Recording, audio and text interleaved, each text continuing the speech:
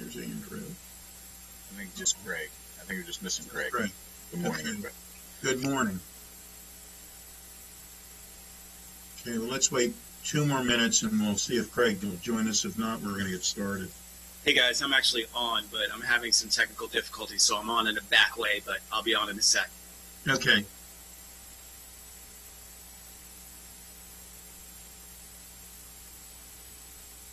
So Cindy, you can go ahead and get started because I can hear you. So Okay, all right. And Michelle, we're good to start, is that correct?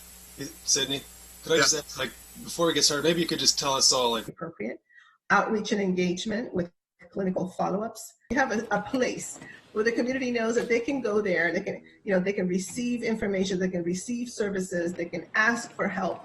And that is really important. The initiative will be managed by the Latino Health Initiative with the county's department. Everyone, and thank you for being at the Tuesday, August 4th, 2020 Montgomery County Council meeting. As everyone is aware, there's a variety of storms in the area, and because people are in a variety of places on Zoom, so if that occurs, if someone loses their power, they can, for the county council now, and I'm going to ask someone from Michelle Parsons or Marlene Michelson from county staff. If someone loses their power, they can call in. Please go ahead, Michelle. Yes, sir. You can call in on a landline. You do not need to use your video. Video uses more bandwidth. what is that? Landline? Landline. Or your mobile phone. Yeah. I thought maybe you couldn't hear what she said. In the meeting invitation, there are several ways to, there are several telephone numbers that are available for you to call in. So whichever one works for you, go ahead and use it. All right. Thank you. And so do all the council members have that, or can you text that to them so that they're aware in case an emergency happens? If Michelle could text it, though. Michelle, I'm talking The to information. The information is in the meeting invite. So go directly to your calendar, open up the invite for today, and you'll see the call-in information. Okay, and I would suggest to the council members that they write that down rather than, wait for the electricity to go off and then say, I can't find it. So anyhow, please do that as we begin. And with that, Madam Clerk, do we have any announcements or changes to the agenda? Yes, good morning, Council President and Council members. We have one announcement. The Council is seeking applicants for a representative on the nominating committee for the Montgomery County Board of Trustees. The deadline is August 19th, 2020 at 5 p.m. We have an addendum with a few items. Changed is item number 2, Introduction Action Resolution, Proposed Charter Amendment, County Council, alter to 9 district members and no at-large members. Action, request to suspend rules of procedure, Rule 7C, to allow immediate action. Added, number 3, Introduction Action Resolution, Proposed Amendment to County Charter, County Council, expand council to 7 district members and 4 at-large members. Lead sponsor is Councilmember Glass. Co-sponsors, Councilmembers Katz, Jawando, and Rice. Action, requested to suspend rules of procedure, Rule 7C, to allow immediate action. Added, number 4, introduction suspension of the rules action. Resolution, proposed amendment to the county charter, county council, election of council president. Lead sponsor, Councilmember Reamer. Action, request to suspend rules of procedure, Rule 7, to allow immediate action. Added, number 5, introduction action. Special appropriation to the county government's FY21 operating budget, COVID-19, Human Services and Community Assistance, non-departmental account, $3,354,084 for African American Health Program, Executive Committee Targeted COVID Response, and resolution to amend the county government's FY21 operating budget, Resolution 19-472, Section G, designation of entities for non-competitive contract award status, the National Center for Children and Families Incorporated, source of funds, federal grant. Lead sponsor is the County Council. Added, number 6, introduction, suspension of the rules action. Resolution, proposed amendment to county charter, county council, residency requirement for at-large members. Lead sponsor, Councilmember Navarro. Request to suspend rules of procedure, Rule 7C, to allow immediate action. Added at 11 a.m. Number 8, introduction, approval of Executive Order number 087-20, COVID-19 local order, amending and restating order dated June 19, 2020, as the County Council. Added number 9 at 11:15 a.m., county sitting as Board of Health. 9A, introduction, Board of Health regulation to adopt Executive Order 087-20, COVID-19 local order phase 2, and public hearing, Board of Health regulation to adopt Executive Order 087-20, COVID-19 local order phase 2. Added number 10, action, resolution to adopt Executive Order 087-20, COVID-19 local order phase 2 as the County Council. And finally, number 9, county sitting as Board of Health. Added 9B, action, resolution to adopt Executive Order 087-20, COVID-19 local order phase 2 as a Board of Health regulation. That is all, Council President. Thank you very much, Madam Clerk. That is certainly plenty. And I did want to mention that we have items 3, 4, and item 6 that it all deal with the introduction or the county charter amendments. So what I'm going to do is do 3, 4, 6, and then come back to 5, because 5 deals with another issue, the African American Health Program. But I feel like we should discuss all of the charter amendments at the same time, or one after the other, or however we do it, and not have the other item in between.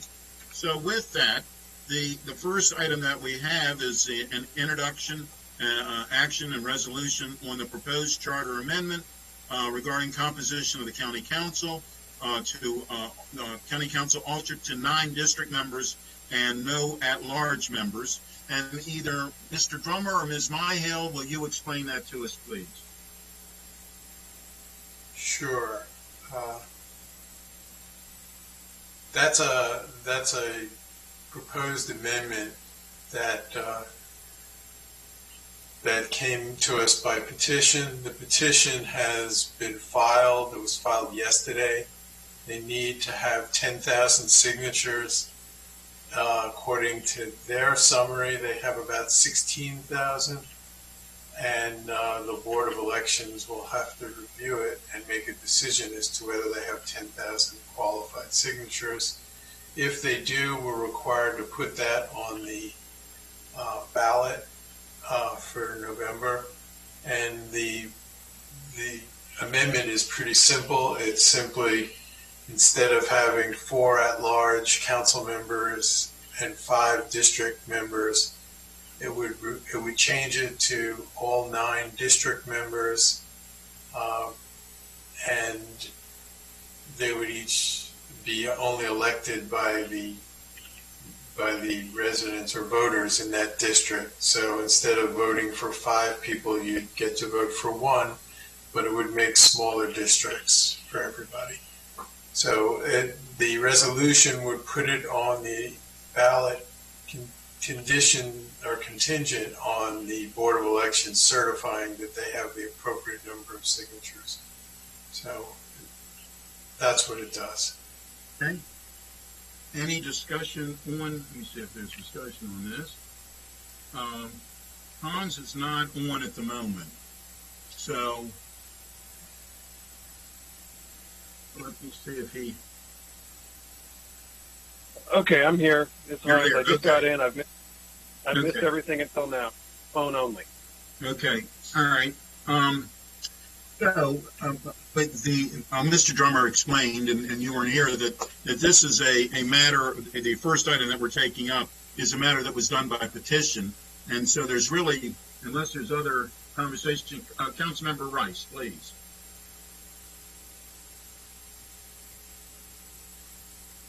Sorry about that. Thank you. So while, again, this is by petition, I just did want to speak to the concept. And because we did have some testimony from some folks that came from the Up County who specifically were concerned about representation in the Up County and making sure that that was balanced, let me just say that I don't think this is the right approach. Having 9 district members and no at-large members would be very parochial. It would be incredibly challenging. I know that in the most recent Germantown Democratic Club meeting, I had both council members Jawando and Councilmember Glass on the phone call. We had a great discussion about up-county issues. I know a number of our at-large members have been involved and engaged. I know Councilmember Reamer has been up to Clarksburg quite a few times, gotten reamed out a bit. I don't know if you appreciate that pun, but Hey. but certainly one in which he was there and talking to constituents. And I think that it's important for folks to understand that while certainly I do appreciate that folks want to have a stronger voice from the Up County, I think that it's something for our Charter Review Commission to really take a look at in terms of being able to balance what the needs are while not upsetting the apple cart. And I really do think that altering the entire composition of the county to just solely districts would, again, not be the best mechanism for the county to move forward in terms of holistically approaching a lot of the issues that are important for the county as a whole. So I do think that some of the other amendments that we're looking at as proposed charter amendments make more sense. This one is not one that is going to be helpful for the community as a whole. And so while, again, this is petitioned to be on the ballot and they already have the, from what I understand, the valid signatures to move it forward, I did just want to publicly state that as the representative of the Up County, I am not supportive of this and do not think that this is the right direction for us to go in. Thank you, Mr. President. Thank you. Councilmember Navarro. Thank you, Mr. President. I want to associate myself with the remarks of Councilmember Rice. Obviously, this is a bit of a pro forma move because we are here to basically allow for this to be on the ballot because signatures have been collected, and of course it has to be certified. But it is important for the public to understand what this would do to the council. I think that the balanced approach that we have right now really is important. I mean, as a district council member, there is no doubt that my office is very, very focused on the micro issues of District 4, as well as the broad issues that affect District 4. And we are intimately involved with all of those things. Nonetheless, the at-large members play a significant role because they get to understand and they get to also articulate what is going on broadly in our county. It is a large county. It has a lot of different issues, etc. And then we come together. We come together to address all of these issues. And a district council member can, talk to our at-large about specific things that are happening in our district that they also represent. Vice versa, district council members also are able to address the larger issues because at the end of the day, we all have to vote. We all have to sit together on that dais and we have to vote. So it is, I think, an exchange.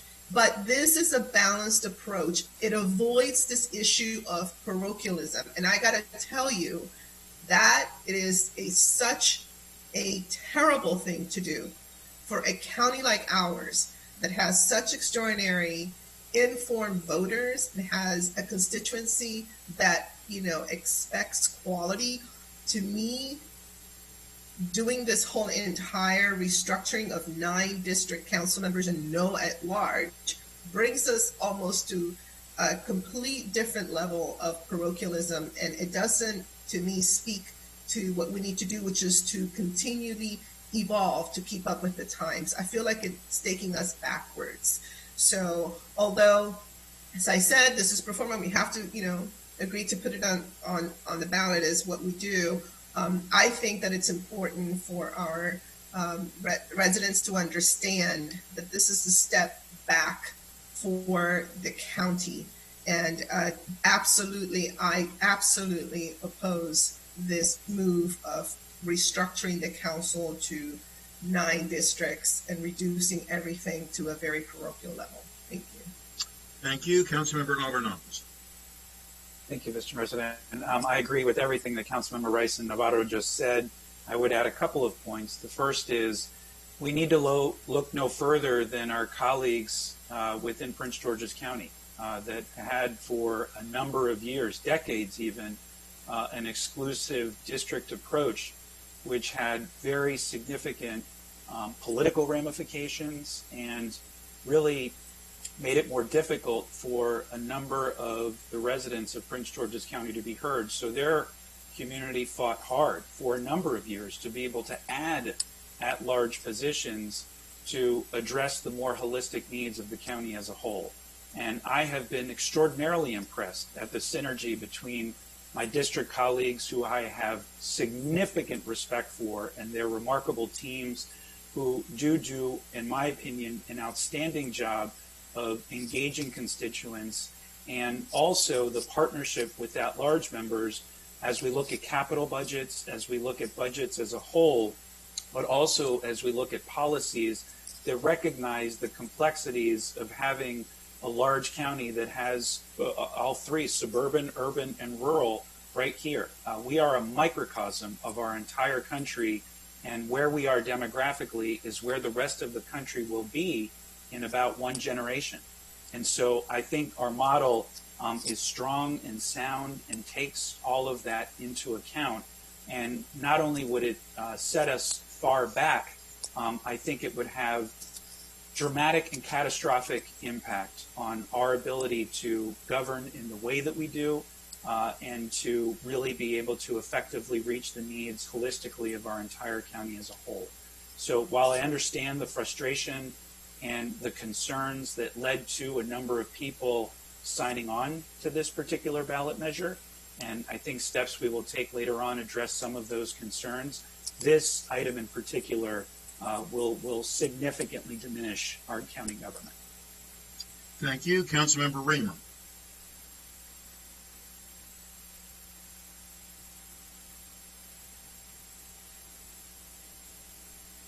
Political. You're breaking up, Councilmember Raymer. You're still not clear. All right. There you go. Can you hear? Yeah. All right. I'll try to be brief, and if it's not working, just text me, and I'll withhold my comments. I think we should add that this proposal strips political power away from our residents. You know, today, if you have a concern about county services, you have more than one council member to seek support from. In the future, under this proposal, you would only have one.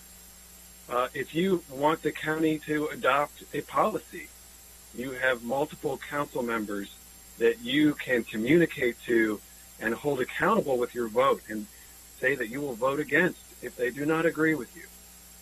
If this measure passes, you will only have one. So individual residents of this county would have far less influence over their own governance and their own county government if it passes. And it is a really backwards-looking proposal, but I think more than anything, it just strips away the power that our residents have to influence more council members today in a manner that they might see fit. So sometimes you can't even convince, 5 council members. You might only get 1 or 2 to agree with you, but a lot of times you can get 4 or 5, and you get a better outcome that way. So this is really anti. It goes against the basis of political power for our communities. Thanks. Thank you, Councilmember Jawando. Thank you, Mr. President. Good morning, everybody. My colleagues have said it very well. I wanted to put a fine point on 2 things. Councilmember Navarro talked about our diversity, and so did Councilmember Alvarez. And that's one of the best things about Montgomery County. But we also know that within that diversity, in many places we are segregated racially and ethnically and socioeconomically. And so the other side of this, parochialism, while it would be doubly bad, is that if you had 9 districts, you would have some instances where certain communities have a certain member, and there's not incentive to talk together and to work together the way you get now with the at-large balance in the district members. So I think that's an important point to realize as well. And then to Councilmember Reamer's point, we should be about expanding democracy, not going in the other direction. You should have more representation, not less. And this proposal would, as was mentioned, would dramatically reduce your opportunity to influence other members of the county council because they're not accountable to you as a voter. And I think the residents will understand that when they see this on the ballot, that, well, right now I get to vote for more people. Why would I want to vote for less people? And at the end of the day, those two considerations to me, among the others that have been mentioned, are extremely important and why I oppose this amendment as well. So thank you, Mr. President. Thank you. We need a motion to approve this resolution. As was mentioned several times, this is pro forma. This is not something that we have an option on whether to approve or not. This is a motion to put this on the ballot. Who is going to make the motion to put it on the ballot? Someone needs to. It's been moved by Councilmember Friedson, seconded by Councilmember Reamer. All those in favor, please raise your hand. Councilmember Reamer, please tell me if you're raising your hand. My hand is raised. Okay, so that's unanimous. Thank you very much. The next items that we have are not pro forma. These are discussions. And this is items number 3, 4, and we're going to move up 6, so it's also part of it. All of these deal with the charter amendments. And candidly, in many ways, these are intertwined with each other. And in some ways they are not, but in some ways they are. Because we're talking about an option for the public to be placed on the ballot so that they can decide which form or any form that they would like as part of their Montgomery County Council government. And therefore, I'm happy to I believe we could talk about all together and then vote on them individually. As far as I'm concerned, if some of this information, I'm in favor of some, I'm not in favor of all, and I believe that we need to have those discussions because, as I say, I believe they're intertwined, and bottom line, this is for options for the public to decide on how they were going to vote and the way that they vote on a ballot. So with that... Point of order, Mr. President? Yes, I know that we're about to engage in some very complex and back and forth conversations, and for the structure and for the benefit of those conversations, I think it would be beneficial to the body to take up each individual item as stated in the agenda so that we focus on those particular merits and other thoughts on each item. And I appreciate that. We will not be doing it that way. You can do it for yours if you would like. But I believe that these are intertwined, and I believe that if we do not have the conversations together, that in some cases, as an example for my own vote, I would not vote. I would vote for 2, but I would not vote strictly if it's only one that's going to pass. I believe that it does not give enough options to the public. But we will take it up as we go, and if someone wants to mention other items during those discussions, obviously they're allowed to do that. So, again, point of order, I'm confused as to how you're laying out this conversation then. We are going to begin with item number 3, which is the item that you have proposed. Okay. And that we will have those discussions, and if others want to bring up and say, look, I like this, but I also believe item number whatever, then they should certainly be able to mention that at the same time.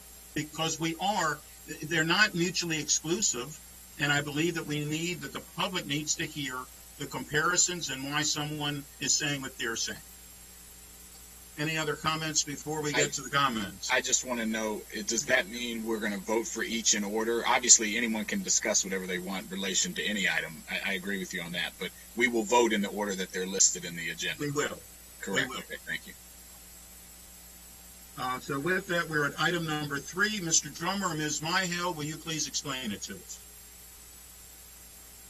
Okay. Number 3 is a proposed amendment that would expand the council from 9 to 11 and it would add 2 district members. So instead of 5 district members and 4 at large, you'd still have 4 at large with 7 district members. It would require the council to, instead of dividing the county into 5 districts as we do now, you'd have to divide them into 7 districts. And then it makes other changes throughout the charter when there's a supermajority of votes required. It adds 1. So if, in other words, in order to do an expedited law right now, it's 6 of 9, it would be 7 of 11. And it goes through all the different provisions that would have to be changed to go along with that. But the basic principle is 7 district members, 4 at large, instead of 5 districts and 4 at large. Okay, thank you. Councilmember Glaze. Thank you, Mr. President. And I want to start this conversation by thanking all of you, my colleagues. Over the last number of weeks, I've spoken to each of you, some of you multiple times, to talk about this important conversation about the makeup of the county council and the best way. If I could interrupt you, please, Councilmember Glaze. Councilmember Albanaz has just lost power, so he's calling in. So if we can hold off for a couple of seconds till he can join us again, please. Sure. I'm back on, Mr. President. I'm on the phone, but I am on. Very good. So please continue, Councilmember Glaze. So I've spoken with all of you over the last number of weeks about the best way to make this body meet the needs of our growing and diverse community. But before I talk about the future, let's start by talking about the past. The first county council was elected in 1970, with all 7 members being elected at large. And in this arrangement, 5 of those members were required to live in specific geographic areas, but all were elected by the entire county. In November 1986, the voters chose to increase the number of council seats from 7 to 9. That makeup that was adopted then and is still in place today has 5 members who are elected in councilmanic districts and 4 who are elected at large. And one important element of that arrangement is that residents get to vote for 5 council members, 4 of them who are at large and then 1 who lives in the district where they reside. And on Monday, residents submitted a petition to change our system, which would eliminate the at-large positions and create 9 new positions. And I understand that on its face, it might seem sensible, but such a proposal would actually be a step backwards. And there are 2 main reasons why. First, establishing 9 districts would create a parochial system in which communities would be directly pitted against each other. And second, it would diminish the voice of every single resident by reducing the number of people they can vote for from 5 to 1. And I'm not quite sure why anyone would want to give up 80% of their elected representation on the county council. So today, we're 34 years away from when the last reform was made in 1986, and we're on the precipice of change. The proposal I'm introducing would increase the size of the council by adding 2 more districts. Why do I think we should increase the size of the council? Well, since the last restructure was made in 1986, the residential population of Montgomery County has increased by nearly 50%. That shift has resulted in us having the largest populated districts in the DC region with more than 210,000 people per district. Adding 2 districts would put us more in line with comparable jurisdictions, increase the diversity of the council, and allow residents to maintain an important component of our current system, voting for more than 1 member of the council. Adding 2 districts is a step toward electoral progress by enhancing our responsiveness to a rapidly growing constituency while also maintaining a key element of our current system, allowing every resident to vote for more than one member of the council. I want to again thank my colleagues for engaging in this process, which is both political and academic by its very nature. And I especially want to thank Council Members Katz, Jawando, and Rice for co-sponsoring this charter amendment, and for the others who I've spoken with during the course of this conversation. Adding 2 districts is better than the alternative for the voters of Montgomery County and our democratic process. I yield back. Thank you very much. Councilmember Rice. Well, thank you very much, Mr. President. So you heard me before as one of the district council members who's been on this council now for 10 years, talk about why I didn't think that the first charter amendment, moving to 9 district council members, didn't make sense. Let me tell you that as a person who represents roughly about 220,000 people now, that certainly there are challenges for the office. When we're looking at the broad swath of geography that we represent, it's quite large. And for a district council member focus, creates some challenges. And not only that, but also I know that our community could benefit from having folks who have a more focused approach when it comes to representation. One of the things that you heard from Councilmember Reamer first talk about when it comes to the at-large members, and you heard from other at-large members as well, who certainly represent the entire county, but at the same time work hand in hand with district council members who have a very focused view in terms of those communities and what the communities need, and we work hand in hand together. And so this structure tends to work very well. There are times, and I'll certainly say this, where we do have challenges, where we may not be on the same page all of the time, and that's certainly understandable. That's where we are as elected officials. But I don't want that to give people the wrong idea that maybe somehow that means that folks aren't listening. I just think that it's a case of folks having the ability to be everywhere all at once, which is a challenge. And so from that perspective, I do think that expanding the number of people who are district council members to be able to focus on these particular areas makes sense. At the same, or in the same vein, it is one in which it's also intriguing to have the conversation about what it means for our at-large members. One in which I think that the Charter Review Commission has looked at before, and certainly needs to take another look at before our 2022 elections. Because I do think that there is some merit to the conversation around where our at-large members would be. There is certainly concern in the up-county regarding at-large members being mainly in a focused area more towards down-county than up-county. That doesn't mean that they can't listen to issues, and I say can't.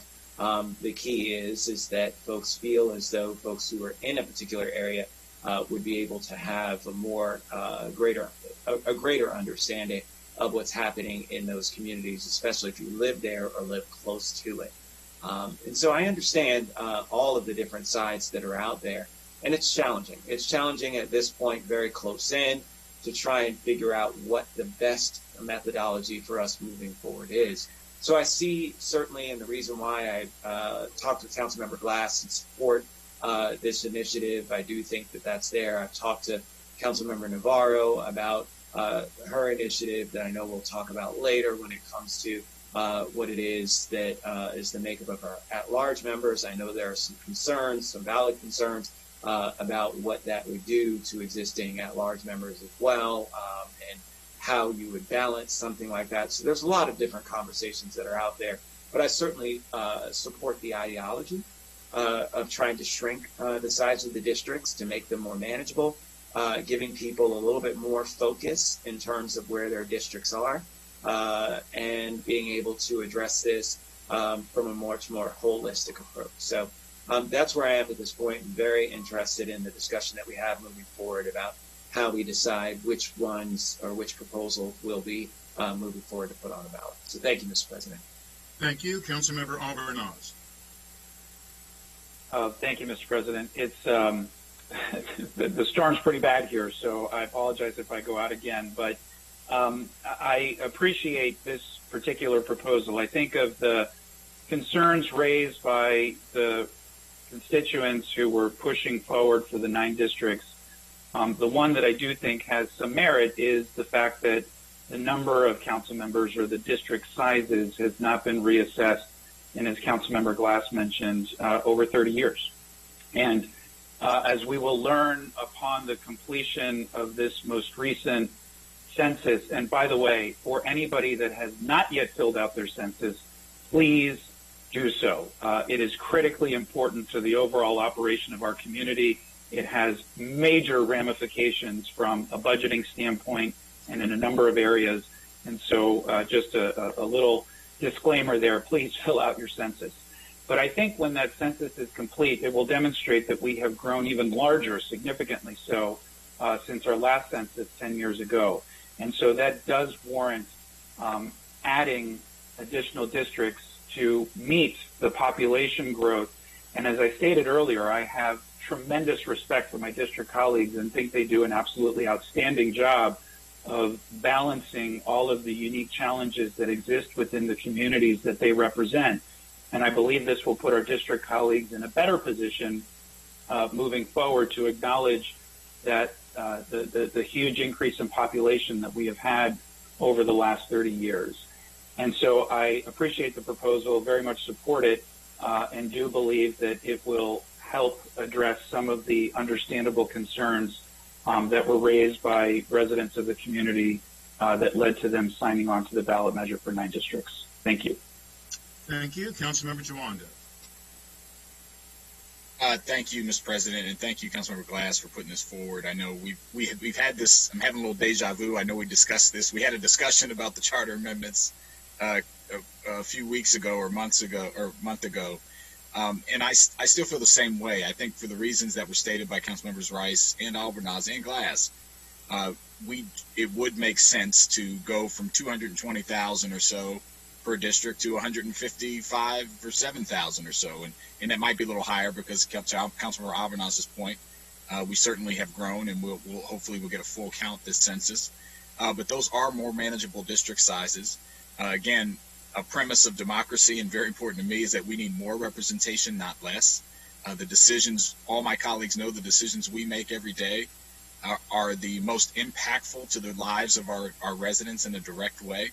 And the ability for them to contact their government, to seek assistance, and Lord knows during these last 4 or 5 months, how many of our residents have had to seek assistance in ways heretofore that they haven't had to. And I think we're in a new environment in that way as we recover from COVID, as we deal with COVID right now, and then the long road to recovery. And I think adding representation, adding the ability to share the load with additional council members and have an opportunity to have more focused representation while maintaining the important balance and role of the at-large members will serve the county well and is something that is warranted. So with that, I would like to move that we adopt this proposal to add 2 district seats as a charter amendment. I second. And it's been moved and seconded. There's other council members that want to speak, obviously. Councilmember Friedman.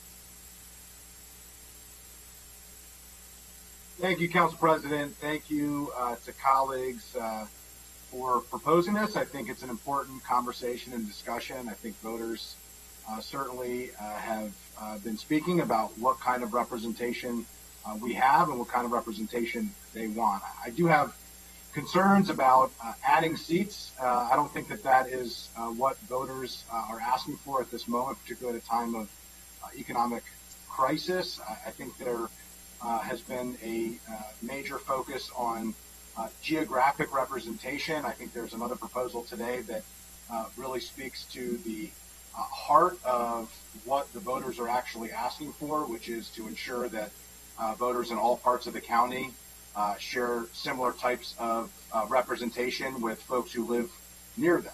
And I do think that, while I believe doesn't matter exactly where you live in terms of your ability to represent people. I do understand and take at face value the concern that has been raised by residents, and I think the proposal that we will be taking up later in the meeting really does speak more to the heart of that issue.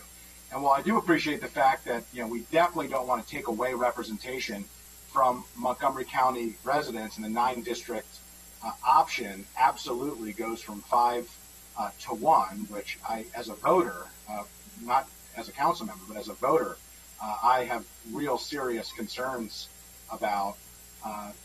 This maintains representation but dilutes it, and it takes away the ability for every voter to be able to vote on a majority of the council, 5 of 9. And that is a big difference. 5 of 11 is not the same level of influence as 5 of 9. And so I totally appreciate where folks are coming from, but I do have concerns with this. I also wanted to point out that we have made significant changes on the council in terms of the type of representation that people get. We went from a part-time legislative branch to a full-time legislative branch, largely to reflect the fact that we are trying to address the changing nature and responsibilities that the council has. Part of that is related to population growth. We've increased staff. Some would argue we haven't increased staff at a rate that reflects what is necessary, but we certainly have increased staff significantly since 1990. So I do think that the council has made changes. I think that there are other changes that can be made. I'm not sure that this particular proposal really does speak to the heart of the concerns and issues that have been raised. And as a voter, I have real concern about my personal vote being diluted in terms of my ability to control with my vote and have a say with my vote a majority 5 of 9 of the council. Thank you, Mr. President. Thank you. Councilmember Navarro. Thank you, Mr. President. I also want to thank my colleagues for working on this particular proposal. I think that similarly, the previous proposal that we put on that we voted on that collected the signatures was addressing an issue in a different way. What was expressed there was the desire to have 9 districts, no at-large representation. And as I said before, I don't think that is the right way to go. I think with this proposal, I understand some of the justification for it, but it is interesting because if we are going to discuss issues around, the census and what we might find in terms of growth, then you may want to do it in a way that is somehow proportional, meaning, do you add at-large members? Do you add council districts? It's something that I don't think at this moment in time has been thought through enough. And I believe that at this moment, having the 9 members, this ability to vote for a majority that is so critical, it's an important one. I think it's important to consider that before moving to restructure the entire council by adding seats, which adds particular expenses at a time when we're going through a pandemic and we've had to deal with so many fiscal issues. To me, it's a bit counterintuitive. And one of the things that throughout this conversation that I know came up for me, as long as I've been serving on the county council, one of the issues that kept coming up time and time again was this notion of, does the Up County have at-large representation? And a lot of conversations about that. And, it occurred to me that if that is part of the feedback that has been there for quite a while, then why not, go back to a geographic representation model a la Board of Education, the way it was way back in the day, considering, as Councilmember Feetson said, that things have changed a bit in terms of how now we're no longer part-time, we are full-time. And we've had some conversations about capacity of staffing and things like that. But I do think that it is important to perhaps think through what are some things that maybe could be done to ensure the geographic balance of representation, but not necessarily alter the structure of the council at this moment in time. As I said before, I feel that, district council members definitely are very busy. Our staff is definitely very busy. But obviously, voters have appreciated the constituency service and the things that we have been able to bring to our districts. I know in my case, I've been very honored and humbled to have been reelected every single time, and I think it's because we do work so hard to elevate and enhance the quality of life in our districts. It is something that we also rely heavily on our sixth floor staff, our central staff, to help us with. So, again, I feel like it's a lot to process. It's a serious decision to restructure the council in a way where you're adding more districts and you are, again, affecting that balance of not being able to vote. A voter would not be voting for a majority. And to me, that speaks a lot regarding this issue of democracy. So again, I appreciate the thought, that has gone through all of it. I still am having a hard time, being able to justify expanding the council again at a time where expenses and things of that nature are such that we need to also not send those mixed messages. So anyway, thank you so much for the opportunity to speak. Thank you. Let me jump in. I really believe this comes down to the options that we want to have on a ballot so that the public has the ability to tell us what they like and what they don't like. And, we do a lot of using the term I think. I think the public wants this. I think the public wants that. Well, in this case, we will know. We will know, and that is why I believe that more than one of these options should be on the ballot. When Councilmember Glass discussed this with me early on, I thought this was a good option. I do, and I still think it's a good option, but not only as the standalone option. I believe that we also need to have certainly at least what is being on our agenda today is the residency requirement for at-large. I believe that's a good option. And I believe that we should give the public the opportunity to tell us what they want. I know that there are people that say we should expand the representation, and there are people who in that same breath, not necessarily the same people, but there are people who in that same breath will say, I don't want to increase government. So either you want to have more representation or you want less government or the same size government.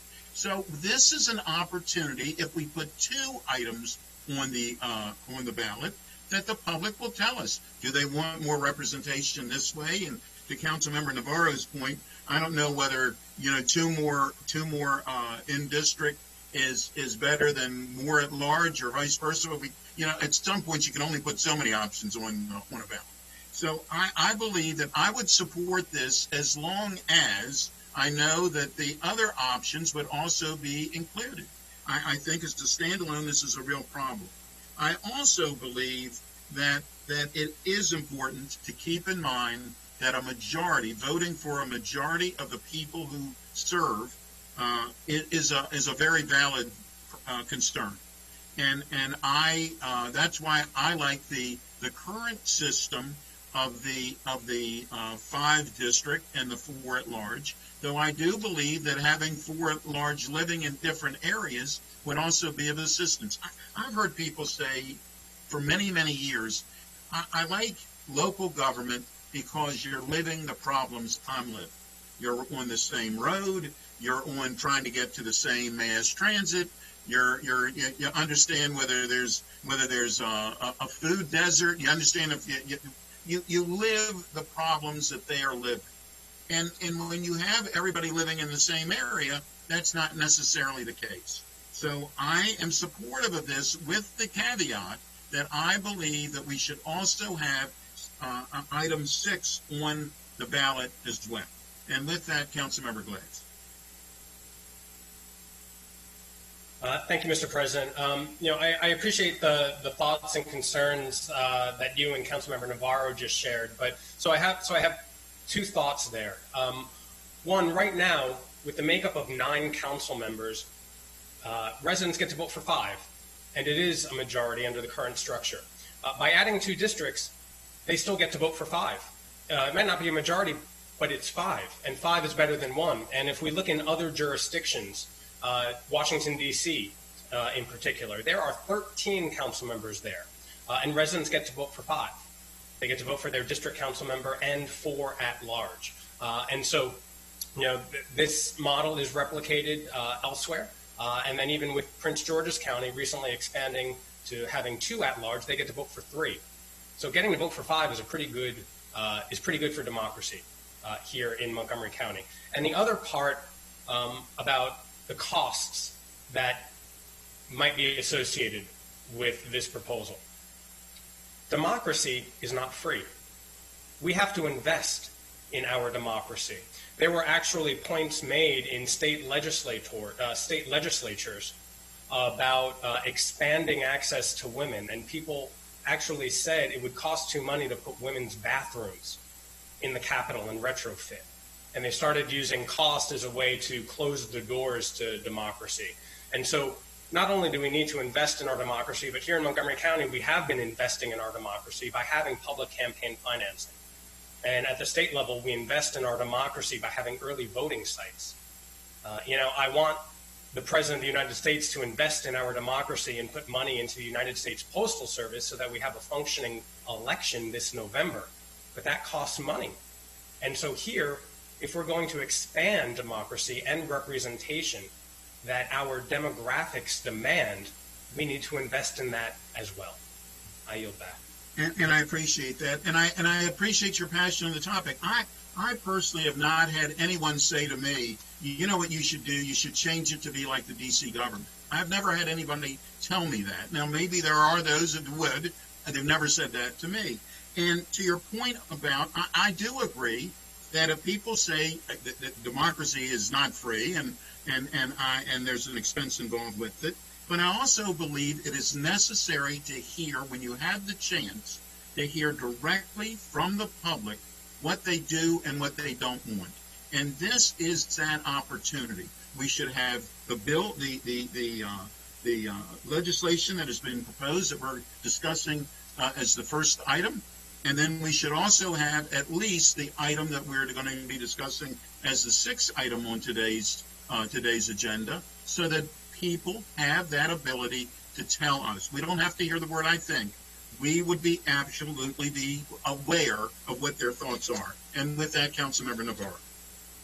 Thank you, Council President Katz. I appreciate that. And I wanted to, because I forgot to say this, I completely agree with you, Council President Katz. What we're doing here is having a conversation about some options that the voters can consider, and the idea is that it's important to point out some of the pros and cons. It is true that the DC Council has a different composition, but they also act as a local body and really a quasi-state body, like the state legislature, because they are, not a state. And so there are pros and cons in structures, and the issue of investing in democracy is absolutely important. And I think that this council, I've led the charge on the public campaign finance. We've obviously done that. But the bottom line is that it's up to the voters to figure out what it is that they think would be something that would work best, depending on their own experience. The reality is that even though there were however many signatures for the 9 district, that is definitely not the size representative speaking of this county. And so I think for me, this is why it is important to have these conversations about pros and cons, but also allow the voters to make that decision. And so I Council President Katz, I am very much open to the idea of having these options on the ballot and see what the voters think works best. Which is why I would, support both. But I do have reservations personally on, this particular proposal. Nonetheless, again, this is not about what we're doing here as an exercise, is about what we think should appear on the ballot for the voters to decide, not for us to decide. If it was up to us, we would, be making decisions right now unilaterally, and that would be it. This is about what goes on the ballot. So, like President Katz said, I think that we should try to put forth some options and then have the voters make that decision. Thank you. Councilmember Reamer.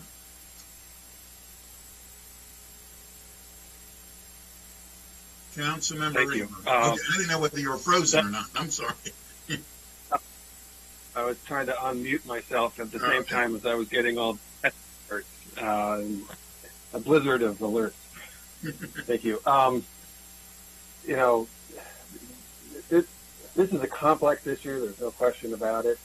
The reason I support this proposal is it is a very easy to understand option for the council, and I think we're looking to put something, items for the voters that are direct and that they can, you don't have to necessarily have background in the county council to understand. And I think that adding 2 districts, has that advantage. I will say, for the record, because this is part of the record, it's going to be a different council if this passes, and we have 11 council members. I think it will slow the council down. I think everything that council members want to do, it's going to be harder because there's more people to talk to. And I think bodies tend to function better when they're smaller. And we have a very unique council where we have a very horizontal power structure. And it's one of the things that makes this council, I think, very fulfilling body to be part of. And it still will have a horizontal structure, but I think it's going to be a change. But I appreciate the fact that many of the district council members are open or supporting this. I think that is also relevant based on their experience as district council members. I think that matters to me as well. So I'm happy to support this, and I think it will, again, it'll be a clear option to the voters if they want something different from the status quo. Here's something that they can support. Thank you. I want to be clear on my case, and I'm a co-sponsor of this as a district council member. I am supportive of this only as an option if we can have the second option on. I mean, I understand we're going to vote in order, and, I have to have full faith that my colleagues will understand what I'm saying. But I believe that this should be an option. I also believe that item 6 should be an option, because that gives the voters an opportunity to tell us directly whether they want to have it this way or whether they want to have it a different way. And I believe if we don't do that, then we're not being fair to hearing from them. And with that, I don't know that I have any other, I don't have anyone else who's texted me, but right now I'm not sure who has texts and who doesn't. So does anybody else want to speak on this item number 3? Okay, it has been moved and it has been seconded. It was moved by Councilmember Giwando, seconded by Councilmember Glass. All those in favor of the motion, please raise your hand.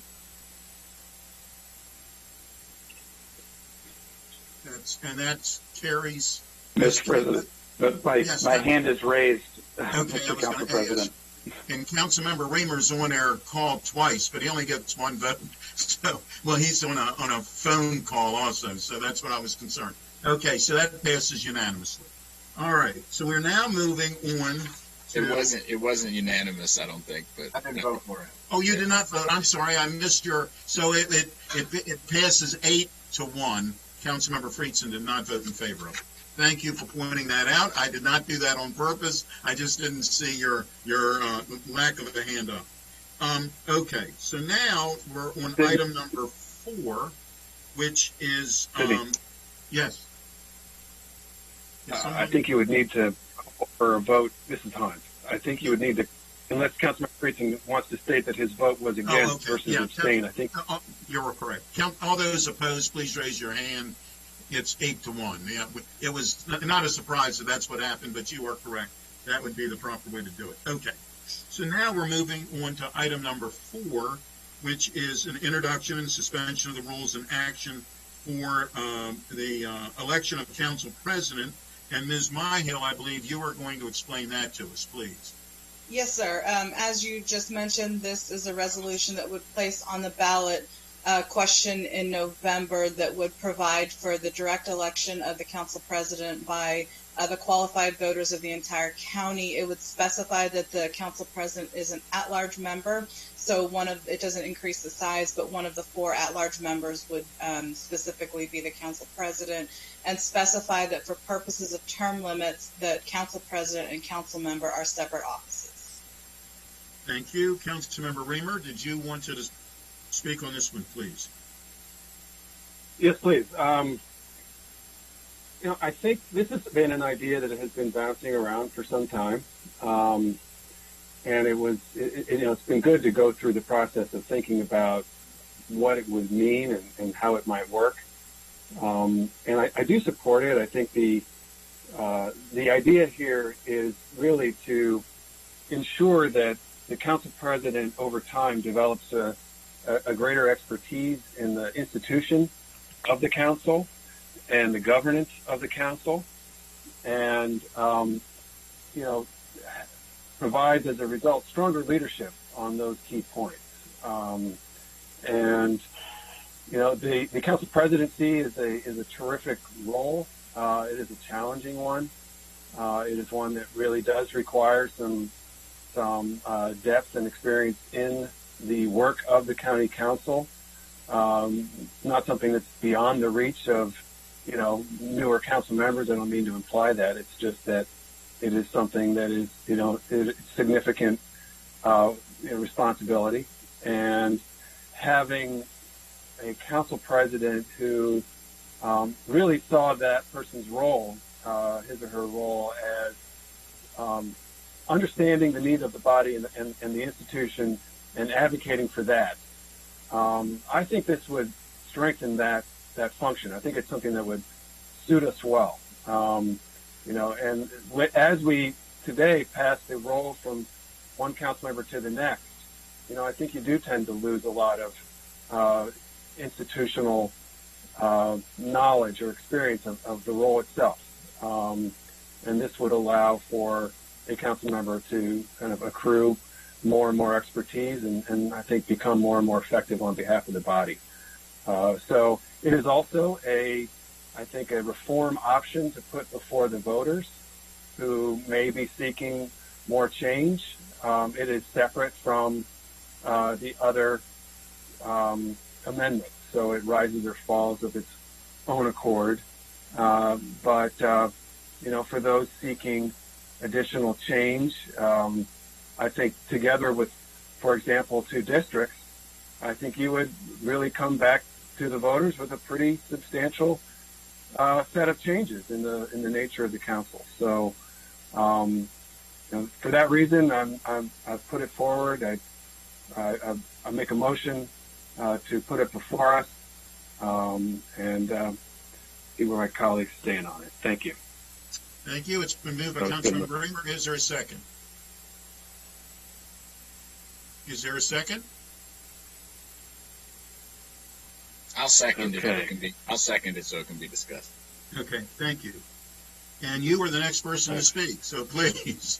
All right. Well, there you go. Rondo, please. It worked well. There you go. There you go. I appreciate Councilmember Reamer's proposal, I do have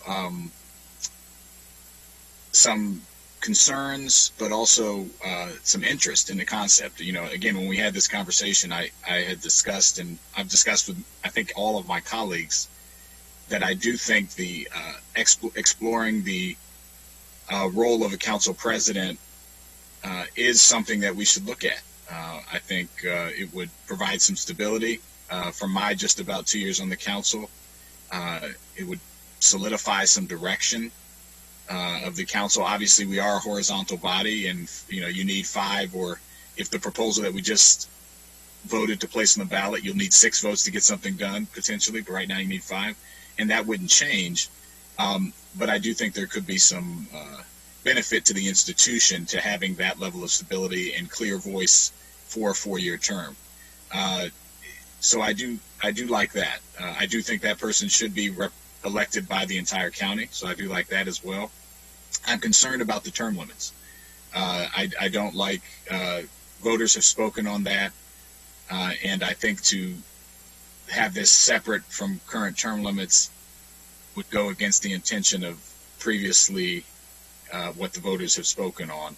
So I would want to see that changed, that it would be consistent with current term limits. So I don't know how I'll be voting on this specific proposal. I guess I had a question for Ms. Myhill. My understanding is that I know you said it was separate from the current term limits. So does that mean it has its own 3 term limits, or is it what is the term limit of the position itself, even though it's separate from the rest of the body? It would be a separate 3 term limits. Right. So I think that is problematic, because you could have, theoretically then, if I'm correct, you could have someone serving 24 years consecutively on the council. Is that right? Theoretically? Yes, under the way that it's drafted. Right. So I think that would go against voter intent, and that part I'm not hot on. I do like the idea of the council presidency, and I think it should be something that we study, to give it to the Charter Review Commission, and look at that going forward. But I wanted to be deferential to my colleague and at least allow it to be discussed. So thank you, Mr. President. Thank you. Councilmember Aldernon. Thank you, Mr. President. So let me just begin by, and I mean this totally sincerely, as a new member of this body, I have felt extraordinarily fortunate to have both then Council President Navarro and now Council President Katz lead at the helm during some transformative and also very difficult times. And so I've been immensely impressed, and now have a much better appreciation working within the council to understand the critical role that the council president plays in coordination and facilitation and discussion to connect all of our respective 9 offices, working with Ms. Michelson and the entire team. And I know that it means a lot of work for the council member, but it means even more work for their respective staffs. And so I just want to start from that space of expressing my deep appreciation to both of you and everybody who has served as council president before. But I do think that the continuity of leadership can be a challenge. And while we have a general past practice of having a council vice president that most of the time then slides into the council president, thus creating a succession plan that helps provide some order and structure, it's just a past practice. And I also think, as I've learned and dug a little bit more into the council president position, both here and in neighboring jurisdictions, much of it is based on past practice and is not necessarily defined in any sort of formal job description. And given how important this position is, I think at a minimum moving forward, that's something that's I think an important exercise for us to be able to undertake, acknowledging also the evolving nature of our work. And so I think in principle, this has a lot of merit, and it is something that we should look at closely. My concern, however, is because we don't have at this point a more clear definition of exactly the role of the council president. And my fear is that, without that definition, you can assume that it would carry forward the past practices under the current council presidentship over the course of 4 years. That would obviously be the big difference. But that would be an assumption. It's not something that is necessarily defined anywhere. And so I, for one, would feel more comfortable voting for this if I had a better understanding of exactly what the job was envisioned to entail. And so I don't know if Councilor Reamer, you have a response to that or thoughts on that. And I also do think that we need to be clear in assuring that there is a delineation between the legislative and executive branches, so that there is a synergy that is important there as well, and that we don't create a situation where we have too many cooks in the kitchen, so that we can continue to operate as effectively and efficiently from a governance standpoint as we have for many years. But I just wanted to make those comments, and so I agree with this particular vote in principle, but just share those concerns and have those questions. Thank you. Councilmember Friedson. Yeah, I'll just be very brief here. First of all, I appreciate Councilmember Giwando playing the role of gracious colleague today, making sure my vote was recorded properly and allowing for the discussion of this topic for Councilmember Reamer, who's put it forward. So thank you for that. The gentleman, I appreciate that. I'm similar to some of the comments made by colleagues. I am intrigued by this. I think that there is a benefit, but there are some trade-offs in terms of the way that the body functions. I do think that the stability of leadership would be helpful. I do think in particular that allowing the decision for who is the presiding officer from politicians to people would be a benefit to voters, at least something that they ought to decide if they were interested in. And I do think that there could be some real opportunity here. However, think that there are a lot of moving parts to how this would function. There are a lot of questions for the manner in which it would be done. I'm not sure it is ready to be on the ballot, because once it gets decided on the ballot, some of those moving parts are set in concrete, and it's very difficult to undo charter changes. I take very seriously significant changes to the structure of our government through our charter, and I think we need to take some time to study this, analyze this. I think it would be helpful. I also agree on the 6 terms. I do think that goes beyond the scope of what the voters have clearly said that they want. It's not our opinion of where term limits are. I think there are some disagreements on the council with where that landed. But I think there is a belief generally that the voters have spoken, and we should follow the will of the voters on that. I happen to think that both because of the will of the voters and because of a concern that I have about this position having the ability to lead and provide stability, but not having too much power, that 1-term maximum would be an appropriate approach. Could be separate from term limits, could be included. I think that should be discussed publicly, but I think a 1-term only 4-year council president would be an interesting opportunity for voters to be able to directly choose the presiding officer of their leadership, so that it's people and not politicians making that choice. But I do think that we should take some time, really think through how this would work, look at some of our neighboring jurisdictions who do this successfully in D.C. and Baltimore and Fairfax and other places, and figure out the best path forward, and ultimately be ready to put this to the voters at a time when we have a more concrete proposal prepared for them to consider. Thank you, Mr. President. Thank you. Councilmember Rice. Well, thank you very much, Mr. President. I'm going to try and be brief as well. I certainly think that this is something that we do need to make sure that the Charter Review Commission takes a look at, and certainly gives us some feedback as to their thoughts, working with the community, talking to folks and figuring out what a potential next step for us.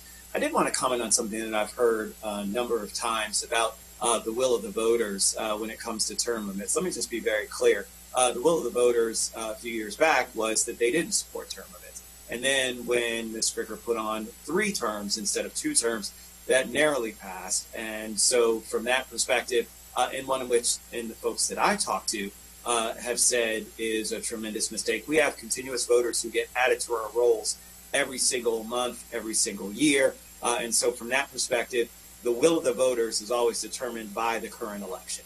So let's just be very clear. Let's not try and minimize the role that our voters play every single year in an election. And so they make a decision every single year as to what they want to see in terms of how their government functions. It's the reason why we're putting things on the ballot now. If we believe that the will of the voters was what happened in the last election, then we shouldn't be putting anything on the ballot. We should just say, well, the will of the voters is that's the way things exist. So let's be careful just about how it is that we say what the will of the voters is. The will of the voters is what they vote on each and every time. And so we put things on there and voters have a decision to make. And so from that perspective, they can decide. Maybe they want to have a council president that's exempt from term limits. I don't know. That's something that could be out there, but that's up to them to decide, right? We don't decide that for them based on what voters did in a previous election. So I think that, again, just in the context, I do agree that this is something that probably isn't ready for this current election, isn't ready for prime time, needs to go through our Charter Review Commission. But I do want to emphasize that when we're talking about this, just as I said before, every single election is truly term limits. It decides who's going to run. It decides who's going to be elected, who's going to serve. There are people who can always get voted out of office. It doesn't have to be that the only way is that you have to be term limited out. That's just not true. It's just not fundamentally true. And so from that perspective, perpetuating that sort of conversation, I don't think is good for the county, isn't good for democracy, isn't good for a party. So again, just wanted to put that out there. Thank you. Thank you very much. Councilmember Navarro. Thank you, Mr. President. I had some sound issues at the very beginning, but I've been interested in this particular issue. I do think that there is a great advantage in having continuity, at least for a term, for example. I think that there is no doubt that things, have become extraordinarily complex. And, from experience, I'll say that by the time you're wrapping up your presidency, you feel like, oh, I just got, everything into a rhythm and everything is ready to go. And then you're changing. So it is an interesting concept. I will say, though, that like my colleagues, I do think that this could use a little bit more, work in terms of what the proposal should be. I think it is something that we definitely should have the Charter Commission look at and think of all these different nuances and how it would be structured. There are a lot, I think, of outstanding things to consider.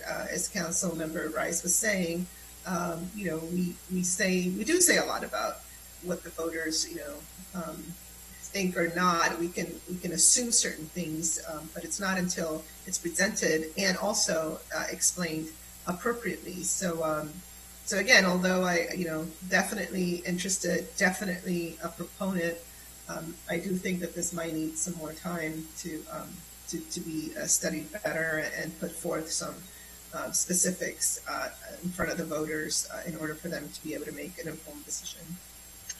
Thank you. I also think it should be explored.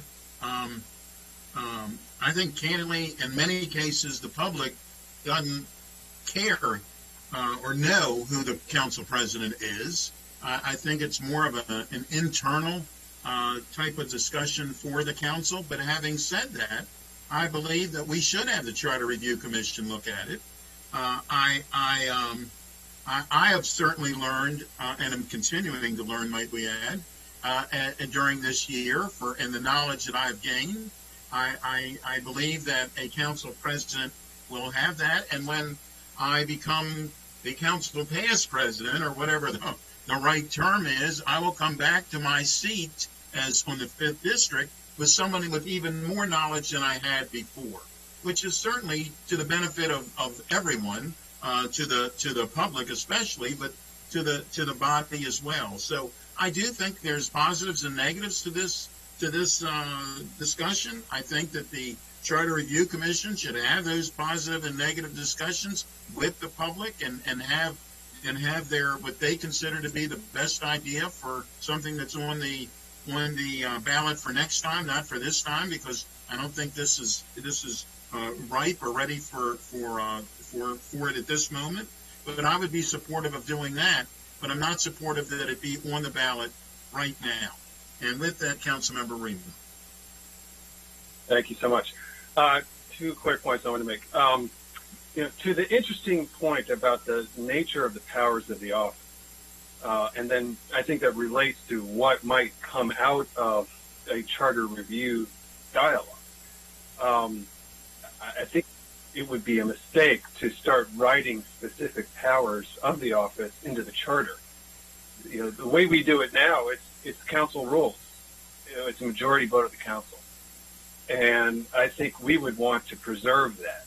I think the last thing we'd want to do is start writing such procedures into the charter and then find out they don't work the way that, a future council finding out it's not working that well and then having to go through all of this all over again. So, if this goes on the ballot and then it passes, we would have 2 years for us to craft specific rules and procedures if we wanted to have anything different.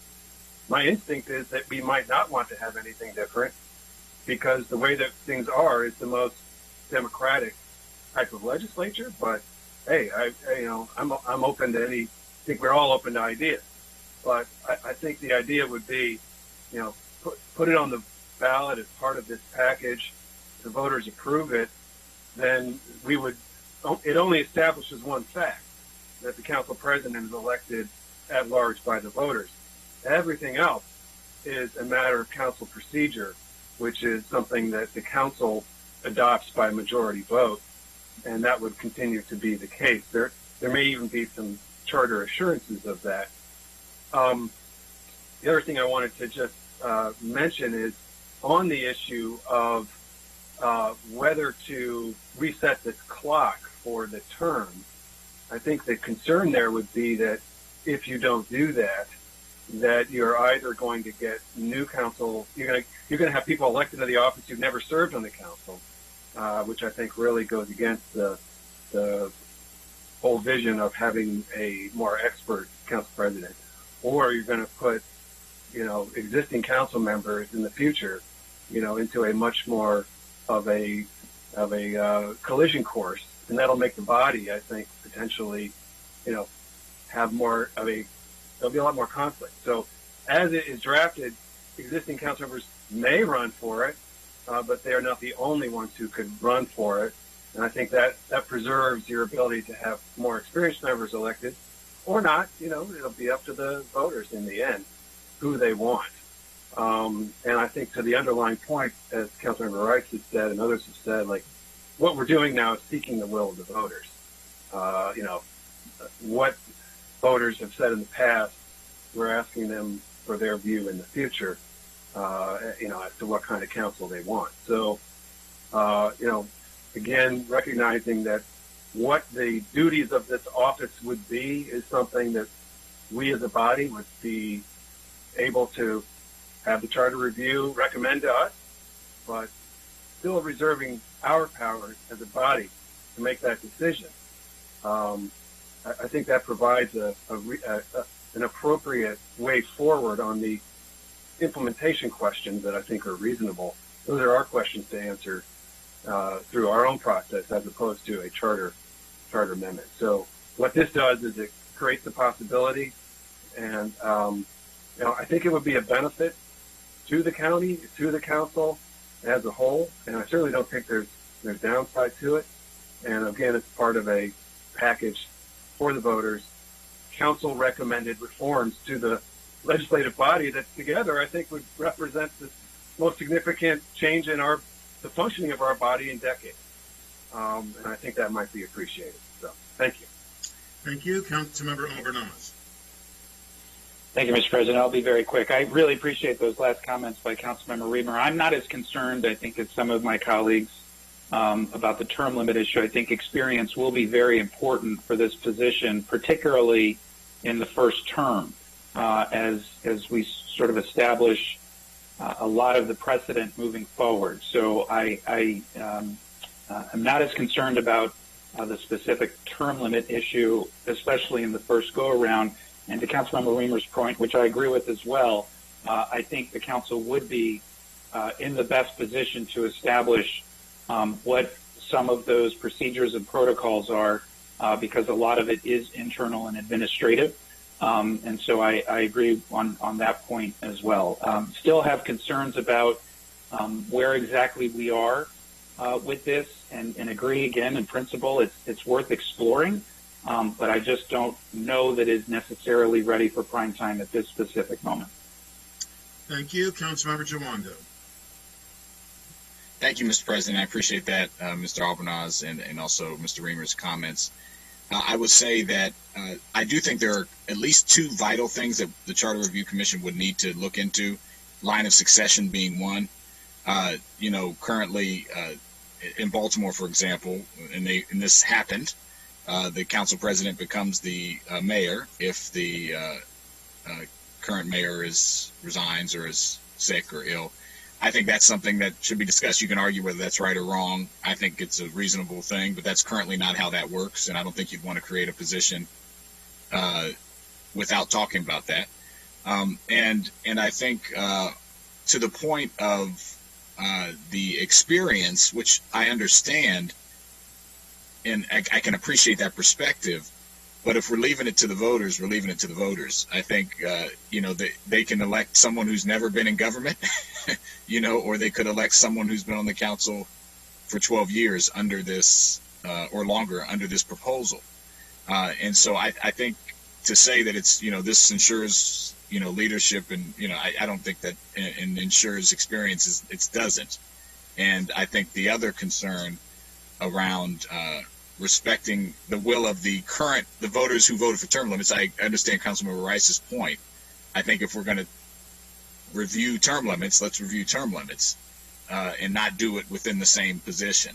I think is something that concerns me. So I like Councilmember Friedson's idea of one term that mitigates it, and then you could and that could be compatible potentially. But again, something that would need to be, I think, fleshed out as one of many issues before we, put it on the ballot, in my view.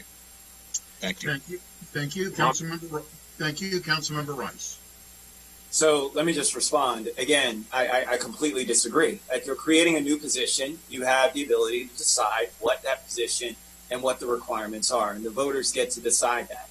And they know that current term limits exist, and they have a choice to make as to whether or not they want to move forward with that system. Again, you don't have to relitigate term limits to actually address the creation of a new position and whether or not it should have term limits. Again, I'm not arguing for this. This wasn't my idea. It wasn't whatever. But I just think, again, that this whole notion of, it was voted on before, so it's set in stone. I mean, if the same thing applies, then Councilmember Friedson's proposal about amending property tax and the charter limit shouldn't be discussed because we already had a decision before in the previous election. That's just not true. That's not how we operate. And so, again, I don't know why for some things we want to pick and choose and say, this one's set in stone because the voters voted on it, but then one thing isn't. Everything is always up. Everything. Not just term limits, everything. That's all I'm saying. Everything is always up for discussion and decision in every election. That is the power of our voters. And we should not take that away. We should not make it an assumption that, what happened in the past is there. And again, we should not negate the new voters that are added every day, every week, every month, every year to the rolls who also have an opinion, who may not disagree with where voters were before. And especially when it comes to something that is not super majority overwhelming to where it's 90% of the vote, you have new voters that come on that may decide to go in a different direction. We should respect that. That's all I'm saying.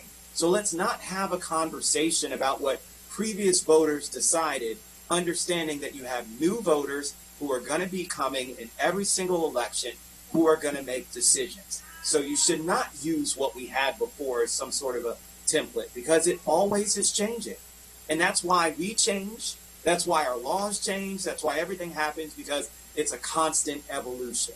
That's what our democratic process is. And I'm not trying to educate you. I'm just telling you what my opinion of our democratic process is. So I don't look past the past elections. I look forward to new ones and what people are saying now about what it is that they want to see have happen. So let me just be very clear. That's the reason why I'm saying term limits should not be a part of the discussion for this, if in fact we want to put that before the voters and let them decide. We're not hamstrung by what voters did in the past when it comes to creating a new position and deciding what the requirements for that position should be. Thank you. Councilmember Friedman.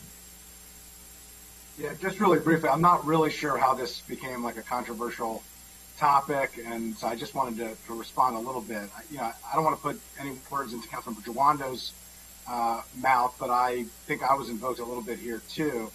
I think that the point is not about term limits, and it's not about the stasis of decisions made by previous voters. It's a question of obscuring a question and making it appear like there's an end run around a decision that has been made. If the vote, and I, like I said, I tried to highlight the fact that I think that there are many members of this body that don't believe in term limits, that think, and I can tell you from my perspective, personally, I think that executive positions are appropriate for term limits, and generally legislative positions that isn't appropriate. Although I do think that leadership positions, there is concern because of the power that those positions wield of whether or not term limits are appropriate. The challenge with putting something like this on the ballot and the term limit question is that voters are being asked to make two choices at once, which is very different from the tax proposal, where they're deciding whether or not to reject the revenue cap that they put into place and find a better alternative that is much clearer, more consistent, and more transparent. In this case, the main question is about whether or not you want to change the leadership of the council in terms of its structure, and then the other question is whether or not you have a different opinion on term limits. I think Councilmember Jawando's point, and I agree with it, is if we believe that the changing nature of the electorate has changed its mind on the idea of term limits for legislative members of the county council, then we ought to provide them the opportunity for an up or down vote on that issue and either expand to 3 terms, eliminate the 3 terms, or whatever the case may be. That is the concern that I was hearing from Councilmember Jawando. I appreciate what he was saying. That's why I echoed some of those points. I don't think it has to do with a previous decision being set in stone and never being able to be changed. It's the fact that creating a new position and providing what is a way to get around a decision without addressing it head on in a clear and transparent and upfront way with the voters raises some concern regardless of personal feelings about a particular policy issue like term limits. That would be my view. I think that is what I heard Councilmember Jawando saying without trying to put words into his mouth. I see him nodding, so I think there's some agreement here. And in terms of the leadership issue, I do think the one term addresses what I would be concerned about, which is that individual council members need to have power. Right now, there is a structure where the council president has power, but it's limited, and the will of the majority, still overrules, which I think provides the most amount of power to people who council members represent. I think if a council president serves for 12 years and outlives most of the members of the council, that power could be shifted to one person, and that makes me a little bit concerned. That's why I had suggested the one term as we move it forward, but I just wanted to clarify that. And I think this is a worthy proposal, but something that should be studied and reviewed and taken up and presented to the voters at a more appropriate time. Thank you. Councilmember Reamer.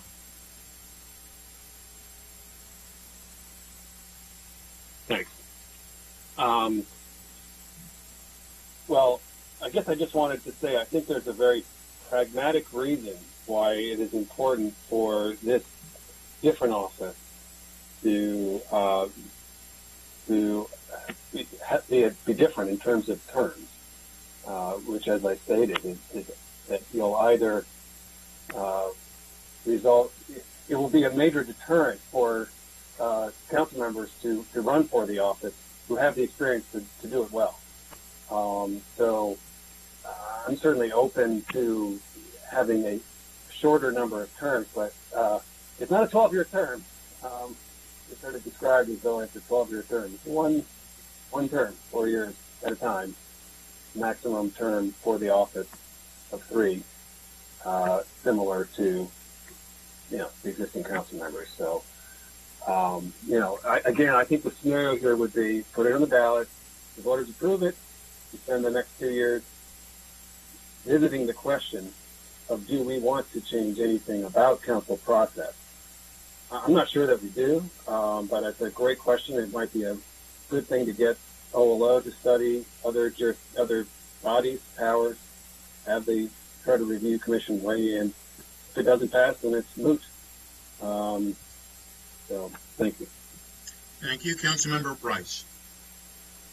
So, I always listen to words. Words matter. And so by using words like get around, it certainly puts some sort of other kind of intent, typically seen as negative or as suspect, as trying to do something negative. So let me just be very clear. Again, I'm not supportive of the measure, but certainly by my support of, in terms of the language, and not trying to get around anything. I think that, again, the will of the voters and what they decide and what they vote on is what they vote on. And so there's nobody getting around anything. Voters don't get around their own votes. They decide what happens. If they decide they want to have a council president who's been in office for 20 years, that's up to them. There's no getting around anything. You can't get around your own vote. It doesn't even make any sense. And so, again, I'm done. I'm not going to comment anymore, whether somebody responds or not. But it's just, again, so disrespectful to voters when you say something about get around or something about when they have a decision to make every single time. They can undo term limits if they want to. They can vote on all kinds of stuff. So let's not make it seem as though our voters aren't sophisticated enough to decide, oh my God, there are 2 things that they have to decide, whether or not they want a council president and whether or not they want term limits. They can make that decision just as they make a decision about anything else that's on the ballot. And so if we're going to start saying that we question the intelligence or the ability of folks to be able to comprehend 2 topics in one, I have confidence in my voters that they can certainly decide and discern whether or not something like this makes sense. Again, I am not supporting it.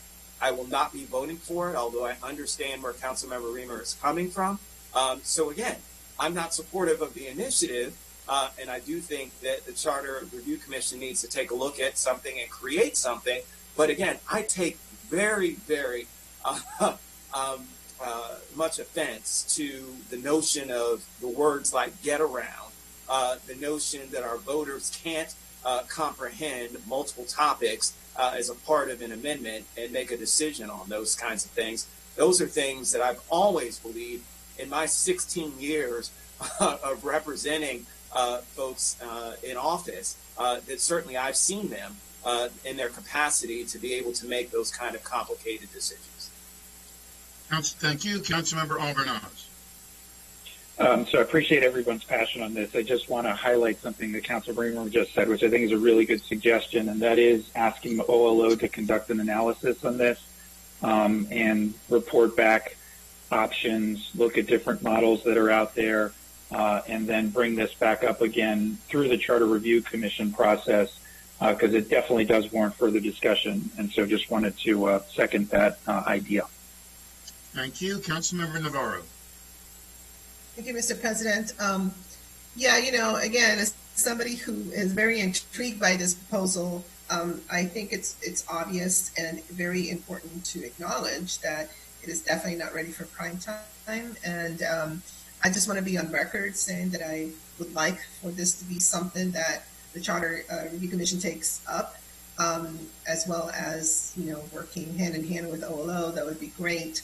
So it's something that is very, very much fleshed out, can be put in front of the voters. I do worry a little bit about putting something on there that it's gonna broad, and then we get into the specifics. But I am very interested, and I hope that this will serve as legislative record to point to the fact that we would like for this to be taken up.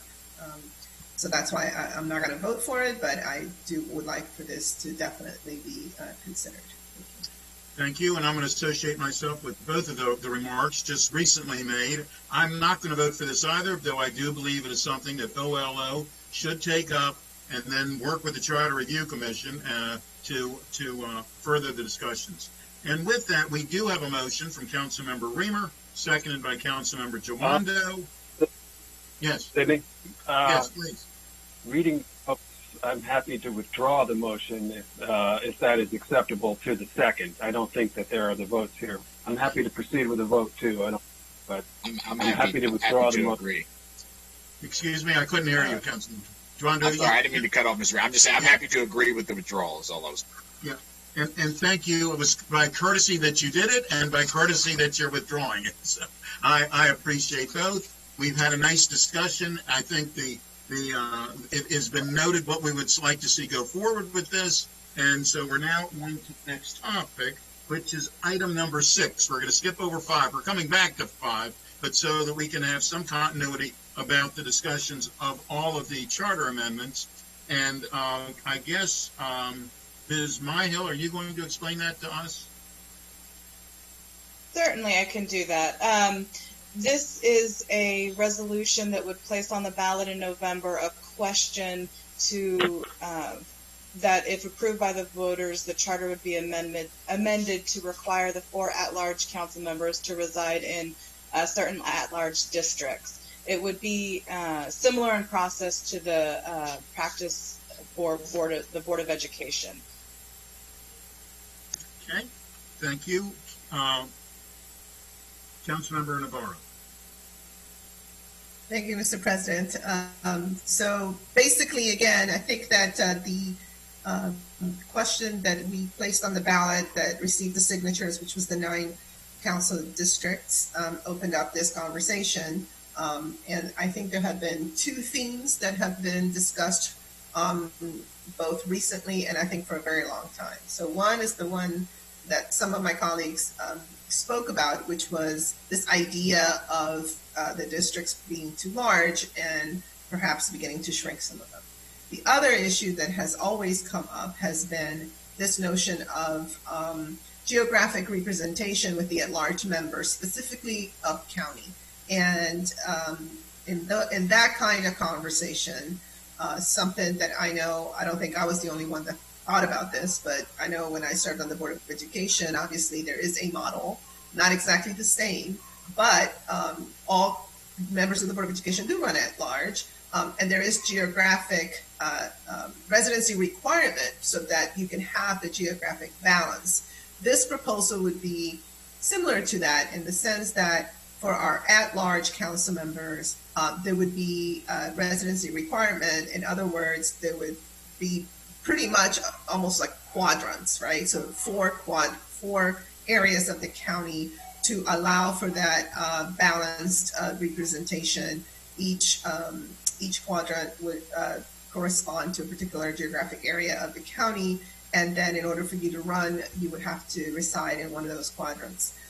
That would be just to ensure, again, the geographic representation, that balance of having that being, guaranteed, and that's why I'm putting this forward. I think that obviously, it is something that has been discussed in the past. I don't think it has been put forth, but it just seemed to address that one issue of our up-county residents feeling that they have not been able to have the at-large particular representation as they would desire. And this is something that we just, again, have heard for a very long time. So it's a very simple charter. It just says require before at-large members to reside in certain at-large districts and require the at-large council members to be elected by qualified voters of the entire county. It's very straightforward, and I just offer that as a way to address some of the feedback that we have heard for many, many years. So that's what I would like to move. Is that a motion? Is that? Yes, it was a motion. It's been moved by Councilmember Navarro. Is there a second? I'll second. Seconded by Councilmember Friedson. Okay. Councilmember Friedson, you are the next speaker, please. Sure, I'll just be very brief. I mean, I think with the council president pushed off to another conversation, there's effectively three proposals and three options that, if this is approved, the voters will decide. One that has been placed on earlier today by a petition, which to me is a total dismantling of the current structure of county government to a completely different model of representation that has wide-ranging political and economic ramifications, in my view. There's a dramatic change to the size of the body, but not nearly to the change to the extent that would be impacted by eliminating the current structure as it stands. And then this proposal, which to me is more like a fine-tuning of our existing structure, listening to concerns that have been raised largely about geographic representation for certain parts of the county, which I take to heart as somebody who does represent a district that goes from down county to up county. I spend a tremendous amount of time in the northern part of my district in western Montgomery County in the agricultural reserve. I think it's one of the best parts of being able to represent the district that I represent, but I hear the concern a lot, and I take it to heart, and I fully appreciate where folks are coming from, and I think that the proposal, as Councilmember Navarro has put forward, finds that right balance of addressing the concerns as they have been proposed, speaking to the heart of the issues as they have been raised, without creating a significant change to the way in which we govern. And the other proposals, I think, do that to different extents. One to, I think, potentially catastrophic effect, and the other, a very significant, change that will have ramifications. To the point that was raised earlier, 5 is certainly better than 1, and I appreciate the math. But if we get slightly more advanced in our mathematics, 5/9 is certainly more than 5/11. And this would allow voters to maintain their existing impact on county government where they have 5/9, where they are able to reach out to the majority of council members. They can control the fate of any funding proposal and any legislative proposal by having the accountability of a majority of the council that will be voting on it. And I think that is significant. I think that is critical. And as a voter, that's something that I feel very strongly about being able to protect. And this does it, and it does it in a way that has no costs, that has no issues like changing to committee structures and all kinds of other ramifications that raising the body, the size of the body will have. And so for all of those reasons, I think that it is a very worthwhile proposal to address the specific concerns that have been raised in a way that fine-tunes a system that provides voters with a significant amount of input on their government and on the decisions that their county government makes. And for that reason, I will be supportive of this measure. Thank you. Thank you. Councilmember Auburn-Oz. Thank you, Mr. President. I do very much appreciate the space in which this proposal is coming from, because it is undeniably true. My at-large colleagues have heard this a lot and heard it a lot during the campaign trail, concerned that especially in the previous councils, so many council members at large came from, in the most recent council, one specific community. So I get and appreciate and respect the implication that that somehow means that because we don't live in a specific area that we may not care as much about the concerns of that community. But I would say a couple things to that. One, it's not true. My colleagues and I, both during the campaign process, I put over 10,000 miles on my car, knocked on tens of thousands of doors across the entire county in a specific attempt to make sure that I went to as many different places as possible to seek that at-large perspective, that universal perspective that voters have. And so while I understand and respect the perception by the voters who put forward the ballot as one of the main reasons that somehow we're not able to be as concerned because we don't live in that specific neighborhood, I just have to disagree with the specific premise that is coming from in the first place, because all of us have worked tirelessly to be able to make sure that we truly are at large representing the views, the diverse views across the entire county. So that's the first thing. The second thing is, in this past election, my good friend Marilyn Balcombe came a very close fifth to being elected, and she came from the upper part of the county and ran a tremendous campaign, and really came just a couple of thousand votes short.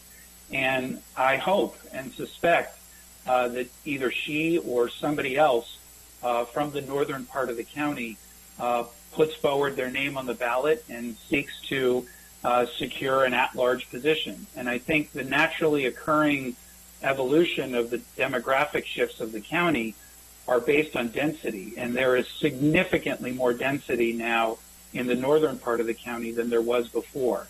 And so I think just by virtue of the number of registered voters, you're going to see more candidates at the at-large space come from the northern part of the county. So that's the second point that I wanted to make. And the third is, and I'm in a house this weekend with a number of registered Montgomery County voters, and I tried explaining this particular measure to them. And while I greatly appreciate and respect the language that was used for the proposal and agree it's as clear as it possibly can be, there was still confusion as to how exactly this is different from a district council seat, and not really fully understanding the perceived duplication that this could entail. And so the inability to fully understand this concerns me, because I think all of us so far have agreed that the 9-district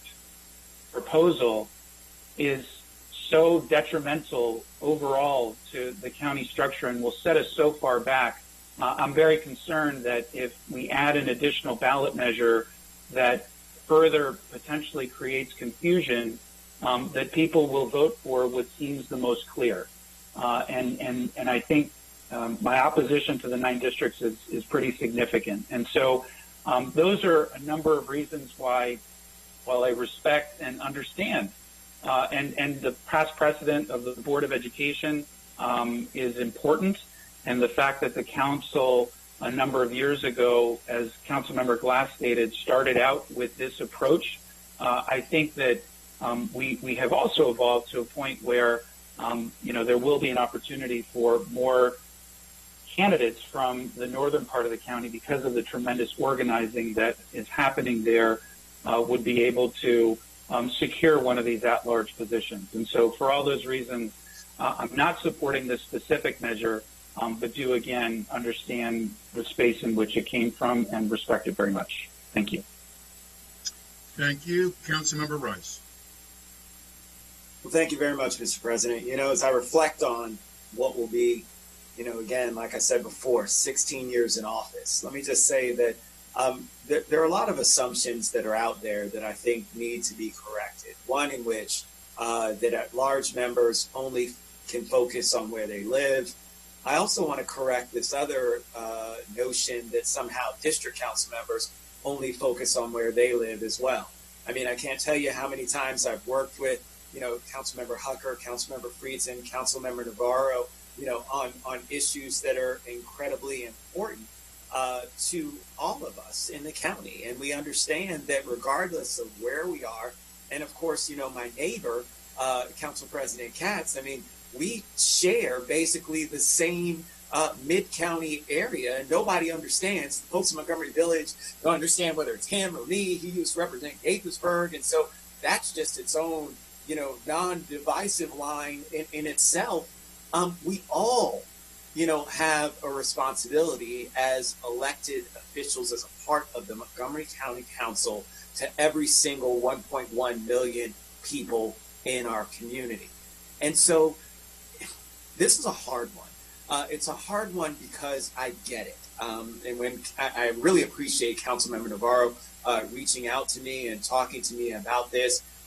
It meant a lot to me, and I understand and agree with the premise of where she's coming from wholeheartedly, because I think that, again, it gives people some sense of more of the attachment. I'm just not sure if this is right or if it's right to just redefine what people's understanding of the roles that we have are. And I don't think that people understand that enough about how often it is that we work in tandem together on issues that affect us across the board and really don't have a restriction based on district lines. The simple fact that we represent the Ag Reserve, you've got Councilmember Friedson and Councilmember Navarro and myself, right? That all of our three districts cover and encompass the agricultural reserve. So 3 different districts, and then all of the at-large members also are responsible for the Ag Reserve. And so it's just one which, and we all have different views. So that's the beauty, and I'm taking this from the perspective of a democracy purist, in the sense of the ideology of what our system should be and could be. And so that's what makes this even more difficult, because you're working under the assumption that the current system isn't working.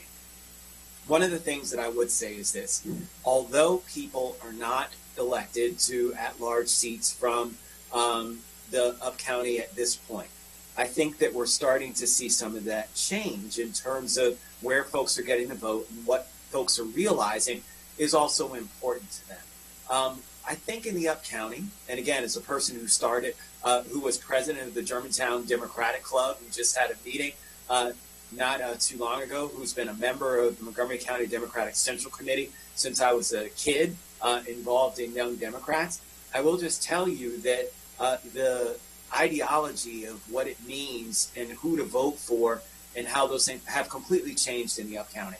And since 2003, when my wife and I moved here some 17 years ago, it's been one in which I've seen that marked change in terms of involvement and engagement, folks being more motivated, and I continue to see that on the upswing.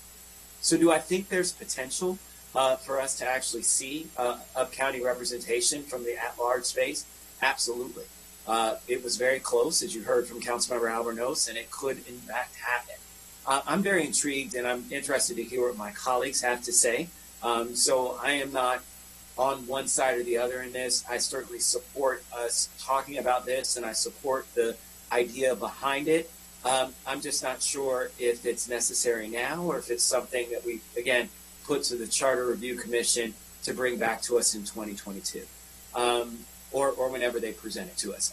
But from that perspective, I just wanted to share, again, my thoughts as one of the district up-county representatives, because Councilmember Friedson, as he said, goes all the way up to the Frederick County line. Councilmember Navarro also goes all the way up to the northern part of Montgomery County as well. And so I'm very curious to hear their thoughts again about some of those things and what makes the best sense for us moving forward, as well as my at-large colleagues about some of the concerns they may have. So thank you, Mr. President. Thank you. Councilmember Jawanda. Thank you, Mr. President, and thank you to all my colleagues. I appreciate the idea behind this, but I do think it's important to, we all were talking about very eloquently about why we think the 9 districts is not a good proposal. And I think one of the main things, which was mentioned by Councilmember Rice and has been mentioned by others, I think Councilmember Robinaz and others, everyone, has said it's the premise that somehow we cannot work together to meet the needs of all of our residents, whether we're a district member or an at-large member. And obviously, I think we all reject that premise. We've said that. And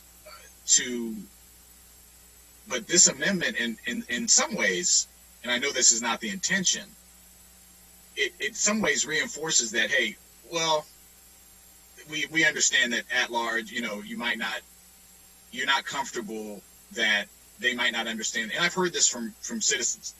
I don't think that if you don't live in the neighborhood, you don't know what's going on, right? And I don't think that's accurate. I don't think. I know it's not accurate because I care deeply about what's going on in all of Montgomery County, as do each of my colleagues, whether they're district or at-large members. So I do think that we don't want to, even if it's unintentionally, give any air to that premise, because I don't think it's accurate based on how all of my colleagues do their work.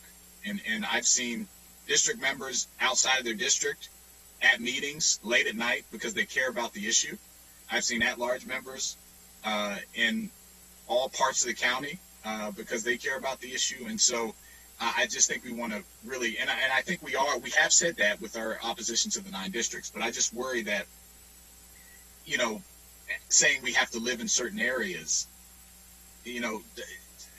isn't consistent necessarily with what the work that we're all doing. The other thing I'll say, and I think Councilman Robinaz mentioned this, I'll put a finer point on it, is the confusion. I think if you ask, all of us are always like, hey, school board, last thing on the ballot, it's one of the most important things you ever vote for. And I don't know, I can't tell you how many conversations I've had about trying to explain the district versus the at-large, but they're all voted at-large. And I don't think people really know or have any very good understanding about what that is.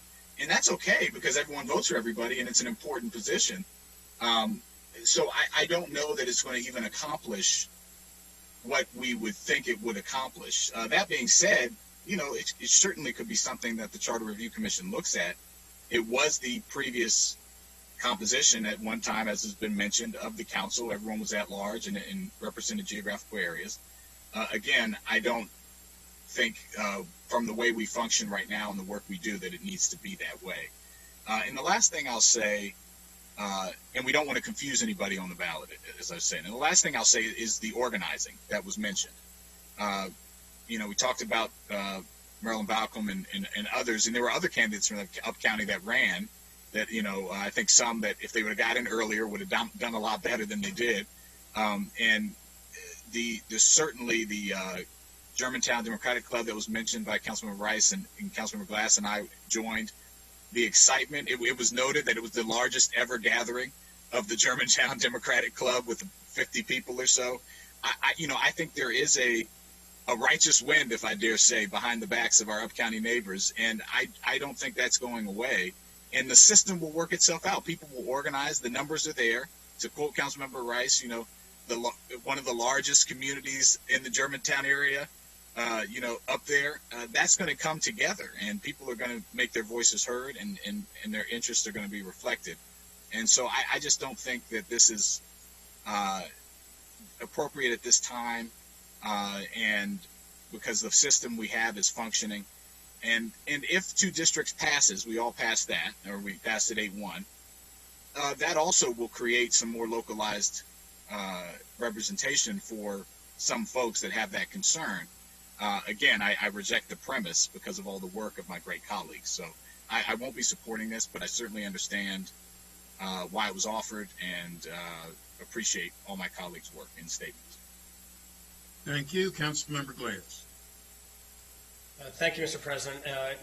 Throughout the wide-ranging conversation that we've been having today, I appreciate that every single person, council, whether an at-large member or a member who represents a specific district, everyone has understood, stated so, that not only do councilmatic district members represent their district, but they're looking out for the entire county. And they've acknowledged it, and I acknowledge it, we all acknowledge it. This, where we are now, the at-large members continue to do that. We are looking out for the entire county. Over the last 20 months in serving on the council, off the top of my head, I went up to Poolsville and helped fix their sign outside their library, fixed some light poles up in Wheaton, recently attended a Black Lives Matter rally in Gaithersburg, and then, as has been noted, spent last Friday evening on a Zoom call with civic leaders and activists in Germantown. And that's what fits into 30 seconds of the last 20 months. And also, as has been said, when the council was originally constituted, the proposal before us was the system. So from 1970 to 1986, there were members who were elected at large, but had to live in certain districts. And voters decided that we could do better than that. And we've evolved. And we've created the system where we're at now.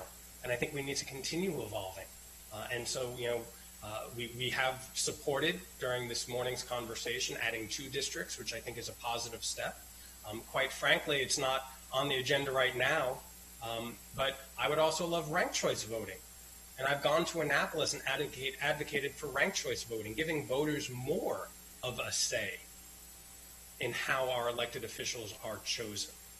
I think there are so many new, creative, positive, and progressive proposals ahead of us that we don't need to look at a proposal from the 70s or 80s and give that one a try. I think we should continue moving forward with positive reforms, and I will not be supporting this proposal. Thank you. Councilmember Raymer. Thank you. First, I wanted to say, past couple of days, there has been an assertion that the council can't consider addendums to the agenda. Wondered if Amanda or Bob Drummer could just address that question.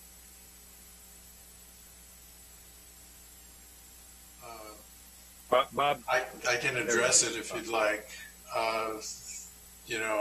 I've heard those complaints. I think they're confusing the notice of an open meeting with changing the agenda or amending something. I mean, in this case, there's been certainly ample notice that the council was holding this meeting and that they were going to discuss the composition of the proposed charter amendments about the composition of the council. And to say that somebody couldn't come in, and I mean, for that matter, I realize the last 2 proposals you've been discussing came in late, were not put on the agenda till last night.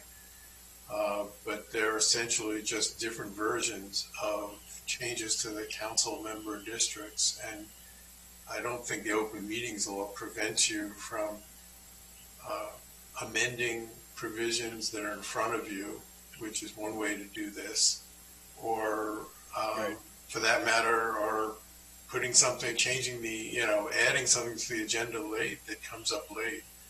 I think the public had ample notice of what's going on, and I know there's provisions in the open meetings law about putting out an agenda as soon as practicable, and it was done in this case. But I think these provisions are clearly something the council has the ability to discuss and vote on today. Okay, thank you. So it's, in your view, it's akin to amending legislation in general, which obviously we are obligated to do as part of our job descriptions. Okay, to the question before us, I think that it could work, but I do think it's difficult to explain, and I have to confess, even as someone whose job is is this work? I have often found the BOE's electoral structure to be confusing, and I have had to remind myself of what it is. At moments when I needed to be sure I understood it correctly. And that's somebody who's holding elective office in the county. So I don't think we should just dismiss the risk of putting something before the voters that it's confusing, even as it has, I think, substantive merits. I think it might be best, as with the council, the will of the body on the council president, amendment to recommend this for further study, and perhaps down the road there might be a kind of a package that came forward, and perhaps this would be in it, but it would be viewed as kind of a charter reform, initiative. So I will not support the motion to put this on the ballot. I think it'd be best to go ahead and refer it for further study, as was also done with the previous motion. Thanks. Thank you, Councilmember Navarro. Thank you to my colleagues. So, one thing I want to be on record is making sure that it's super clear that, at least from my perspective, this proposal is not to somehow undermine the effectiveness of my at-large colleagues. At the end of the day, our effectiveness is going to be judged by the voters. And so just as if there have been some comments made about district council members and our ability to represent our districts, the voters had made that determination, and at the end of the day, that's what democracy is all about. So, so I want to make that clear, just in case there's any confusion. Again, the proposal, even though we have referred to the Board of Education as a somehow an example, it is just an example because everybody votes for the at-large members. Under this proposal, everybody would vote for the at-large member. The only difference is that if somebody wants to run, their ability to run would depend on where they live. So that's the only difference. So in reality, for the voters, there is no difference. Everybody will vote for the at-large members. It's more for the candidate who would have to make sure that they reside within that quadrant, which is different from the Board of Education, because there you have the districts and then you have at-large, except that everybody votes for at-large, and there's that confusion. So it is not exactly the same. And again, there would be no confusion for voters. If you're at large, you're at large, and that's it. So I just want to make those 2 points. And again, it was just out of a desire to just offer something that responded to what I know I've heard on the dais since 2009 as just observations, and appreciate my colleagues' perspectives on this. But I just want to say, because I've served on this council for a very long time, and one of the things that I always appreciated with my former colleagues is that even if we disagreed, which we would, and I'll say this about some of my current colleagues who have served with me in the past, there was always a real respect and deference, I would say, to what this institution stands for. And we tried really hard, to keep it at that level.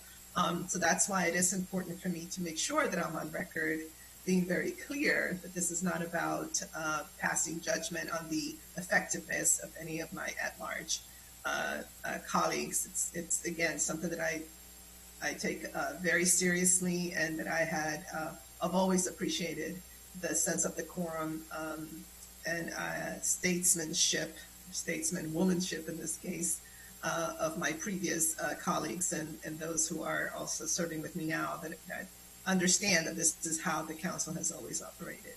Thank you. Thank you. Councilmember Friedson. Yeah, just really briefly, I appreciate everything that Councilmember Navarro said. I echo those comments. I think that we don't always agree. We don't necessarily agree here, but And I think the collegiality of the body is critical. It's something that I feel strongly about in terms of maintaining the 9 that we currently have. It was mentioned earlier that the larger the body, the harder collegiality tends to be. And so that is a concern, frankly, that I have. I don't think that there's the service of the voters in a body that isn't collegial. It doesn't, work together, doesn't put individual interests behind and put the interests of the body and the interests, most importantly, of the voters and of the community first. I do believe that is what we try to do here every day, and I feel very strongly about that. Just a couple of quick points. In terms of the Open Meetings Act question, I haven't been thrilled about the whole process. I mean, we are adding a lot of things to the agenda late in the game here. I think the difference between yesterday evening and this morning is, frankly, a distinction without much of a difference. I think that, on the other charter amendment, there, was a long public process and it was handled very differently. And so, I don't see much of a difference between the different options, but I do take to heart the broader point. But I think the biggest issue here is, voters are ultimately going to get to decide regardless. We are making a decision not on something that will impact voters without their ability to have a say in a public hearing. Far better than that. No matter what we decide here, voters are going to have an opportunity to have the greatest say they have in anything in a democracy, which is at the ballot box by casting their vote, which we hope will be done in a way that is safe and accessible. But so I just wanted to raise that point. I don't think that there's a lot of merit to the argument that there's a big difference between Monday night and Tuesday morning. The last thing that I'll say in terms of the points that Councilmember Navarro was making about whether this is an indictment on individual council members. These conversations have to be more than about us. And this isn't about colleagues. This isn't about me. This isn't about this particular council today or anybody who serves in these seats. We are temporary caretakers for seats that aren't ours, that belong to the residents of Montgomery County. And the idea that any proposal is in any way a reflection on anybody or an indictment on any individual person who occupies that seat, I think is offensive to voters.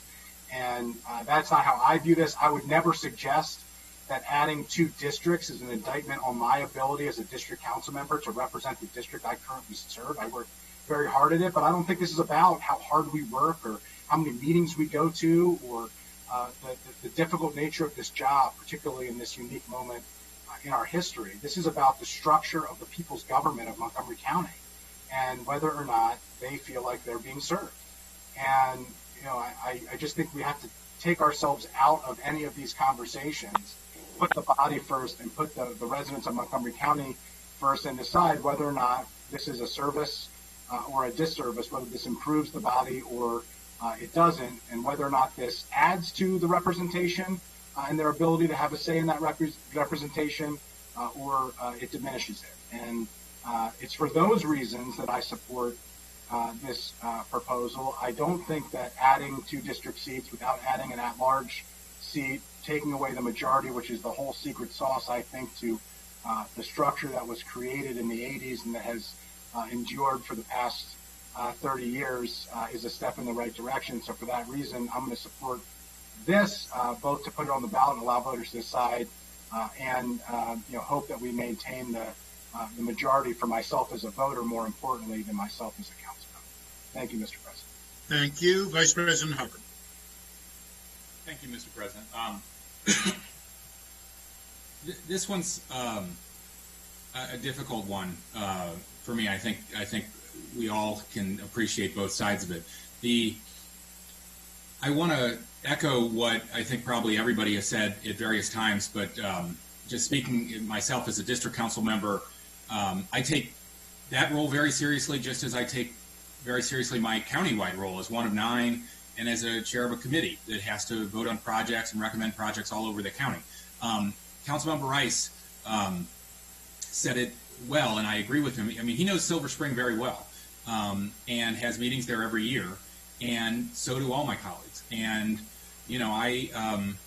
for example, just toured the Germantown hub at a request and viewed the pop-up testing at Meadowbrook as well. And because I was invited to go up there, and I always, text him and just I do my other colleagues, and whenever I develop expertise in their districts, and meet with community members and interest groups, and I think that's part of what makes the council work so well. I know if I need something in East County, I always go first to Councilwoman Navarro because she used to represent it. She cares so deeply about it. She understands it so well, and she's in front of ECAB as often as I am every year. We all care about the county deeply, and we all know it, I think, inside and out, and that's never clearer than during our budget process when we sit in hearings for the operating and the capital budgets about projects that are spent countywide. We all care about economic development countywide because the revenue comes in from all over the county and goes to the same bank account, and it comes out of the same bank accounts and gets spent on projects all over the county. We all vote on and sit in hearings on master plans, whether or not they're in our districts, because they are relevant to all of us and because that's part of our job. So in the end, while I understand the attraction of amending the charter to address a concern that people have, no one has more expertise on how the council actually runs than we do. And I know it's hard for people to appreciate that from the outside. But if we're all, it sounds like we're all saying the same thing. If we all are saying that where you live doesn't determine how you vote and what you care about, I'm not sure why we would put a charter amendment on the vote before the voters based on that premise to address a premise that it sounds like we don't agree with. So that's why I very much appreciate the initiative and the logic, but I don't think that would be the right thing to do at this time. Thank you. Let me say that I said in the beginning I supported the other charter amendment because I felt that there should be options on the ballot for the public. And I still believe that. I believe that there's a courtesy involved where we need to give our public the options, not saying I think that's what they want, knowing what they want.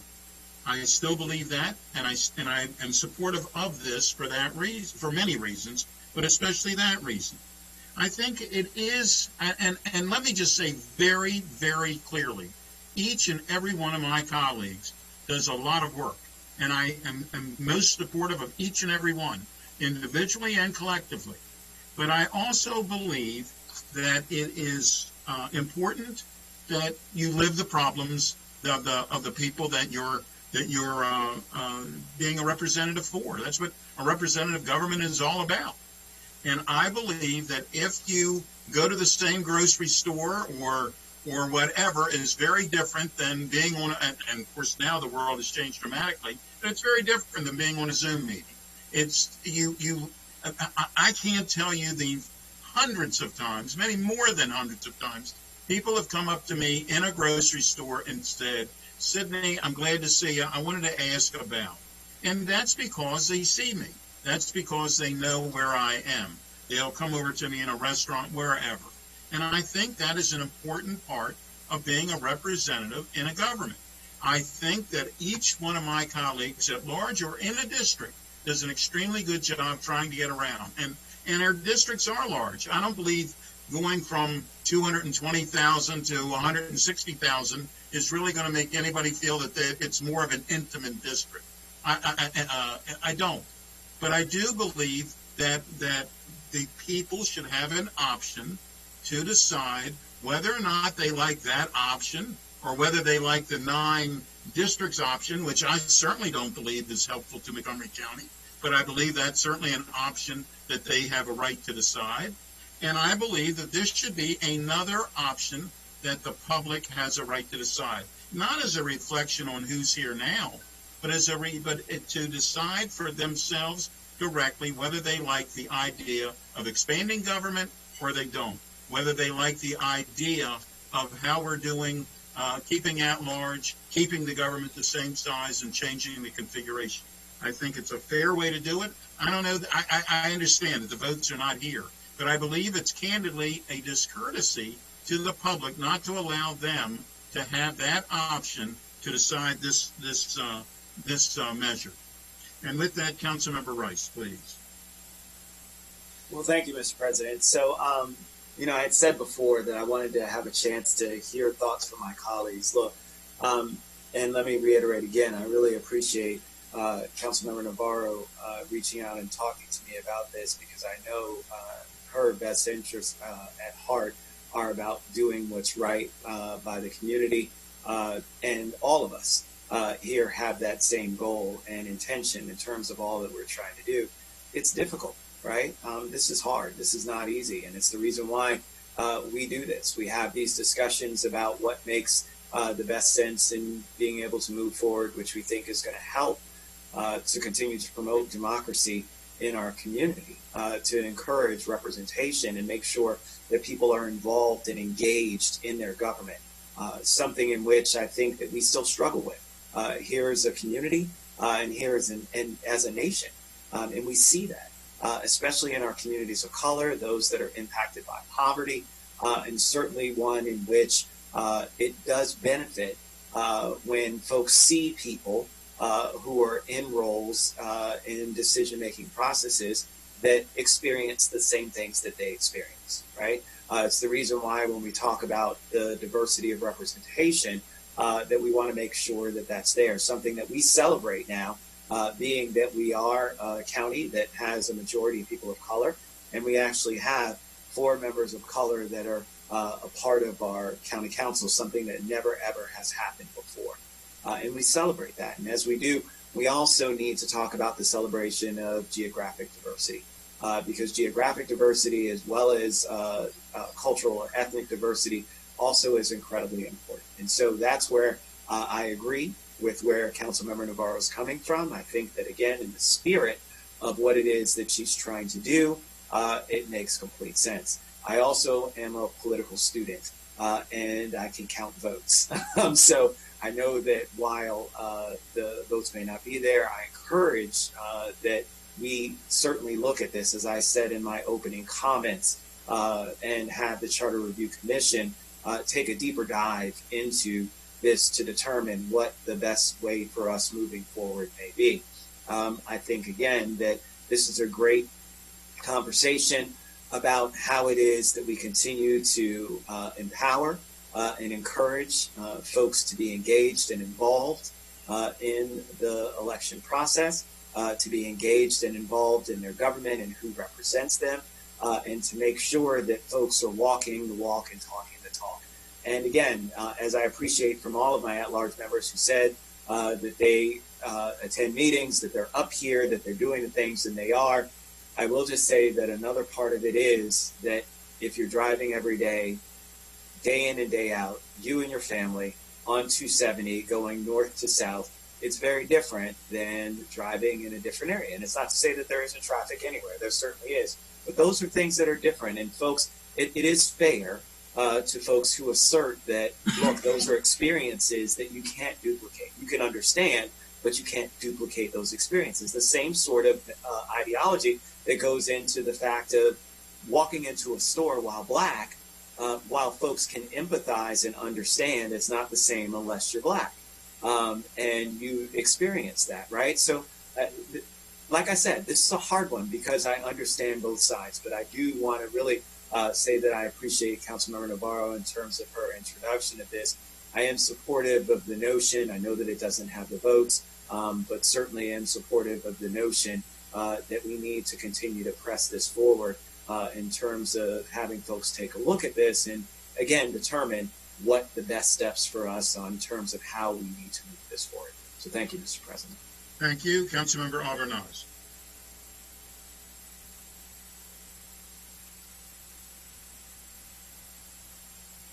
Councilmember Alvarez, are you there? Here we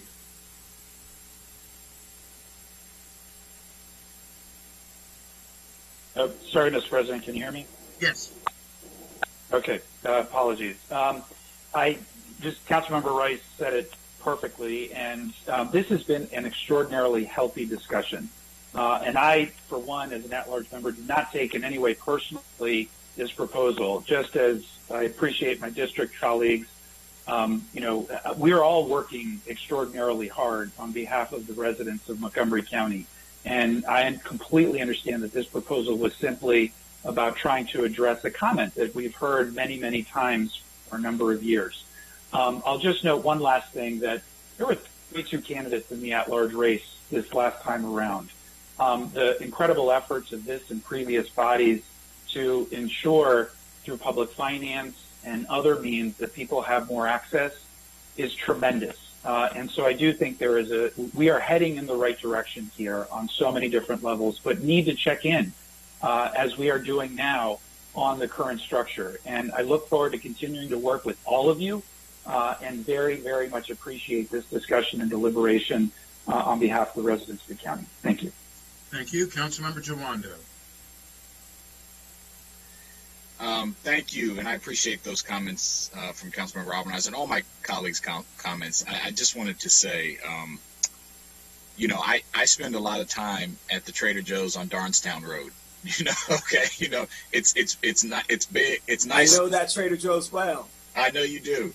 And I thought about that because Councilmember Katz mentioned the grocery store, and I'm happy to say I often get stopped in that Trader Joe's as an at-large member because people know who I am and ask questions, even with the mask, which everyone should be wearing. Reminder for that.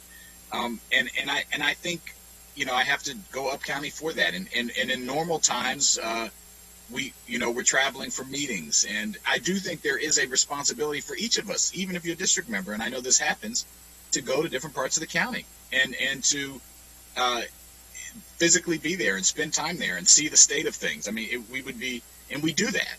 So I think, again, just the fact that you don't live there, I think is not necessarily, something that takes away from your ability to understand those issues. I mean, even within districts, you have Councilmember Friedsen's probably an extreme example of this. I mean, you have very different geography, people, ideology within districts themselves. And so I just think, again, that's important to remember. And I did want to say also the diversity. I mean, this is the most diverse council in the history of the county, in large part due to the at-large members. We have, you have 2 people of color, an LGBTQ member on the council, thanks to at-large. And to Gabe's point, Councilmember Albanese's point, we had the most robust participation thanks to public financing that we've ever had in the at-large race. 33 people running, many from all over the county. So I just think we should look at this and study and charter review, but at this time we should leave it the way it is. So, thank you, Mr. President. Thank you. We need to vote on the suspension of the rules in order to have a vote. Is there a motion to do that? It's been moved and seconded by Councilmember Rice to suspend the rules so that we can vote. Excuse me?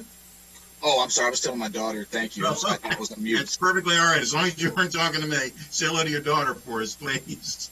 To suspend the rules, all those in favor of suspending the rules, please raise your hand. Councilmember Albanese, is your hand up? It is up. Thank you. And I believe that is unanimous. We have suspended the rules. It has been moved by Councilmember Navarro, seconded by Councilmember Friedsen. All those in favor of this motion, please raise your hand. It's Councilmember Katz, Councilmember Friedsen, Councilmember Rice, and Councilmember Navarro. Thank you. Those opposed to the motion, please raise your hand.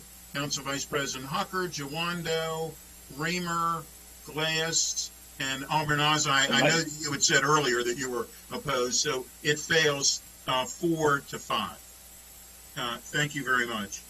The next item that we're going to take, we're running about an hour late here, and from what I understand that there are several people who are waiting online for the public hearing under Board of Health, so we're going to go to item 9A right now so that we can have that public hearing. So with that, we're now sitting as the Board of Health, and this is a public hearing on Board of Health regulation to adopt Executive Order 87-20, COVID-19 Local Order Phase 2. Action is scheduled at the end of this meeting. at the end of the meeting today. Each individual will have 2 minutes to speak. Individuals will be alerted as they approach their 2 minutes and may be disconnected. Also, there may be technical glitches during the public hearing that may need to be addressed by our staff. So thanks in advance for your patience, and we also thank you in advance for your patience to get to you. Lillian Mayes is going to be actually calling on participants today. Ms. Kennedy is not here. Mr. President? Yes.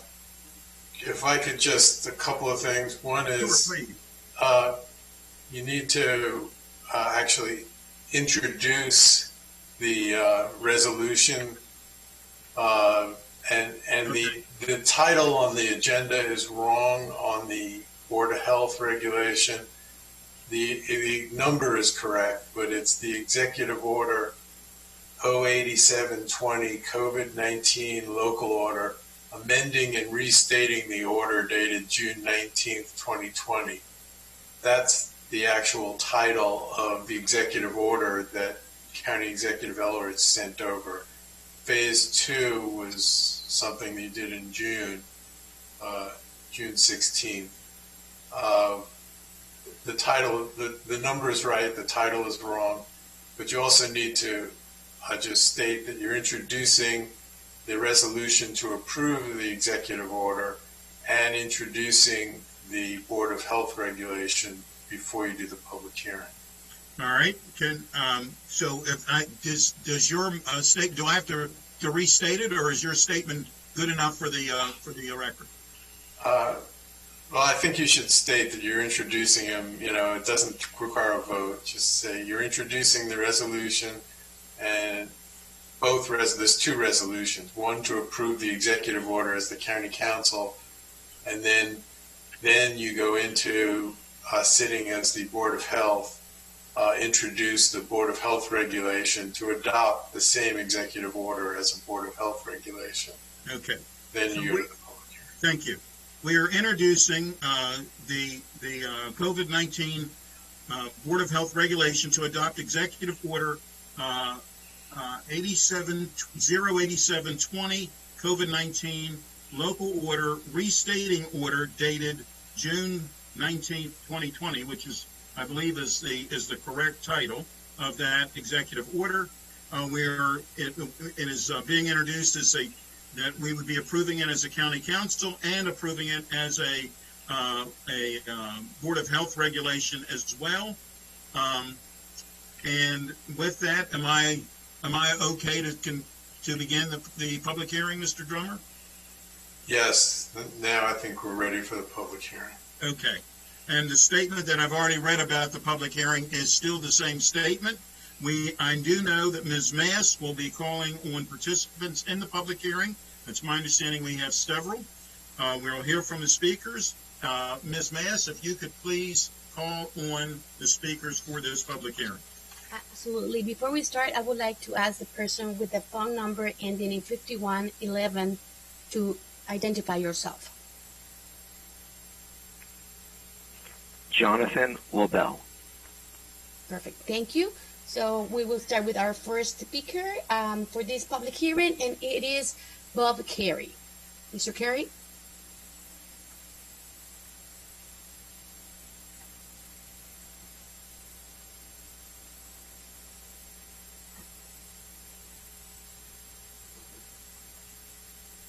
Mr. Bob Carey? Sorry about that. The technology was getting the best of me. Can you hear me? Yes, you may start. Hi. I'm Bob Carey. I'm a Bethesda resident. I'm also a parent of two school-age children. As you know, we've had a lot of discussion over this last weekend regarding the issue of health regulations and private and parochial schools being allowed to offer in-person schooling. Given the governor's orders and the response from County Executive Ehrlich and Chief Health Officer Dr. Gales, I believe that the county council needs to take affirmative action through this regulation to also amend it so as to ensconce the governor's protections and guidance about following about not making blanket orders with this as well.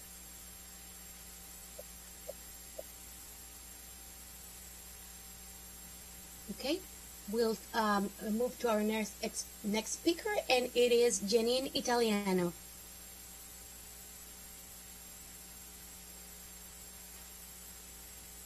Commerce and Good afternoon. On behalf of the Greater Bethesda Chamber of Commerce and our more than 500 member businesses in Montgomery County, I'm testifying in regards to 3 areas of the recent executive order by County Executive Elrich. First, we are in total support of allowing personal service businesses, including tattoo, waxing, and massage services, to start operating. We appreciate having been given the opportunity to work with members of the administration to develop the specific protocols that will ensure clients and employees of these businesses to be safe at all times. This particular act now enables these business owners to try to save their businesses and keep staff employed, as well as keep their clients here in Montgomery County. The second issue is the cutting back of hours that restaurants can serve alcohol, which we oppose.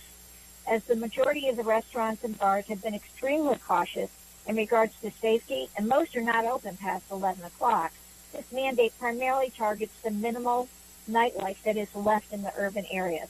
Given that the majority of the clients in these restaurants are millennials who would not necessarily be wearing face masks and social distancing if they were at home, we don't see how this new change is going to make the customer safer. And then finally, we disagree with the county not being in sync with the state as far as capacity in hotels and conference centers. Limiting attendance to 50 people versus 50% keeps these facilities from having any major meetings or events, which is their bread and butter. Rather, their customers are now going to other surrounding jurisdictions, and employees are still unemployed. Thank you for this opportunity to give these remarks and your consideration as this crisis moves forward. Thank you very much. Our next speaker is Jan Rediker.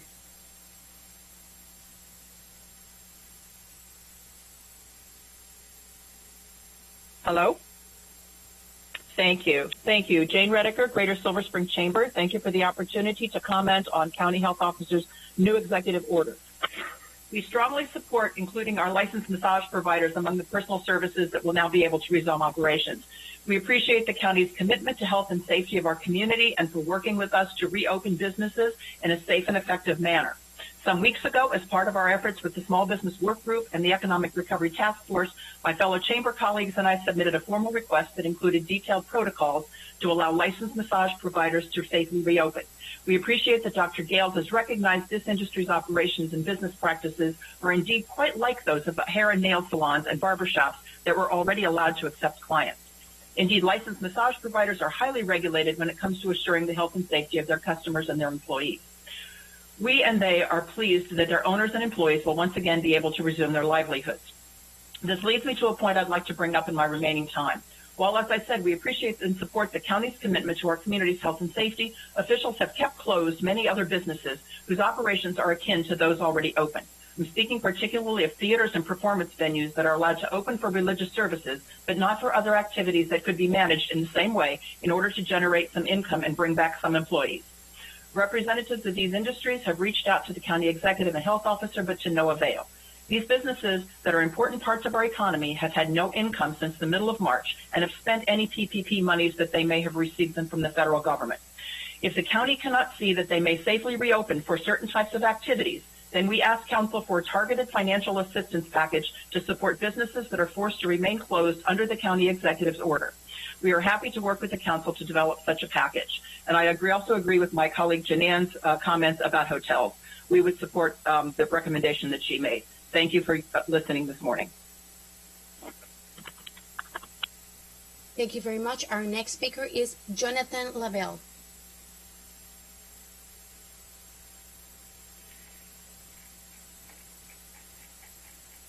My name is Jonathan LaBelle. I live in Kent Mill. I have 3 children who attend the Torah School of Greater Washington. I am a religious person, and while it is expensive for children to attend private school, I choose this for my family because it's important to me that they receive a religious education in addition to a secular one. Our school shut down this past March From March through June, I came to appreciate the need for in-person education. My 5th grader spent most of her Zoom time focused on her friends and communicating with them offline. My 3rd grader was simply distracted, focusing on everything and anything other than the teacher. My kindergartner spent most of her time running into my room asking when she could sign off. She also suffered from a lack of social interaction with her peers. She became sad, even depressed, and she started having freaking tantrums. None of this is a result of a lack of effort on the part of the school. The school administration and teachers are phenomenal at their jobs, and they did their best to meet the needs of every student. But some children simply cannot learn and socialize over Zoom. My children are now alone. Many, many children have been suffering.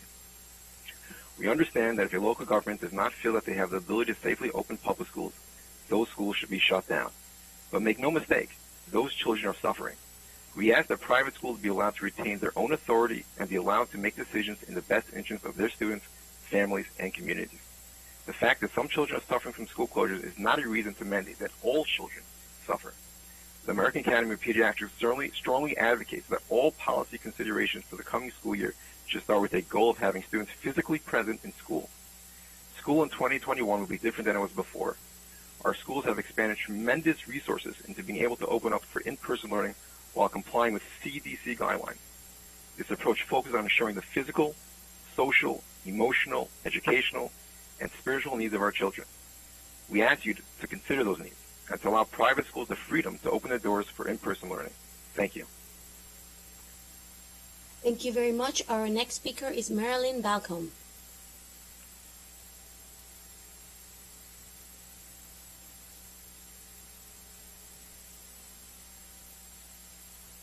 Mrs. Balcom? Hi, my name is Marilyn Balcom, President and CEO of the Gaithersburg Germantown Chamber of Commerce. And yes, my ears were burning.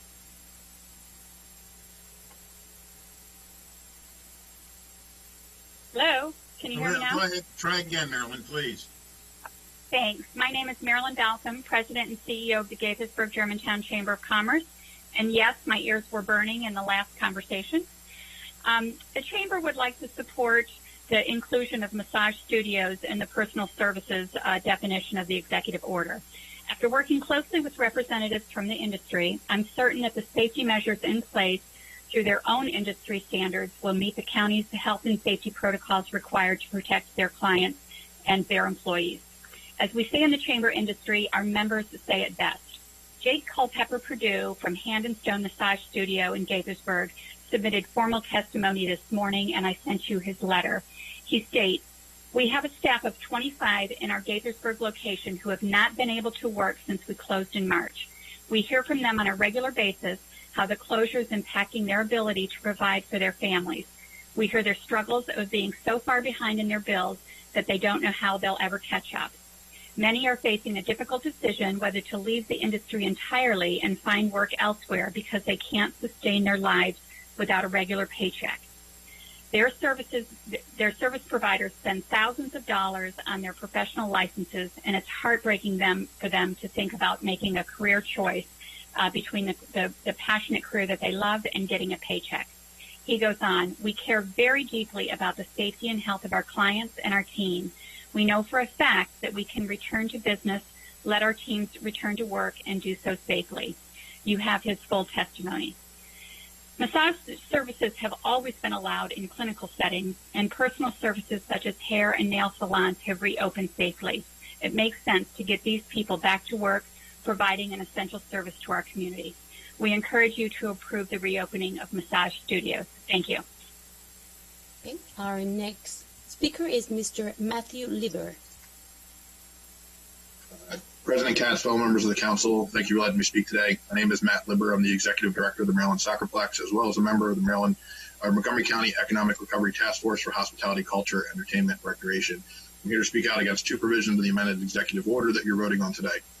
First, I take issue with provision 5J for sports that classify soccer as a high-risk activity. There's no justification for such classification, as soccer is considered a medium-risk activity by all the authorities and governing bodies, including but not limited to the state of Maryland, as referenced in the order, the CDC, the World Health Organization, and the U.S. Olympic and Paralympic Committee.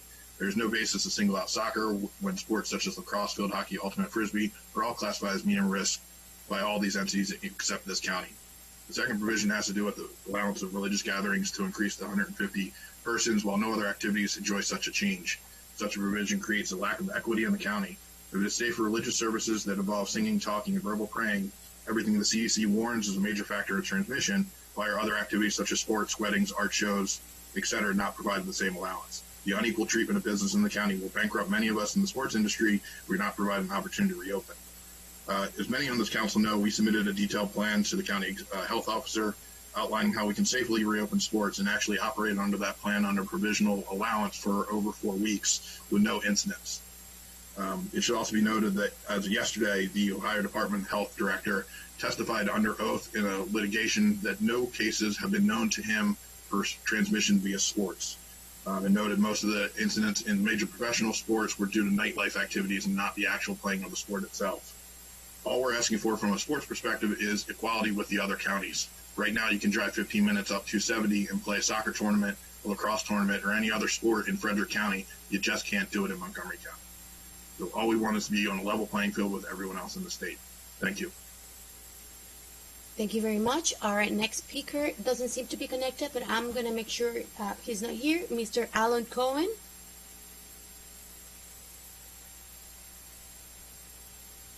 Okay, then we're going to move to the next one. Mr. Ahmed Kamel.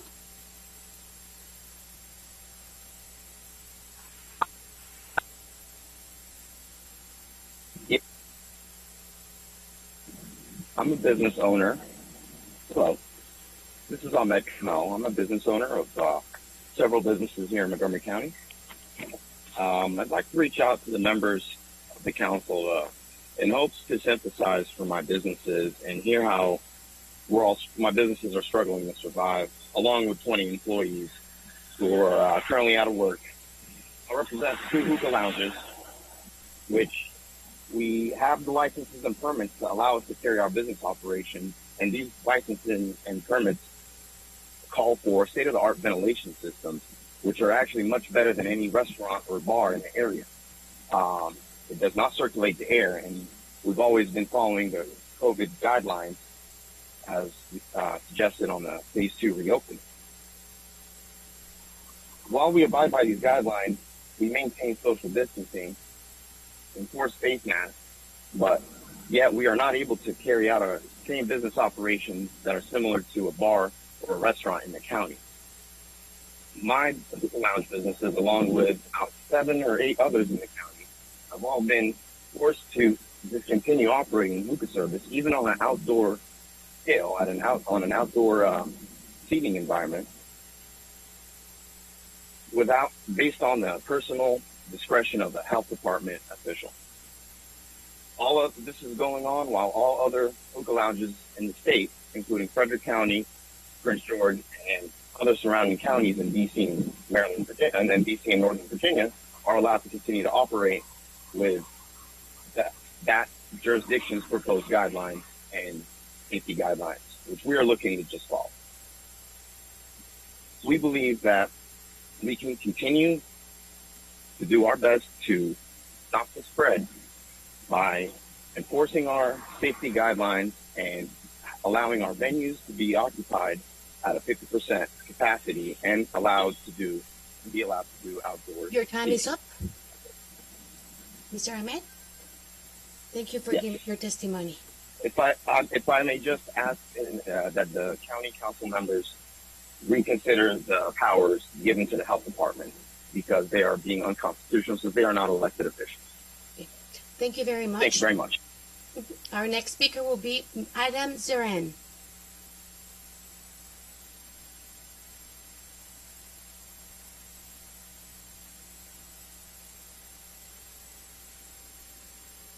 Mr. Zoran? He seems to be connected. We're going to move to the next one. If he's here, you can let us know. We're going to move to Justine Mebatza.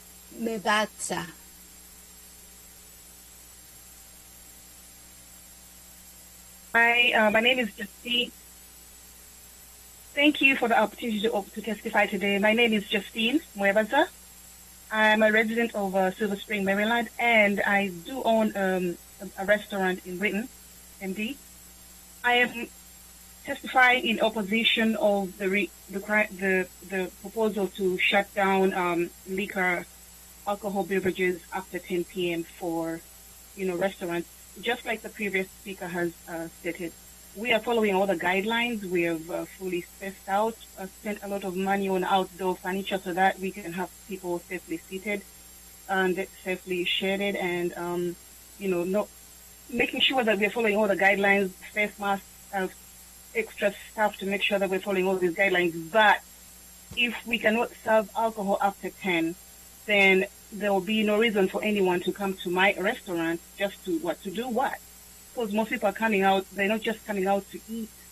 There are people coming in to relax in a safe place where they're sure that people are following guidelines.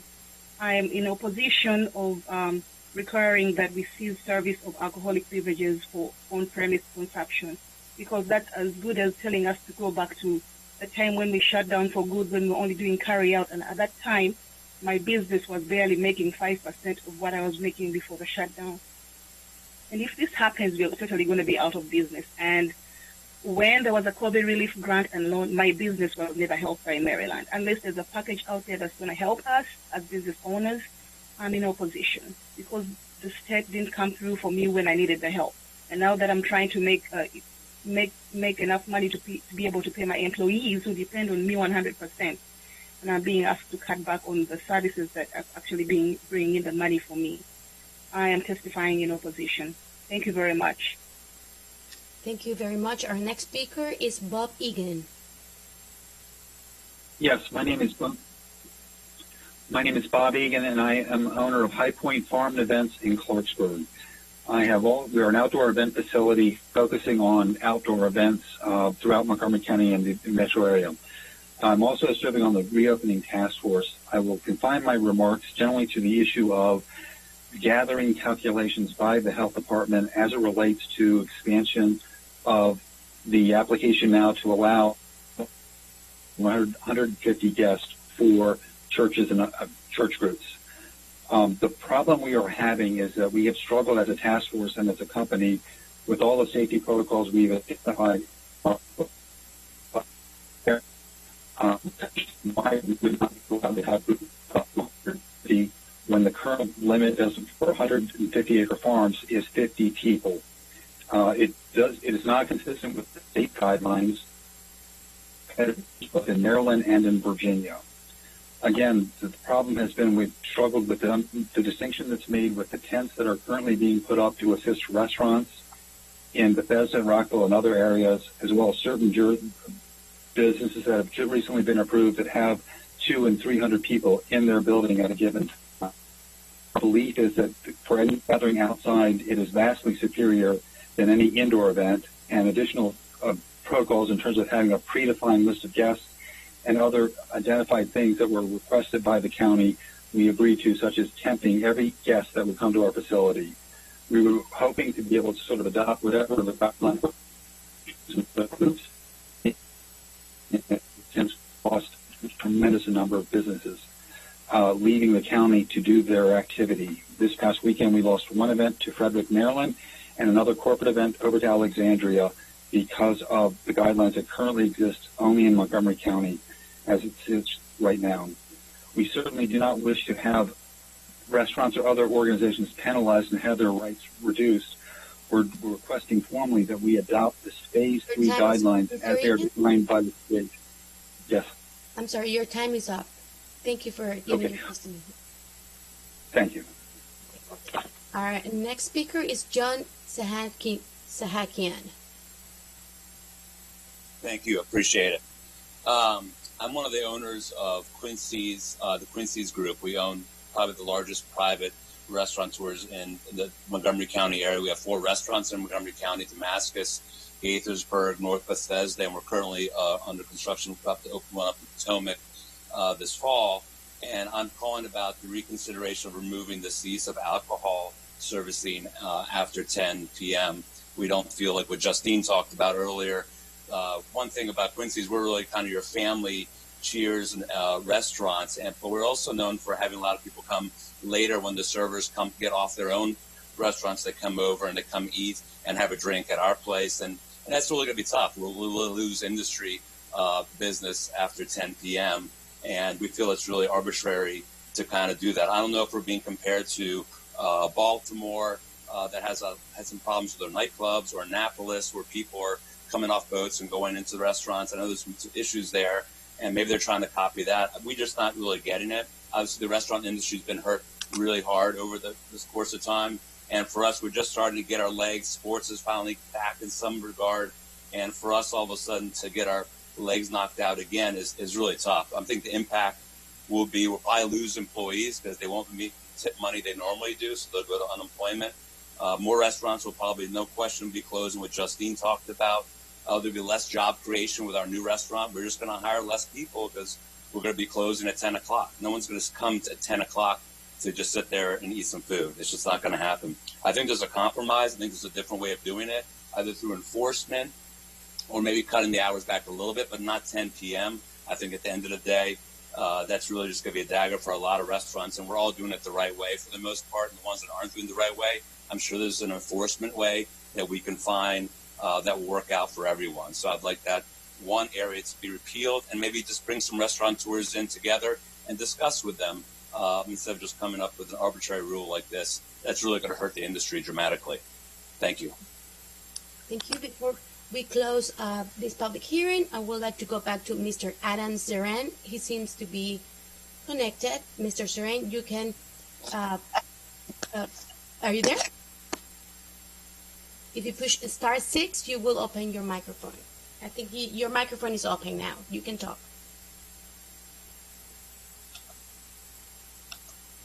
Mr. Zeren?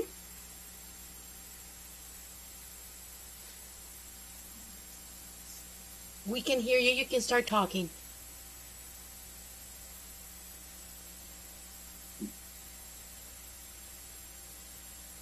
Okay, so if he is not talking, I don't know if he will be the last speaker. This will wrap it up for this public hearing. Thank you. Mr. Zoran, can you hear us, and can you give us your testimony, please? Yeah, I apologize for being unable to work technology. Also, though, I have been asked to just listen in on instead of actually testifying for just dealing. You just broke off. My time. Go ahead, please.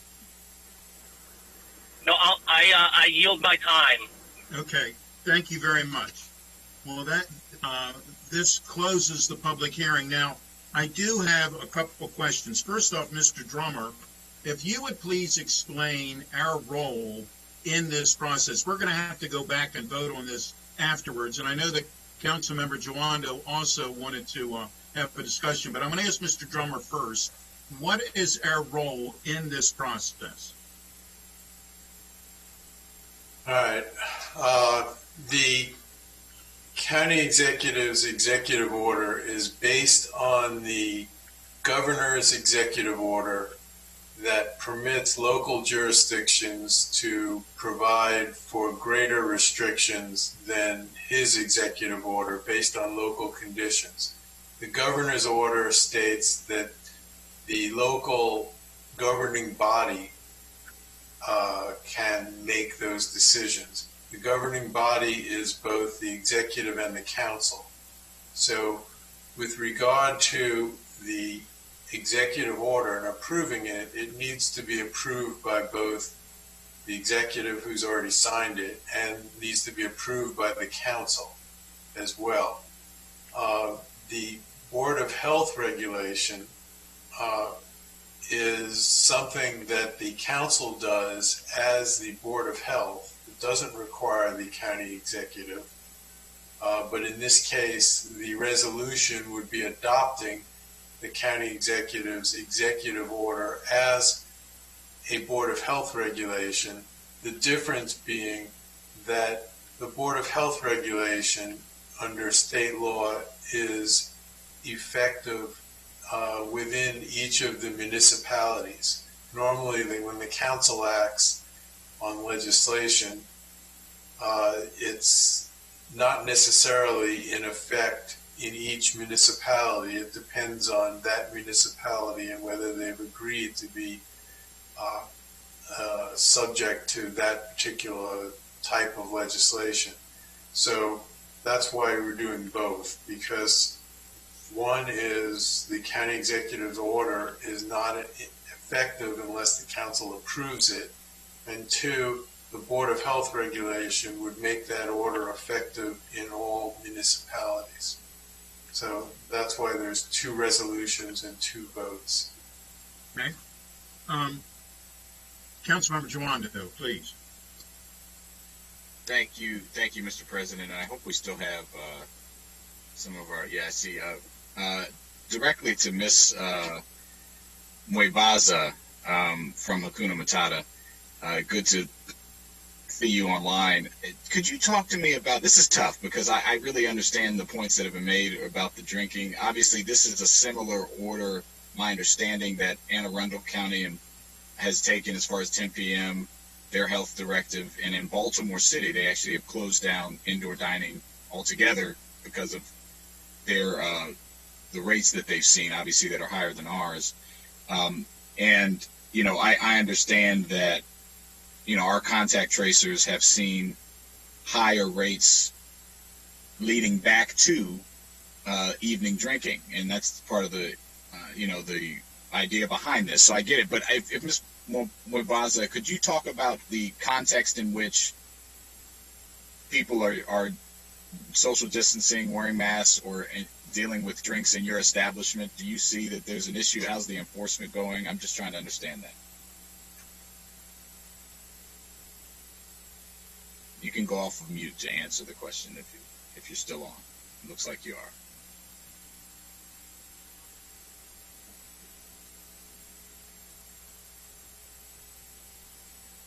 Okay.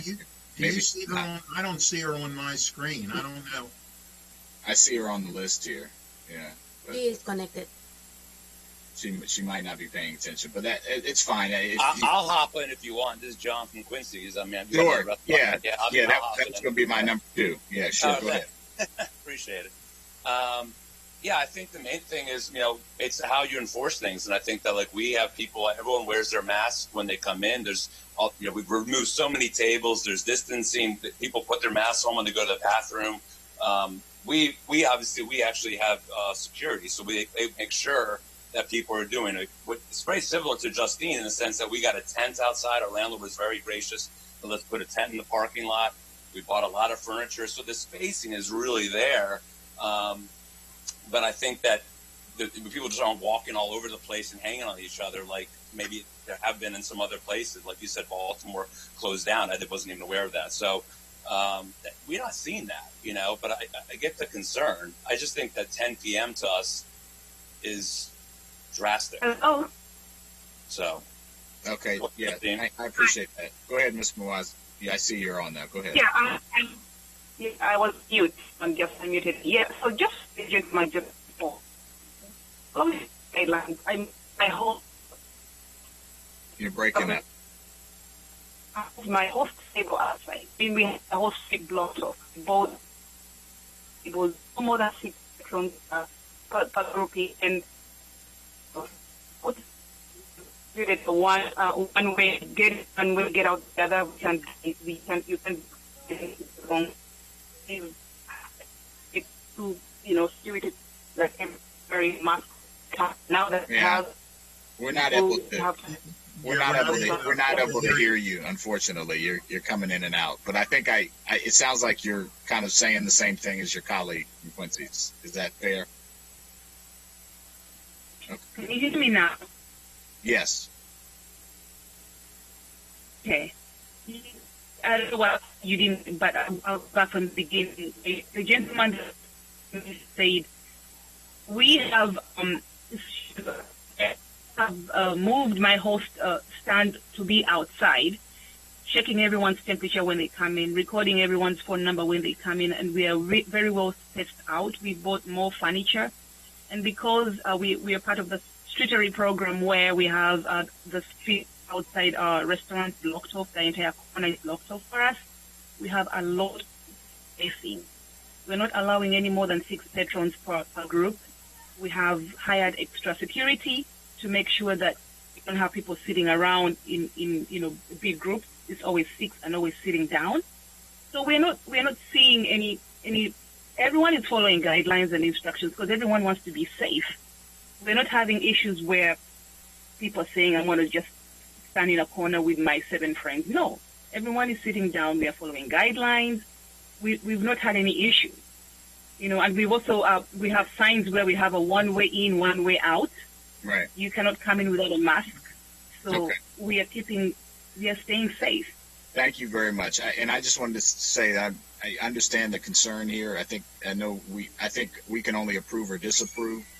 I know the county executive and the health officer are going to look into this. I just think this is something we want to really think about and come back to in short order if we see our numbers holding. I think it could a big 10 p.m. to midnight could make a big difference. I know we want to be comparable with our other jurisdictions, but I do think this is a significant concern. But I understand why we're taking the action. But thank you, Mr. President. Thank you. So we're going to close the public hearing. We have closed the public hearing. Just so we can be thoroughly confusing today, I'm going to finish out because I would like everyone who's testified at the public hearing that's staying on, that we're going to close out. We're going to vote on the county regulation and the Board of Health regulation so the people who are here with us can stay with us. They're welcome to stay beyond that, but I know they're here for these reasons. And then we're going to have to go back and vote again on the suspension of the rules for item 2 and the suspension of the rules for item 3 and the vote as well, just to make certain that there's some question whether I called for the vote of suspension or not. I don't want any questions, so we're going to go back and do that. And then we're going to come back to item number 5, which is for the African American Health Program item. But right now, we are now going to be on item number 10, which is an action, the resolution to adopt executive order, what is on our agenda, 87-20 COVID-19 local order phase 2 as the county council. And I know that Council Member Albornoz would like to speak, and he can text, but he can only speak. So Council Member Albornoz, please speak. Thank you, Mr. President. I'm falling apart here. I literally cannot text for some reason, but fortunately you can still hear me. I just wanted to speak very quickly to Mr. Liber and specifically the Soccerplex, and I really want to appreciate, I know Councilmember Rice has been, and his team have been tremendous in terms of their support of the Soccerplex, and I know Councilmember Friedson and Reamer and Jawando as members of the Fed Committee have all been working tirelessly on our parks and other related issues. We had a robust discussion as a tri-committee a couple of weeks ago, specifically discussing sports and the complexities as it relates to the pandemic, and all agreed we wanted to have a further dialogue at a later time on the impact specifically of the pandemic here in the county. And so I fully appreciate and respect and understand where Mr. Liber is coming from in terms of his concern about the appearance of inequity of 150 being allowed for faith-based congregations, but not other forms of entertainment. And then also the somewhat arbitrary, decision that soccer be at a higher level for some reason than some of the other sports listed.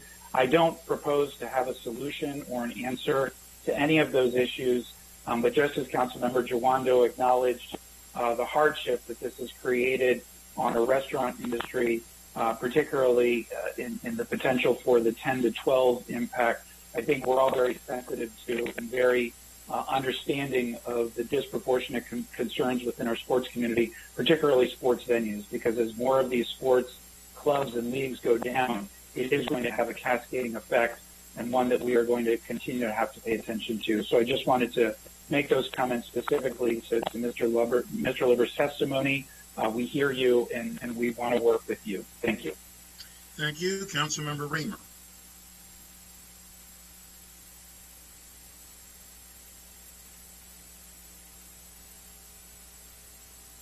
We can't hear you, Councilmember.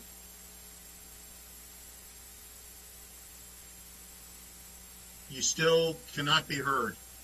Perhaps you might have to call in. Oh, I was muted by the host. Yeah. Can you hear me now? Hear you. Yeah. Okay. I think after the public hearing, I think that they probably mute all phones, and I got caught up in that. I wanted to ask a question about soccer to continue that thread here. Is there anyone from the executive branch who is available to respond? My question is about why Montgomery County has classified youth soccer as high risk, and what is the basis of that? I understand the the point that we don't want to have tournaments. We don't want to open the door to super spreader events, but the state convened public health experts to make assessments of the risk of different sports, and the state recommended that soccer was medium risk. And I'm just not clear why the county is saying it's not, that it's actually high risk. And so my first question to the council president, is there anybody on, to your knowledge, from the executive branch? I do not know that. And of course, what is before us is that we can either vote for this or against this. This is not something that we could ask for a change from whoever, but we could not. We don't have that authority. Dr. Gales, does someone want to answer this? Well, we had comment on that. We can make a change. The executive could send us a new order that reflects our change. But that would not be before us today. He would have to issue a new order. Today, right? We would have to. Well, anyway. There he is. Dr. Gales is here. All right, great. Dr. Gales, please. So, and I just want to say again, I am not seeking or trying to open the door to tournaments. I get that, but I'm not clear about soccer itself as a youth sport. Why it's different. So, excuse me, good afternoon, and to all the businesses that are presented, thank you for your feedback, both in today's session as well as previous conversations. As it relates to soccer, when it first came out, we did look at it, and so we looked at it looking at a host of other sources from like NCAA classification and a number of other places. In the beginning, there was not uniform discussion. Some groups did have it as medium risk, some had it as high risk. And let me clarify, lacrosse actually was included in that high-risk category from our perspective because we actually discontinued lacrosse tournaments here in the county when they were proposed. So I say all that to say that I think that as with everything, as information comes in and gets redefined, we're happy to take a look at that as an opportunity to potentially add. With new information that's come in that maybe has changed that categorization of soccer. Let me also be very clear, though, that we, from the very beginning, even in the sports that have not been allowed, for example, ice hockey, we have been very clear that drills and other activities associated with the sport, separate from the actual sporting event from happening, have been allowed. So teams have been allowed to drill and do all of the practicing and conditioning and things like that associated with the sport, but the actual, for the higher risk sports activities, they've not been allowed. So within that, as part of this process, the reason why this proposal came forward was looking at new data to say, okay, here are some practices that we can move on. Here are some practices that we actually need to take a step back based upon the data that has shown certain activities being associated with increases in cases.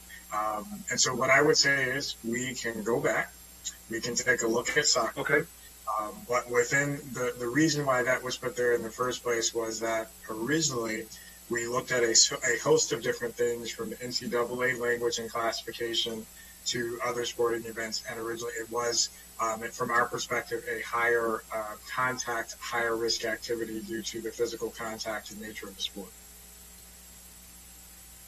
Thank you for that answer. I really appreciate it, and I especially appreciate your comment that this is all evolving and we're always looking looking at the latest evidence and what the state of the public health knowledge is. So, that's really helpful. I think in light of everything else that's happening, all of the very strong measures that we had in place, I think we're all just so concerned about, kids and young people and having some outlets. And I just wonder if on soccer it isn't worth it to be a little bit more flexible while it's not opening the door to, large tournaments and things like that. But, there's got to be something for the kids to do. And is this distinction between high and medium here so significant that it, we ought to keep that. So thank you for just being willing to continue to look at that. And I think it could be something significant for the fall. So thank you. Thank you. Mr. Drummer, let me ask you, if the county executive's order would be less stringent, if we pass this today, I'm using the term if we pass this today, and if the county executive asks for less stringent requirements, does that have to come back to the county council sitting as Board of Health, county council and us sitting as Board of Health, or can they do that because it would be less stringent without our expressed approval? Good question. I think there is, I think Dr. Gales may be able to loosen the restrictions on his own as a health directive, but I'm not sure of that. These are novel questions that haven't come up. I mean, you can't, the executive order would be what it is, but Dr. Gales has additional authority as the representative of the State Department of Health, and he may be able to loosen the restriction on his own. But I'm not sure, to be able to tell you. I know there are people from the county attorney's office here. They may have an opinion on that. Sylvia Kinch and Mark Hansen seem to be on board here. Thank you. Mr. Hansen or Ms. Kinch, do you know off the top of your head, I know I'm asking you something that is not the normal question, but do you know off the top of your head what the answer is? Excuse me, yeah. I'm sorry, Sylvia, I didn't mean to talk over you. So my view is that the governor's order authorizes the political subdivision, meaning the governing body, as Bob said, to impose stricter restrictions in certain areas.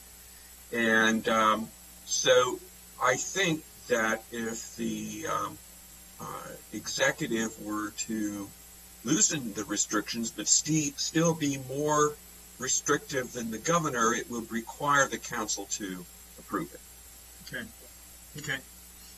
And Ms. Kinch, I don't want to put you on the spot, but would you agree with your boss? Respectfully, I would. Actually, the governor's order, it depends in part on where the soccer is being played, because the executive order from the governor does indicate, and I'm sorry, I'm reading it, that the health officer may issue directives or order necessary. Oh, so the political subdivision can open. Now, I retract that. I don't think so. Okay. So are you saying, I don't want to put words in your mouth, but are you saying you're in agreement? You are correct. I am amending what I just said. Okay, I agree with Mr. Hansen, as I should have from the beginning. And Dr. Gales, I understand we're not voting on what your directives are, but my question is, because it'd be less stringent if the county executive and you had, the question. So what I would say is this, that would create an opportunity for us to address after this meeting, separate from this resolution.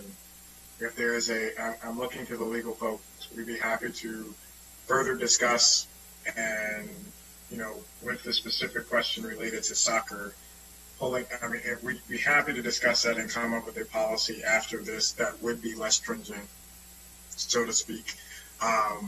and I think the governor's order has just basically said it's an allowed sport, which we have allowed sports anyway.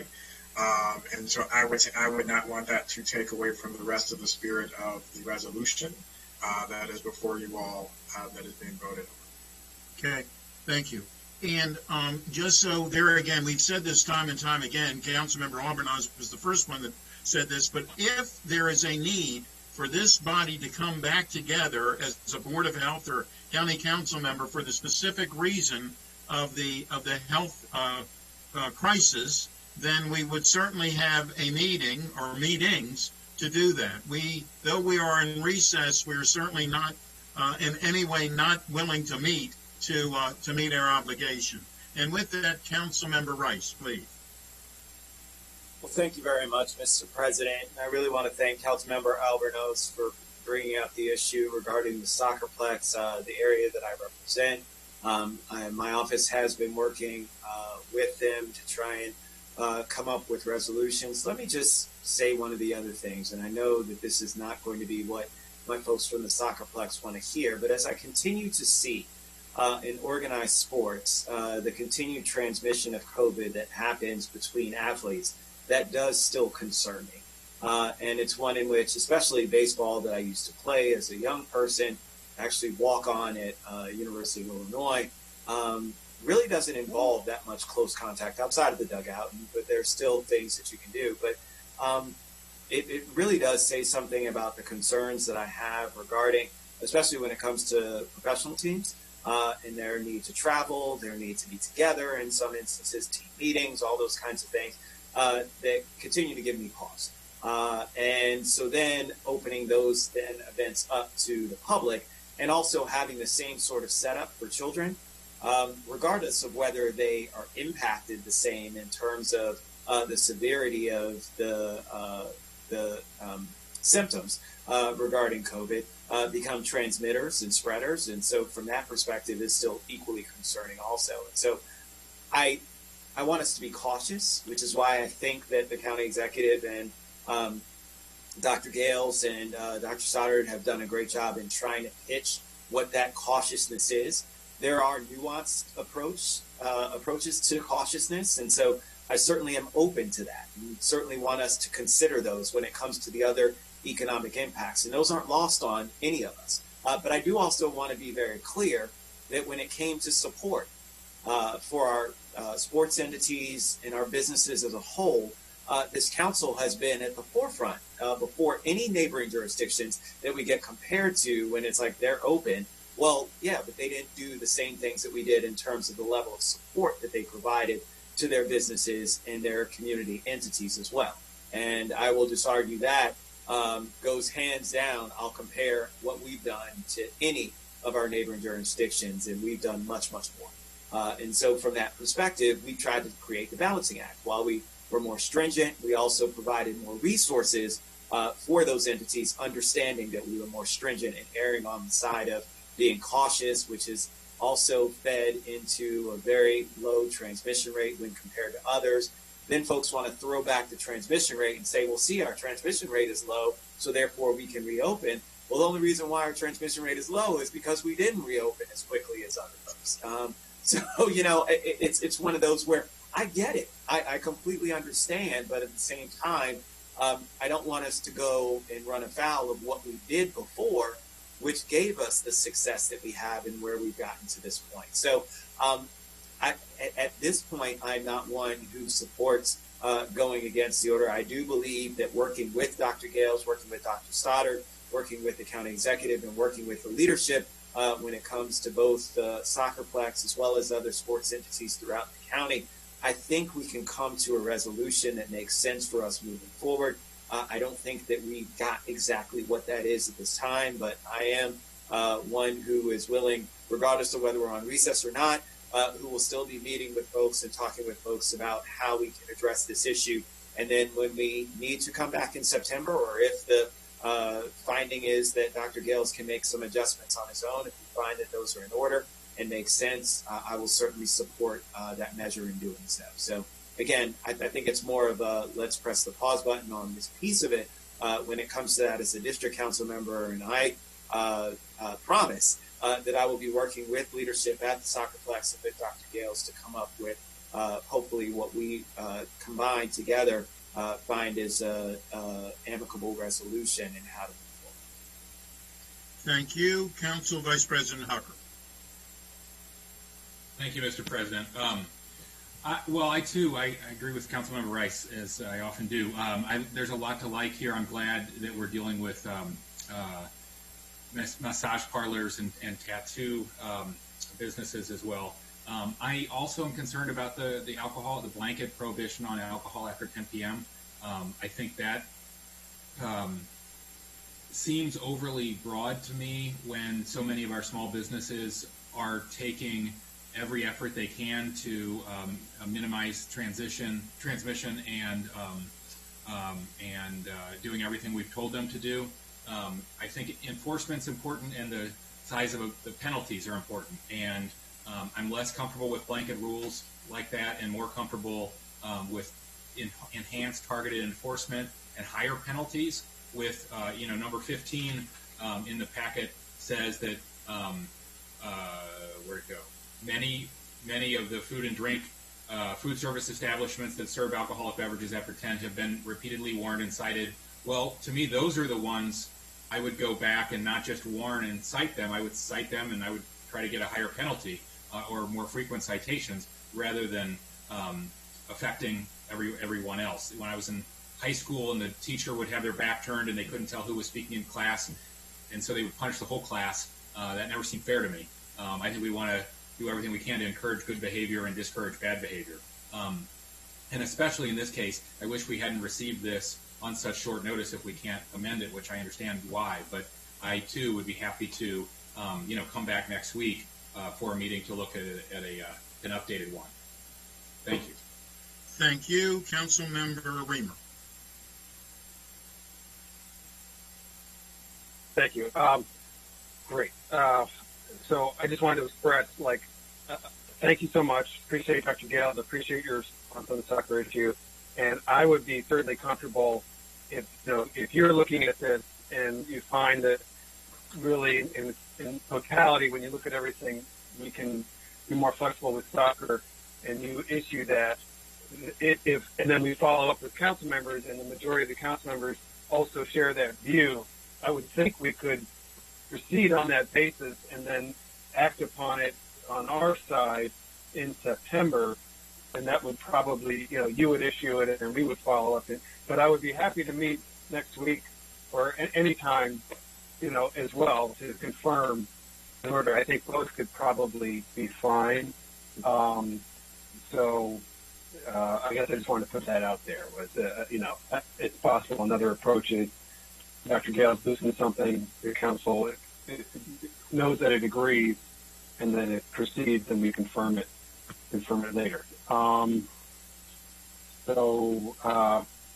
I know we've listened to a few things in the interim stages along the way. So it's not that this hasn't happened. It just hasn't necessarily been something of larger, where we might have more attention or something. I don't know. Okay, so again with that, I also just want to say this is probably not a popular thing for me to say, but I think the reason we are having to enact these rules is because we have very limited ability to enforce, every specific restaurant or business owner would do it right, The issue is, what about all the others? And that's where we're in an impossible situation. It's not that, many or most businesses will do it right. We know that they will. There's so many where things will get out of control. I think we saw that quickly. We have seen that already quickly with nightclubs and an immediate lack of social distancing. And so either we're going to totally deploy the county government to, regulate and police something that we just don't have the personnel to ensure that these rules are all followed. It leaves us in an impossible position of having to, if the rules can't be followed, which I think is fundamentally, this is a retrenchment because of an observed problem.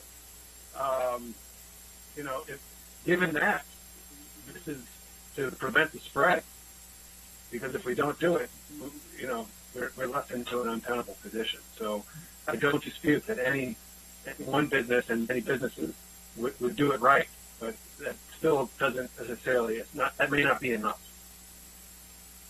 Thank you. Councilmember Jawando. Councilmember Hucker went down the line I was going. I was just going to say that since we're looking at soccer, we can look at the other things too again, and I'm happy to come back. And I know Dr. Gales is tracking this not just week by week, but probably minute by minute or day by day. And, I'm really sensitive. I will say we have done more than most of my other colleagues. I think Councilmember Rice said, for our restaurant industry, for our small businesses. And, I'm sensitive to this issue, and I understand why the work that we have all done collectively, and I want to give Dr. Gales credit for having us be more restrictive and opening slower, is why we're where we're at. And that doesn't always, I don't think you can say that enough, but there's a balance. And so I look forward to coming back and working on that going forward. Thank you. Thank you. Councilmember Friedson. Thank you.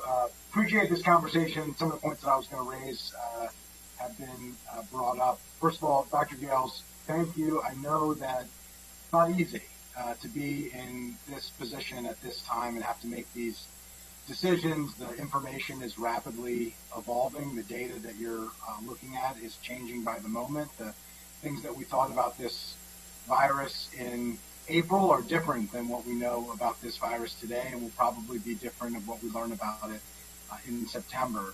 I do think that that's all the more reason why it's so important that we explain not just the decisions that we're making, but the rationale behind those decisions, that we be as consistent and clear as possible with residents. So I really do appreciate that. I continue to be frustrated, I will say, this whole conversation reiterates it, by the fact that we're being held accountable and being asked to vote on issues and have virtually no role in how the decision is made and what the decision is. And I don't think this is really a functional structure. I understand that it was caused by an executive order done at a different level of government that we are now following, but I don't think that it's fair to voters to understand who was making the decisions, who's involved in those decisions, and where they should express their constitutional rights to question those decisions and ask questions about those decisions. And I don't think it does a service to our government and does a service to the faith in our government, because it is awfully confusing. Even here today, we're talking about what our role is and what it isn't, what we can do and what we can't do.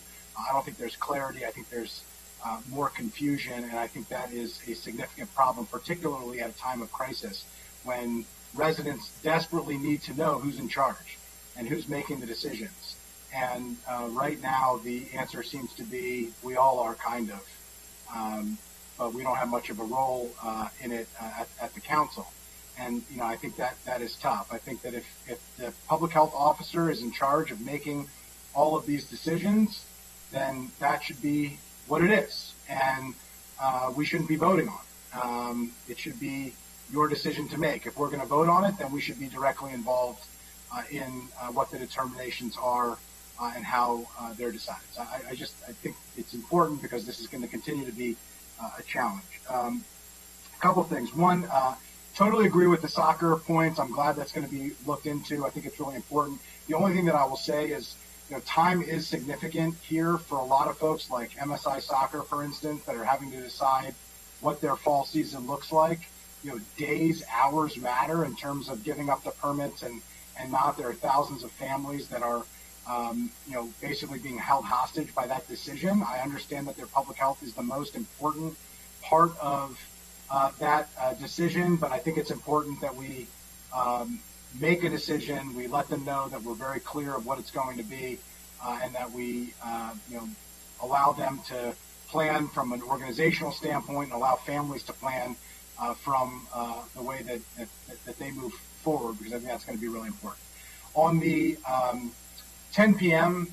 Issue, I think that is a really important point. I won't repeat things that have already been said by Councilmember Hucker, Councilmember Jawando. I share some of those points. I do hope that this could be looked into further. It seems that if soccer can, that this could be too, and that this vote today would not preclude that from being looked into, which I am hopeful for. I do share the view that Councilmember Hucker shared, that the scalpel versus hatchet approach, if this is a couple handful of businesses that are a problem, or a couple dozen even, that we shouldn't penalize the thousands of businesses that are impacted by it, and we should be making things easy for folks to do the right thing and handle this the right way.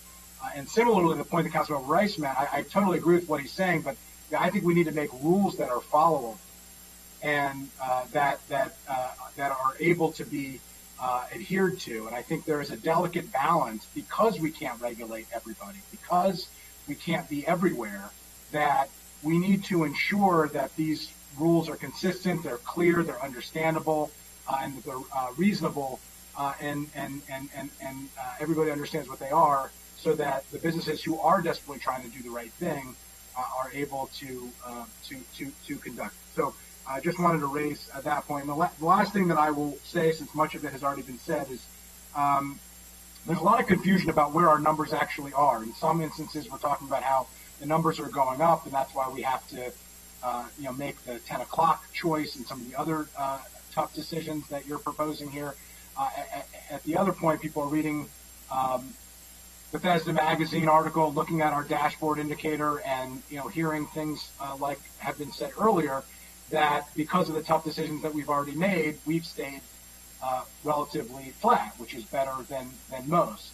I was just hoping, Dr. Gales, that you could explain where the numbers actually are currently, what the concerns are, which is the basis of the order that is effectively before us, and set the record straight on what the transmission of the virus looks like in the current moment, please. Well, thank you, Councilmember. I'd like to first say that I am a little bit bothered by the language, certain words, I think, given particularly in the last few days with the political discourse in terms of public health officials being tagged and named as politicians and making political decisions.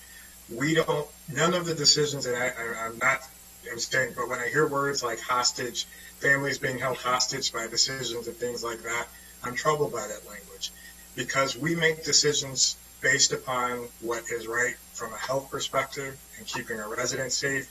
That information is fluid.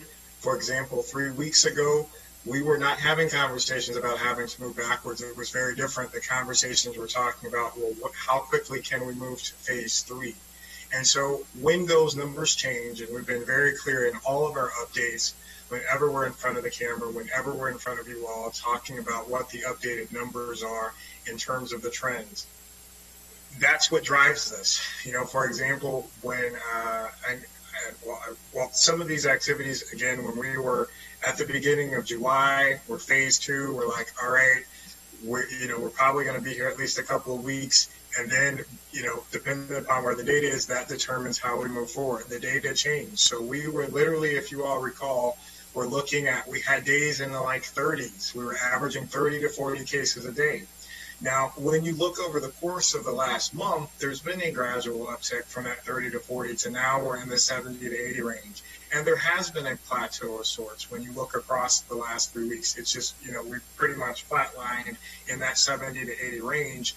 But that's also in the setting of when we look at our peer jurisdictions, we see DC slight uptick in cases, Prince George's uptick in cases, and particularly when we look in the Baltimore metropolitan area. These are places that aren't far from us. And so, yes, while we have plateaued in the 70 to 80 range, which is, while it is better, and it is in the setting of improved test positivity, we're testing more people and we're not finding as many cases as other jurisdictions, it's still not at a point where we can definitively say that we have low community transmission. And a lot of the different activities as we move forward, based upon the evidence we have, are contingent upon us being in a space where we have low to moderate transmission, which is talking about anywhere from low transmission. I think the CDC definition for us would be 8 cases a day. to moderate transmission would be somewhere like 20 to 30 cases a day, and we're just not there. Now, what we have done is when, particularly, and I'll reference the governor, his press conference last week when he talked about not being able to move from phase 2 to phase 3, based upon the fact that the cases are increasing in Maryland. There's no doubt about that. But within that context, giving us the opportunity to say, here are, based upon the contact tracing information, here are certain activities that we know are tied to cases happening in the state. I think he broke down percentages. It was, large gatherings, bars, indoor restaurants, things like that were tied to a certain percentage of new cases. And I think even there were some evidence of some cases associated with youth sports activities, which is why we also, to a couple of the council members' points, we've also paused that a little bit and been keeping a very close eye on that, particularly as well as we see youth sports. So I know that someone mentioned Ohio. Ohio may not have seen cases, but there have been documented cases here in Maryland with different sports. So we're mindful of that. Now, we will continue to evolve. And on the flip side, we've also had opportunities where we've seen some activities that we thought were higher risk and have actually come back and shown that there haven't. So that's a process. So what I would say is, I see Councilmember Katz shaking his head. I'm going to give the time here. But I think, we continue to look at the information. We continue to try to present it in a way that is clear to say, yes, we've plateaued at a place where we're not seeing a significant increase in cases at other places, which is a good place to be, but it's not where we need to be in terms of demonstrating lower community transmission and lower daily caseloads to be able to move forward with some of the activities that are on the list.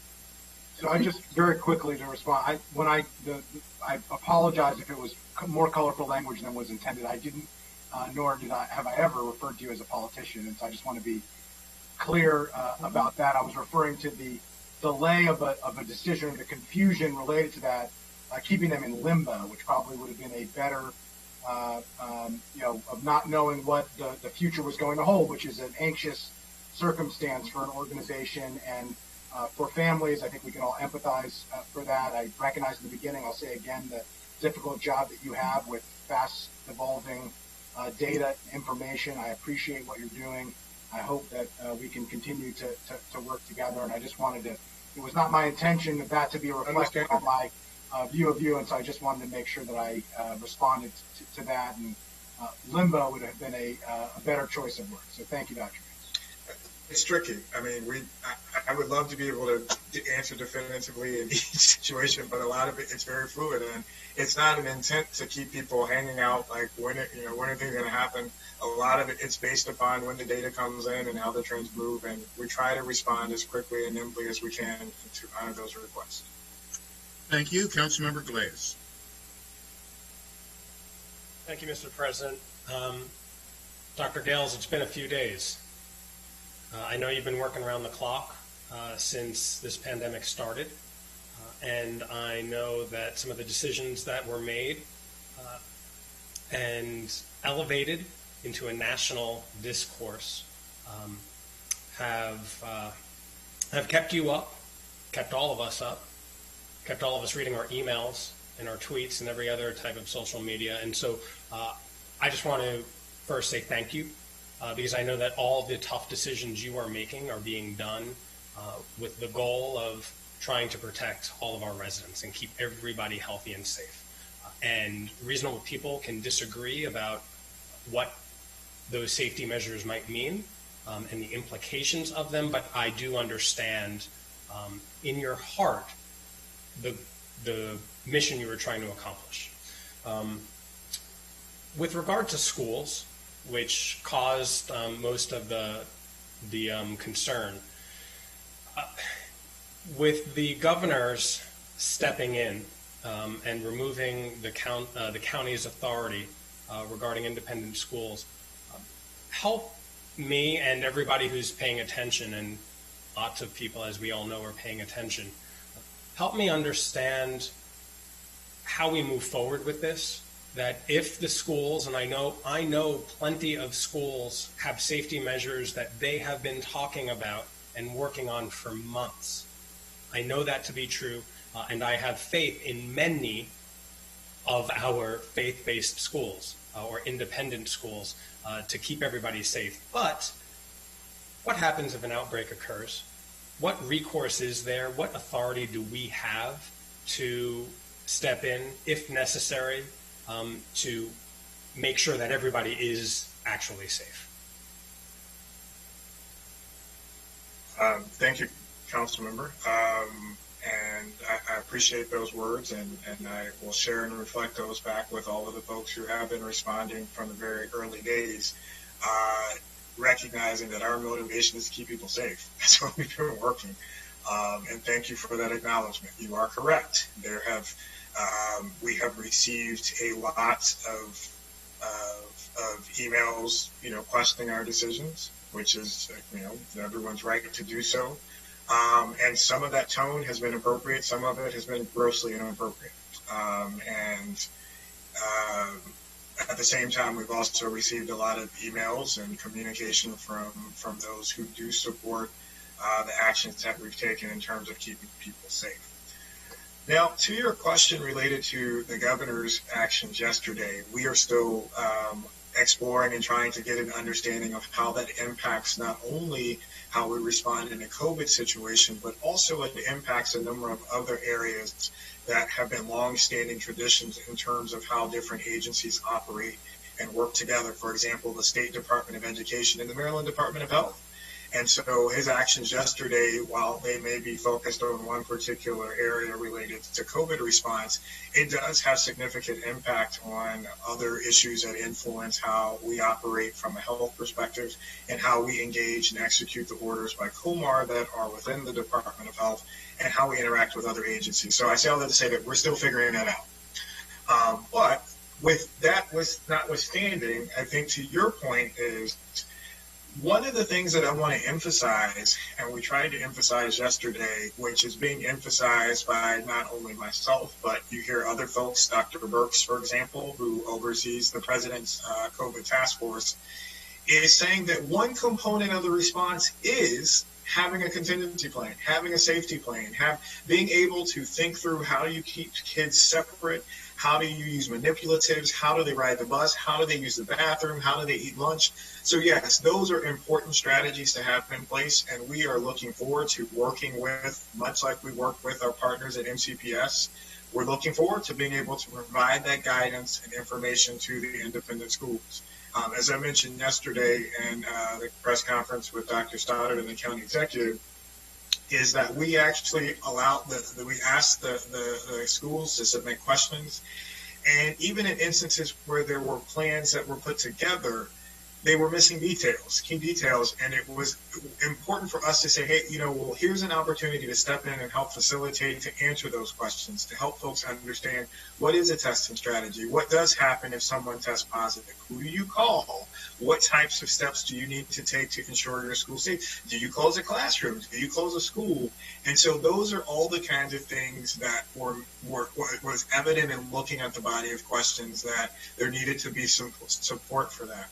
But I want to take a step back and emphasize, going back to, again, I want to quote Dr. Birx when she was on Sunday on the news stations. In order to safely reopen schools, even with the best laid plans, and that's me paraphrasing a little bit, even with the best laid plans, it needs to be done in the setting of low community transmission and low daily caseload volume. And as I mentioned to Councilmember Friedson's question, now the CDC defines those characteristics very differently. Low transmission, I think our rate, and I'm going to copy Dr. Stoddard's math here, is that low transmission for us is cases in like the 8 to 9 cases a day. Moderate transmission is somewhere in the high 20s. 38. There we go. He's on it. So my math is there. So 38 cases a day. We're not there. And so the principle, what we're trying to hopefully get folks to understand is that in order for this to be done safely, it needs to be done in the setting of low community transmission and low caseload. And unfortunately, what we have seen, which gives us all pause, I hope, is that we have seen time and time again in the last week, when school systems have attempted to reopen, they've had to close down because cases are happening. And I would like to think I didn't practice medicine this way when I was practicing full time, and I'd like to think that I don't practice public health this way. I do not think it's acceptable to go in saying, hey, well, if some cases happen, the kids, they'll be okay, and then, they'll get over it and move forward. We have to worry about kids. We have to worry about staff members, teachers, administrators. We have to worry about the family members of all of those folks when they go home. And so, again, just want to emphasize that it's about, yes, one component is having good plans in place, and we will work with schools to make sure they do have robust plans in place to be able to move forward. But in order for them to be successful, it must be done in an environment where lower case loads there. We've seen examples. I think there was a report last night of Fauquier County, which is not far from us in Northern Virginia, who had hoped to bring back teachers on Monday. They have multiple administrators who are out with COVID-19 this week. Gwinnett County in Atlanta, there were over 200 teachers who are quarantined at this time due to an exposure for an in-service. Indiana, Mississippi, Texas, Arizona. Unfortunately, we're getting a lot more data points that are confirming that it's risky right now, and even in settings with really good plan and ideas that are well thought out, it's not safe based upon the community transmission. And I appreciate that. And so, Dr. Gales, so if there are any outbreaks, for lack of a better term, at any of the independent schools, what is that relationship like between your office, the Department of Homeland Security, and those schools? So in a historical sense, and again, we'll have to see if the governor's order yesterday influences or impacts any of this, but in a traditional sense, if a case happens at a school, it would be treated similarly if, a case happens in a business or somewhere else. The individuals would be identified. There would be an investigation that happens where it would be ascertained who are any other individuals who may have had high-risk exposure and contact with that person to determine whom else is at risk and who else needs to quarantine. The scope of that, again, would be determined by the actions and where the student or staff member went, whether it's contained to a classroom or affecting the larger school. And so that's how that process would happen. Contact tracing is coordinated and handled in partnership with the State Department of Health and the local Department of Health to execute those duties and responsibilities. Okay. May I also add, Steve Shue from the governor's office, when he did share with county executives, with the amended order yesterday that was sent out by the governor's office, did say that the local health officers retain the right to close specific facilities for outbreaks. So even after the governor made the announcement regarding schools, the local authorities still retain, as it relates to an outbreak, the ability to close a particular facility. Thank you for that, Dr. Stoddard. And again, I have faith in our independent schools that they are prepared, as they say they are, to educate so many of our youth. But I think if there is a positive outcome to come out of the last few days, it is the strengthening of the communication lines between those schools and your office, so that now we're all talking more, so that we can better prepare for the return to the classroom and better prepare for any adverse situations that might come about. And so again, Dr. Stoddard, to you and Dr. Gales, to you and your team, thank you, and keep up the good work. Thank you. Thank you. Councilmember Rice.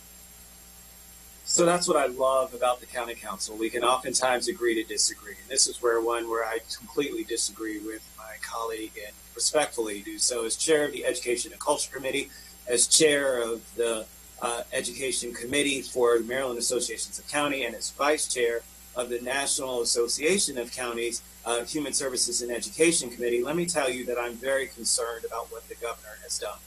What he has done is he has stated that for some reason it's okay for children in a private school to be more at risk than it is for children at a public school. That's a very interesting concept, because for me, again, this is one that goes and is an antithesis to what is there in terms of privilege. Folks who can afford to go to a school somehow oftentimes being inoculated from some of the risks that are associated with children that are oftentimes of lower socioeconomic means. But it is one that speaks to a larger tenet, one in which that somehow, because the level of affluence or ability to be connected to certain things means that they're somehow immune to this disease is such a misnomer. It is something that is incredibly unfortunate that the governor has decided to politicize this. And let me just be very clear, and I know I'm going to get criticized for this, but it is the absolute truth. This governor has always been prolific in terms of his absolute support of private over public. That has been his stance from the very beginning, and I've said it before, and I'll say it again.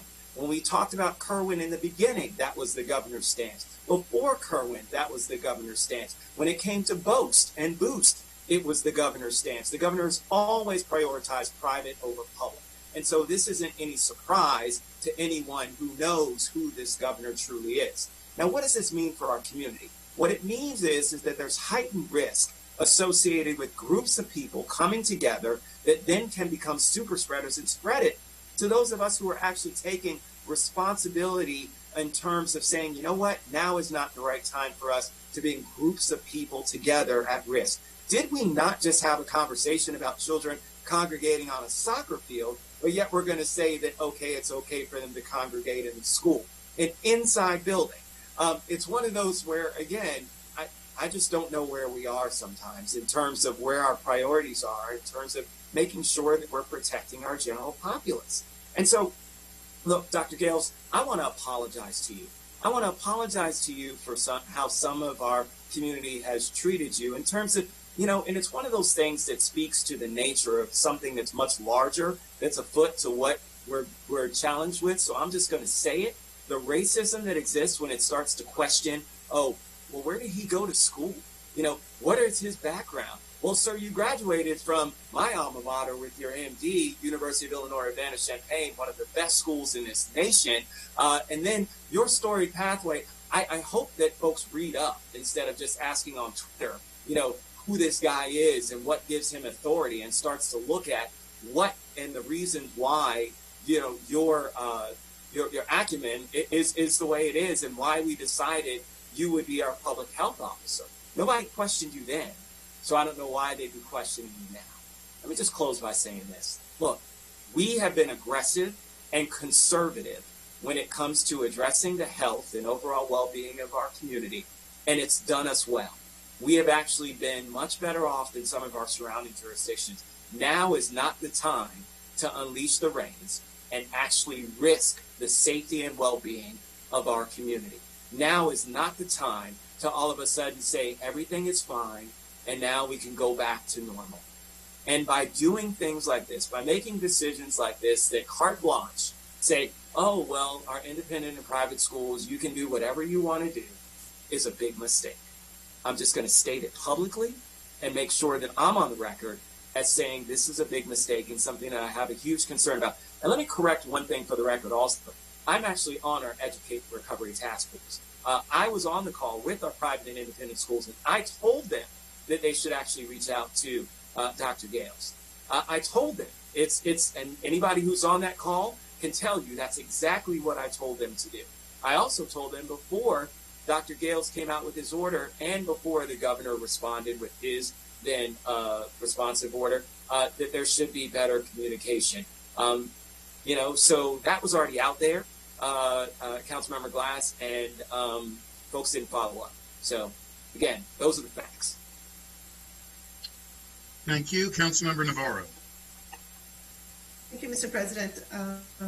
Thank you so much for this, exchange. I think that those items contained in the order, as we have discussed, whether it's the issue of the 10 p.m. Restaurant curfew, how we address issues of sports, youth sports.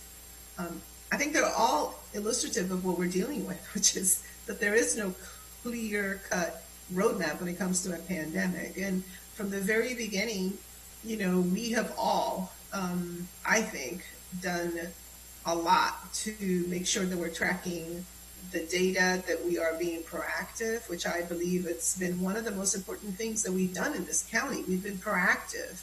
We didn't wait for things to get to a particular point to act. And I think that is why we are where we are right now. And it's a very important piece because we had those conversations. I remember trying to figure out, do we close right now and that way get to a reopening phase quicker versus waiting, and that would just extend the time that we would deal with, especially economic impact. And so anyway, there is no exact science, obviously, because we've seen it around the country and the world. But I think Montgomery County has done quite well when we compare ourselves to so many other jurisdictions, so many other states. And I think that is because everybody has really come at this from a place, in good faith. And so I have been very concerned about the rhetoric out there, and how Dr. Gales, you've been characterized, and how our motivations have been characterized. Everybody here is working in good faith in order to protect the health and safety of our residents. That's our number one priority, and it should continue to be so. And so I want to just say that I do appreciate your expertise and Dr. Stotter's expertise. We have not come at this from a place of complacency. We've had our push and pull and our disagreements, and we work them out, and we're always doing it on behalf of what's in the best interest of our residents. So I do hope that as we move forward now under this particular, new, I guess, directive from the governor vis-a-vis the way that we're dealing with our schools, this issue has to remain number one, which is to protect, the health and safety of our residents. And so, yeah, the issue of, communication and these plans and all of that is going to have to be paramount, because as everybody has said so far, and we've said this so many times before, when we don't address particular community, or when we sort of set the circumstances for maybe a group of people in our community to then have these kinds of exposures and possible increases in cases, it affects all of us. So we're going to have to continue to be super mindful. But I did want to be on record saying that, again, not a pleasant process. This has not been a pleasant process for anybody. But I do appreciate your expertise, Dr. Gales and Dr. Stoddard, and also the place where this comes from. And we will continue to work together. We'll disagree sometimes, and et cetera, but we'll continue to work together to get Montgomery County to that space where things can move forward. So anyhow, thank you so much. Thank you, Councilmember Jawando. Thank you, Mr. President. I wasn't going to talk about schools, but since Mr. Rice Mr. Glass opened up the door, I'm going to talk about it. I have children in both private and public schools. All are going to be closed through the first semester, thank God. And even if my private school didn't make that choice, I would have kept my daughter home until the numbers were safe. Because, as I've said, this virus doesn't stop at a school door. And just because you're able to have a plan in place, and our school system did work really hard to have plans in place. They worked for months. So, and I know many private and parochial schools did as well. And that's good. And we should have more communication. Look, I've been going on 15 years married. More communication I'm still working on that. We all need to talk more. But the idea that this virus, that certain groups are immune, and we have one of the largest proportion of private and parochial schools in the state, or not one of, the largest. And so, I don't want what I think is going to happen, where we're going to see some schools, like my daughter's private school, which decided to follow the guidance and science and say we're going to be online for the first semester. And then you're going to have others do different things. And I hope that this doesn't happen. But again, you're seeing it with guidance and rapidly changing environments around the country where schools are vectors for spread of the disease and asymptomatic spread. And so I just think these kids are going home. They're traveling home. They're going to be encountering adults, grandparents, parents, aunts, uncles, teachers, and staff. And, I just really think we need to, I'm glad to hear we still have authority in the case of specific institutions if there is an outbreak. And I hope that doesn't happen. But, we need to proceed with serious caution That's why I supported the language that was in the order that the governor changed yesterday. And we have to see what other steps we can take. But, to the governor, I think this whole process has been frustrating to me. You say, well, I'm for local control and I want locals to do what they think they need to do. And then you come out and say, well, no, I'm not for local control anymore when it's politically convenient. And he's the one that's politicized this, not us. This was a health order from Dr. Gales to protect our students. And I have an autistic daughter. You think I don't want her in school? Of course we all want people in school. The idea that some of us don't want our kids in school is ridiculous. Everyone here wants our kids in school and wants them to be supported and not socially isolated. So, I'm very disappointed, and I appreciate the work you're doing, Dr. Gales, Dr. Stoddard, and I hope what could happen doesn't happen. But if it does, we might need to take additional steps. Use your individual authority. Don't hesitate to just keep following the science. Is my message to you. Thank you, Mr. President. Thank you. I do want to be clear that on this order that we will be voting on, and hopefully in a very few moments, the schools are not associated with this order. I don't want anyone to be confused with that. Everybody can have an opinion, but we're voting on an order from the county executive that's in front of us. So I want to be very clear on that. Dr. Gales, and I'm not going to repeat what everybody else has said, but I too appreciate what you and Dr. Stoddard have done. 24/7 is not enough. You do it 25/8. That does not mean that you don't have people that second guess you. You have it constant. You have people that second guess you 26/9.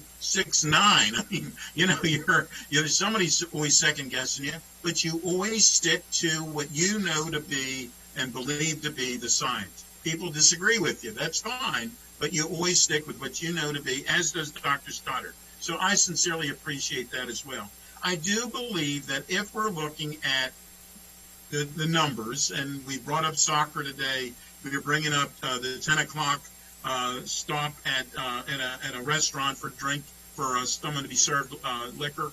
I believe we should be looking at that, because in some ways that 10 o'clock is an arbitrary number. Why 10 o'clock? Why not 10:15? Why not 11 o'clock? Whatever. I think that needs to be looked at, and I know you will. I know you personally, and I know you, and I know you will look at what is the best way forward for us. But I appreciate everything that you do. And with that, unless somebody jumps right in here, we need a motion for item number 10, which is a motion as the county council to adopt Executive Order 087-20 COVID-19, unless Mr. Drummer jumps in and tells me I have to say it differently.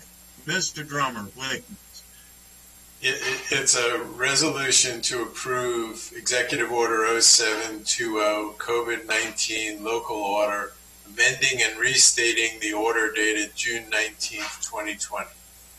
Is there a motion? So moved. It's been moved by Councilmember Navarro, seconded by Councilmember Chawando. All those in favor, please raise your hand. And that, Councilmember Albornoz, is your hand up? Yes, my hand is up. Thank you. All right, okay. So that carries unanimously. Next, Mr. Drummer, would you like to explain what we're going to be doing as a council sitting as the Board of Health? Yes, as sitting as the Board of Health, the motion would be to adopt a resolution, to approve a resolution that adopts Executive Order 0720 COVID-19 local order, amending and restating the order dated June 19th, 2020 as a Board of Health regulation, and this is a roll call vote. Very good. Is there a motion? Will someone so move that, please? So moved. It's been moved by Councilmember Navarro, seconded by Councilmember Reamer. Madam Clerk, if you would please call the roll.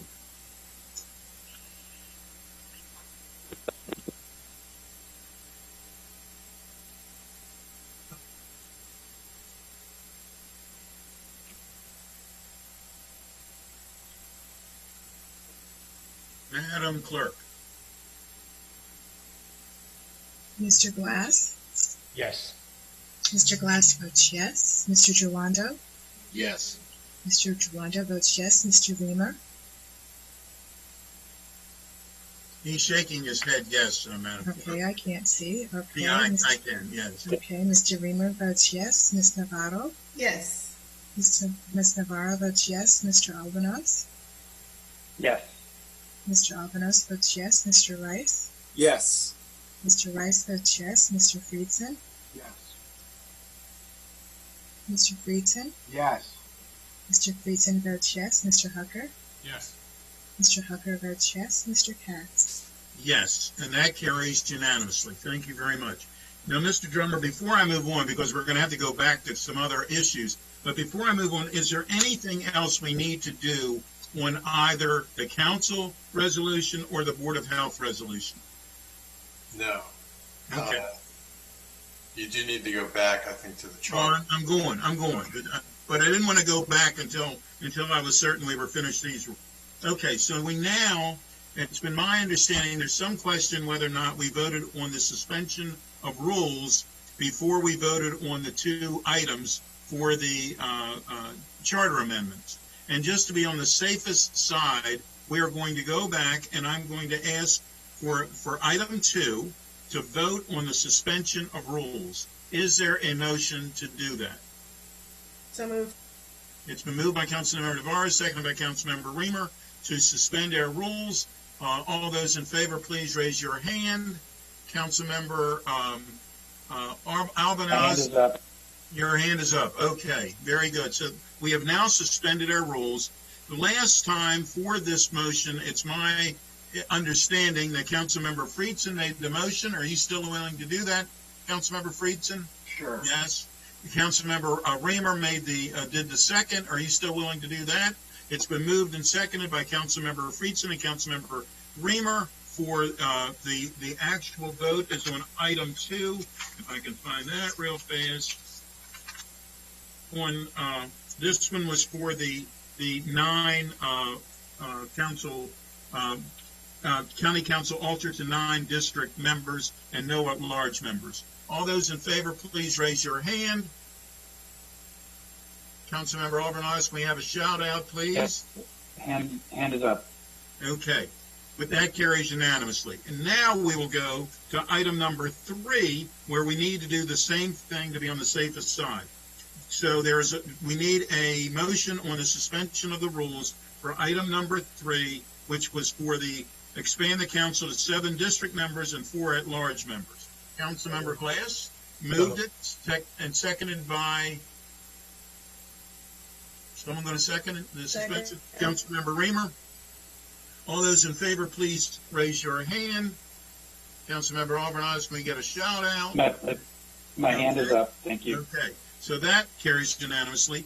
And on that vote, Councilmember Juando made the motion. Are you still willing to make the motion, Councilmember Juando? Yes. And Councilmember Glass did the second. Are you still willing?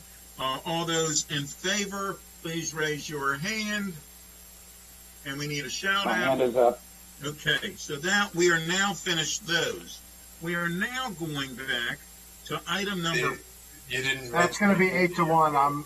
I'm sorry. One nay. Yes. I voted to suspend correct. the rules to allow the vote to take place, and I'd like to be recorded as a nay vote on the action itself. Okay, so it's 8-1. 8-1. And I'm consistently wrong, so there's something to say for that. So anyhow, thank you, and thanks for being understanding. Mr. Drummer, are we okay now on all this? Oops, I can't seem to. There you go. Yes. I think we're okay on that.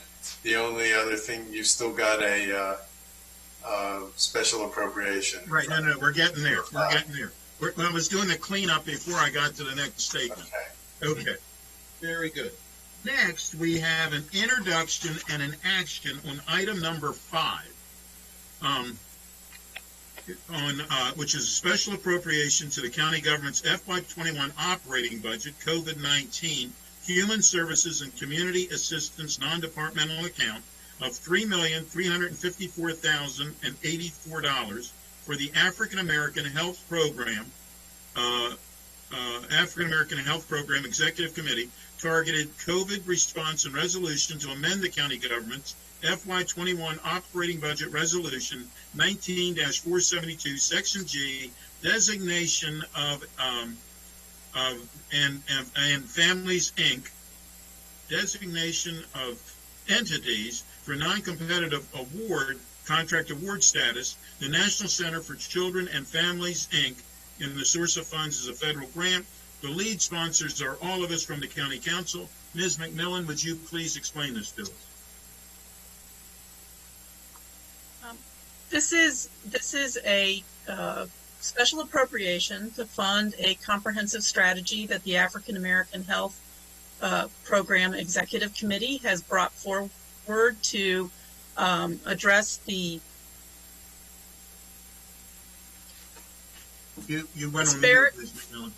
disparities regarding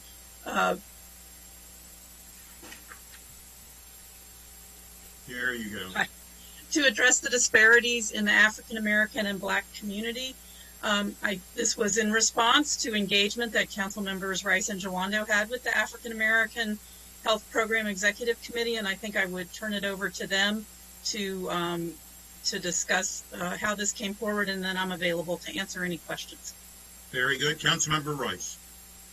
Well, thank you very much, Mr. President, and I really want to thank Ms. McMillan, my staff, both Sharon Ledner, as well as Councilmember Duando's staff, who he'll thank, so I won't steal his thunder there, who worked tirelessly over this past weekend and over the past week, basically, to really come up with something that helps to become a start for addressing some of the racial inequities that we see when it comes to health and health outcomes in our communities of color, primarily our African American community in this case. I also want to thank Councilmember Navarro and Councilmember Albornoz for working with us as well at the beginning in terms of saying this was something that they were working on and they wanted to make sure that we were doing something in the African American community to address the disparities there. So thank you to both of them for their continued partnership with us. And then I want to thank Councilmember Jawando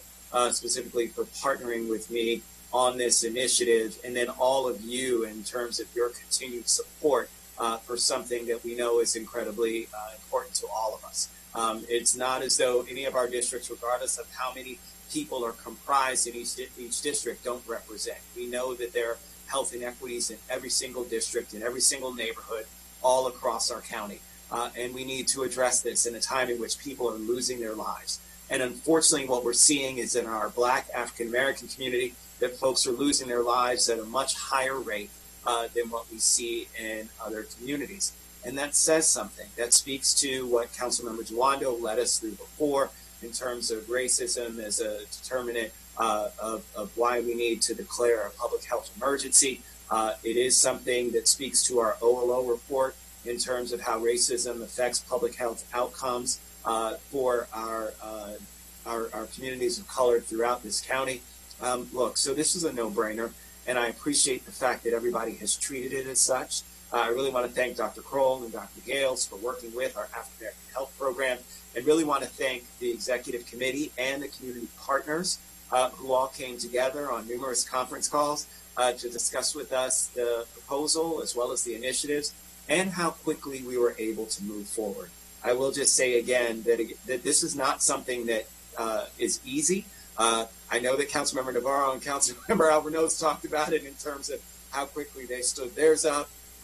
Same thing applies here, and that only happens with willing, able partners who believe that the work needs to be done and supports it and figures out ways to get it done quickly. And so I just really want to say thank you to all of the partners. Now, again, I will stress this is the beginning. Just as we saw in the Latino Health Initiative proposal, there are things that we know are going to continue. The CDC, World Health Organization, our own Dr. Gales have all warned us about the impending fall spike. And so from that perspective, we know that there's going to be more that we're going to have to do the second we reconvene as a county council. And so I look forward to working with each and every one of you to continue to address these issues. Hopefully we don't see a spike as large as what they're projecting. Hopefully we don't see a spike at all. But the reality is we didn't project a summer spike. We never said The summer was supposed to be our lull. It was supposed to be the time in which we would catch a breath. And we haven't seen that. In fact, we've seen the exact opposite. So from that perspective, I really think that this is the right thing for us to do at this time to address the immediacy of need that's out there when it comes to some of the testing, when it comes to some of the community outreach, when it comes to making sure that folks understand why they are more at risk based on some comorbidities, based on existing health conditions. And I'll just close with this. I remember a phone call from my aunt to my mother in March saying, Vivian, you don't need to worry about this. COVID doesn't affect Black people. I've had family members that have died from COVID. Many of us have. We know what it means, how it affects us and impacts us. And so I hope that people take this seriously. The reason why I care about this issue so much is because to lose your life for something that could be prevented is one of the worst of all deaths. And so from that perspective, we've got to do our part. We've got to make sure that we're supporting folks, that we're giving them the information, the right information, the real information that they need to help them to be safe, to be secure, to make sure that they have access to treatment, and make sure that they can have better outcomes than we're seeing right now. So I thank you, Mr. President. Thank you. Councilmember Jawando. Thank you, Mr. President, and thank you to my partner, Councilmember Rice, and I mean partner in the Black way and the regular way.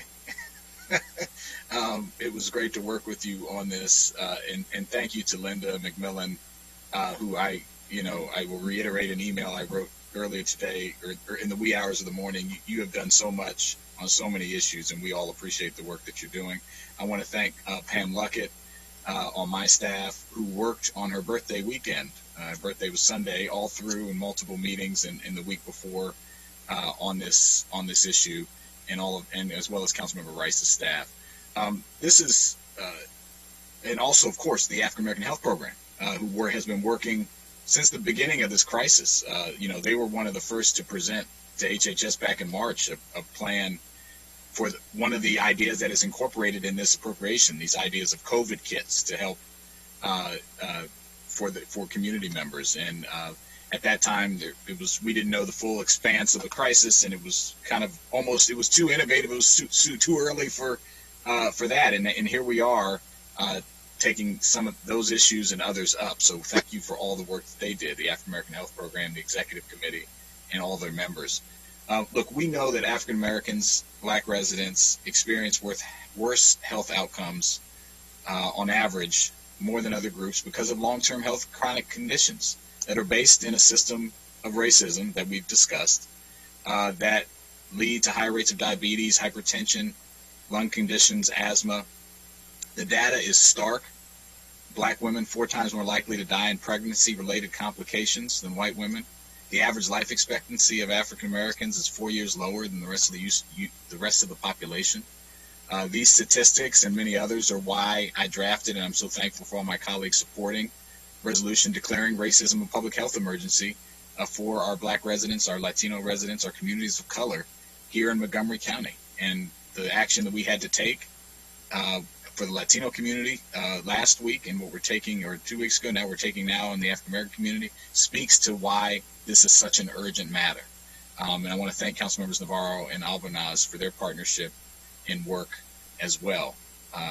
According to the Washington Post, to Councilmember Rice's point, nearly 1 in 3 Black Americans know someone directly who has died from COVID. Think about that. 1 in 3 Black people know someone who's died, not just contracted, died from COVID. And part of that reason is because Black people, similar to here in Montgomery County, are dying at 2.5 times the rate of white residents.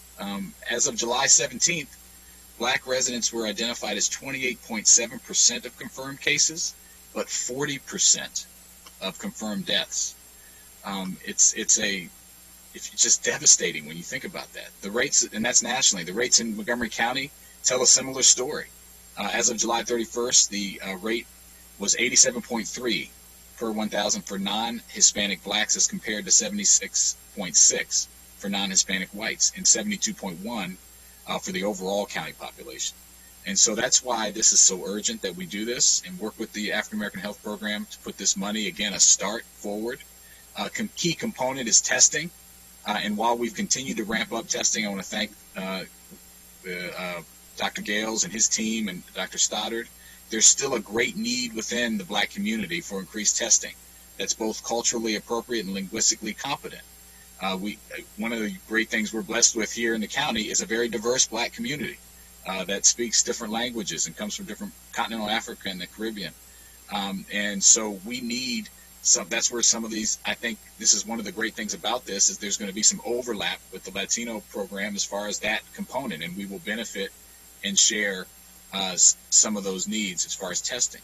But this is also a very comprehensive approach that the African American Health Program put forward, and part of which we're going to have a permanent testing site in East County with pop-up testing available in other places where we have concentrations of our Black community, the distribution of the COVID kits that I mentioned, and the development, something I'm very excited about, and I know Dr. Crowell and Councilmember Rice are, of a Black physician partnership to provide residents who test positive for COVID-19 with financial assistance for copays so that they can follow up with physicians that are going to understand their unique needs. This is something that will lay the foundation for long-term addressing of these health disparities going forward, connecting our Black residents to primary care. And I'm really excited that we're taking this step in the midst of a crisis, but having the forethought to say that we know that we need to address this long-term. So I want to thank Councilmember Rice again. I'm really appreciative to all my colleagues, and I think this is a great start in a crisis to address some serious issues. So thank you, Mr. President. Thank you, Councilmember Navarro. Thank you, Mr. President. My heart is really full right now because we're very, very fortunate, I think, to know that we have these amazing initiatives like the African American Health Program, the Latino Health Initiative. Our Asian community has an initiative. They've been working for a long time to address a lot of these issues and examine the data, and they have been informing us for a very long time. And I think with the passage of the Racial Equity and Social Justice Law, as well as the resolution declaring racism, a public health emergency, it has brought into focus, in my opinion, something that it's so complex and it's such a challenge. But I really feel very, very happy that we have been able to come together so quickly, examining the data to then put forth these types of templates that I just know will have a very important impact in addressing these issues. And thank you so much, Councilmember Rice and Jawando. You've said it well. It is the same, approach that we need to have, that this can become then the template of how we address these issues going forward. Because at the end of the day, in my opinion, it is so much more cost effective. The results will be much more comprehensive because we're leveraging so many things and we're doing it in a systems way, not in a piecemeal approach. And it's also takes into consideration specific issues that particular communities need. And so in that way it's adaptive, and I believe can definitely be a model for how we do a lot of other things. Ms. McMillan is just extraordinary. I mean, she has been pulled in so many different directions and basically said, here's this proposal, what do you think? And, she's able to fine tune everything. So I am so appreciative of Ms. McMillan and all of our staff for working around the clock, as you've said, to bring this forward. And now I can't wait for it to be implemented and for us to be able to also evaluate the impact as we continue. So kudos to everybody that worked so hard. And I'm really pleased that, in this meeting during recess, that we are approving this because our communities really need this, but our county really needs this because it is not just about addressing issues in a community that's proportionally affected for the sake of that community. This is public health that we're talking about. So if we are too complacent and we don't address those issues, it is absolutely going to affect the rest of the county and the rest of the communities. And so that is our goal.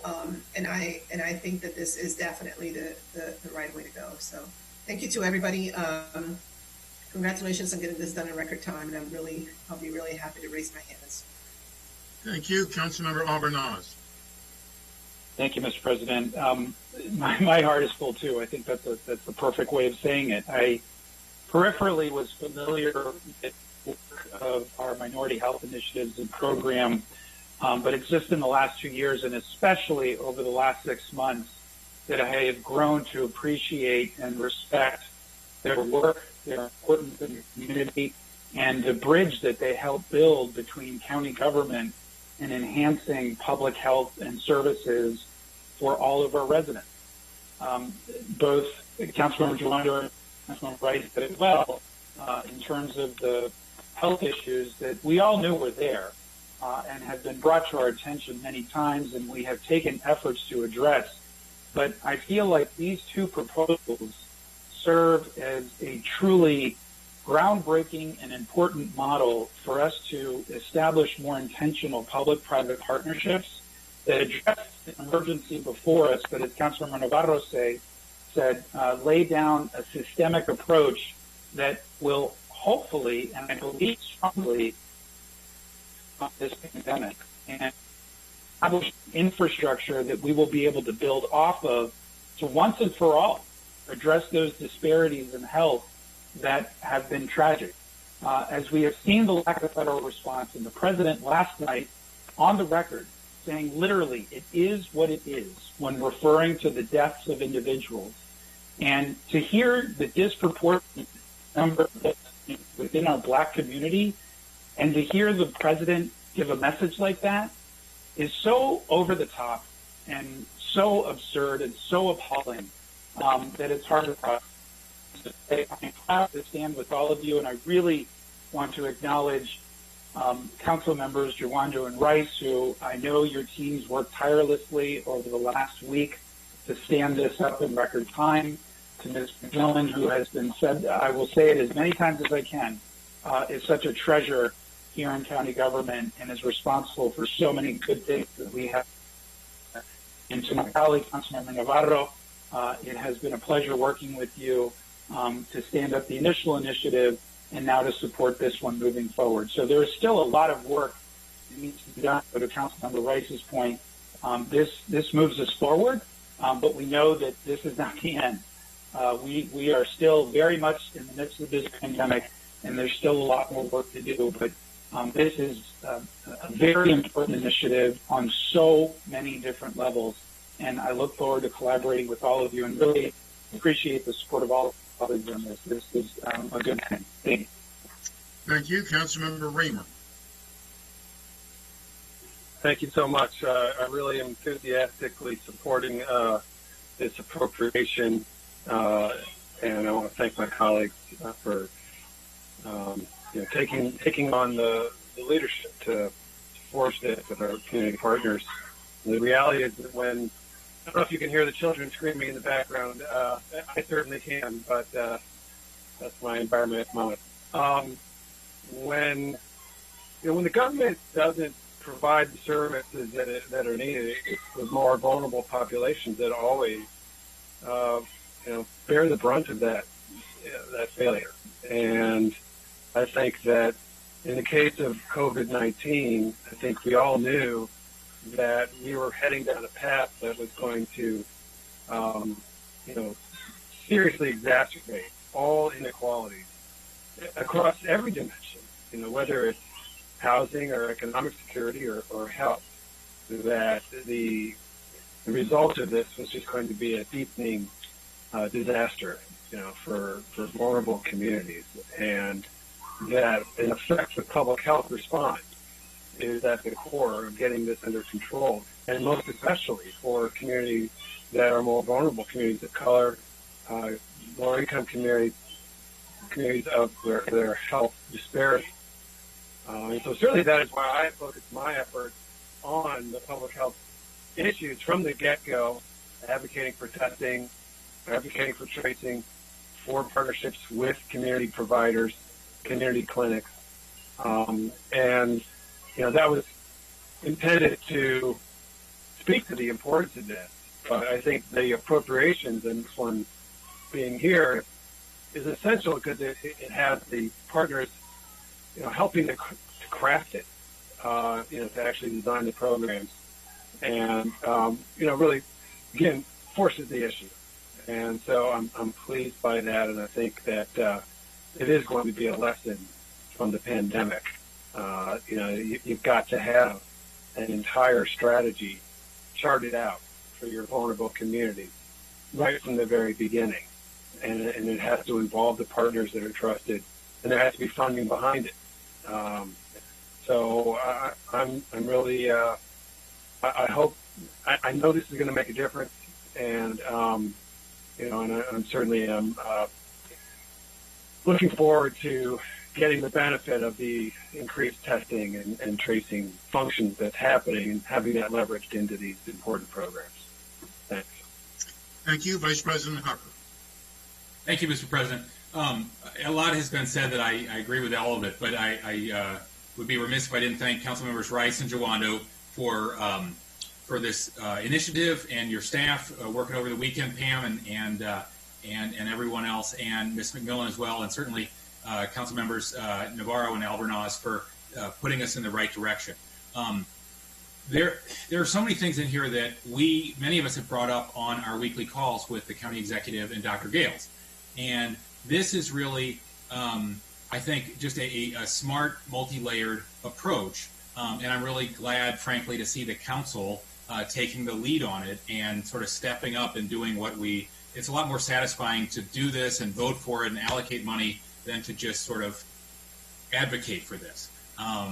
This is really the council taking action. So I'm really grateful for the leadership and glad we're doing it today. Our resources are finite. We should have much more support from the federal government and the state government. It's crazy that we've had to lean on county taxpayers so much through this historic global pandemic and historic recession when healthcare is primarily a federal and state issue. But having said that, we can't change the federal and the state governments very well. Our resources are finite, so that means, like in all areas of government, they need to be targeted to be effective. That means focusing on the right zip codes, and that's in here. That means focusing on the right methods, including contact tracing, so that's in here. That means focusing on the right trusted messengers to get to the right community members, not just our county communication streams, as impressive as they are. And that means leveraging the right institutions. I've been in touch with churches and nonprofits in my district. They want to help. They want to get the message out using their communication channels. They should be roped into this. This is a great sort of small d democratic approach to getting the word out to the right people that need to be targeted. And it includes getting the right advertising to reach the right markets, which we brought up as well. That's culturally competent, smart, targeted communication. And I really appreciate all the work that went into this. Obviously, a lot of thought went into it. That's the intent here, so I'm really excited to support it. Thank you. Thank you. I did want to remind you that this is, from this one, it's federal grant, where the federal government does need to step up more. The state government needs to step up more. But on this one, it is a federal grant. We continue to spend our county money as well. Thank you. We do, no question. But on this one, what we're voting on right now is a federal grant. Councilmember Gladys. Well, thank you, Mr. President. I'll be brief and extend my sincere gratitude to Council Members Rice and Jawando for putting this important initiative. Building and collaborating off the models that Council Members Albornoz and Navarro put forward, just a few weeks ago to help the Latinx community. These are all thoughtful approaches, and that these models, I think, should be looked at and hopefully will be used by other jurisdictions moving forward to make sure that we have fair and equitable practices regarding our healthcare policies in the communities that need it. And ultimately, that's what we're talking about, helping those who need our help the most, and doing so in a thoughtful way where all stakeholders and the public sector are at the table. And so again, I sincerely appreciate all of my colleagues' work in this space for this particular piece of legislation. Thank you, Councilmember Rice. Thank you, Councilmember Jawando. And let's let's get to work to keep making our residents safe and healthy. Thank you. Thank you, Councilmember Friedson. Council President would say whatever could be said has been said, but it hasn't been said by me. So I'll be very brief here. You're very brief. You just froze.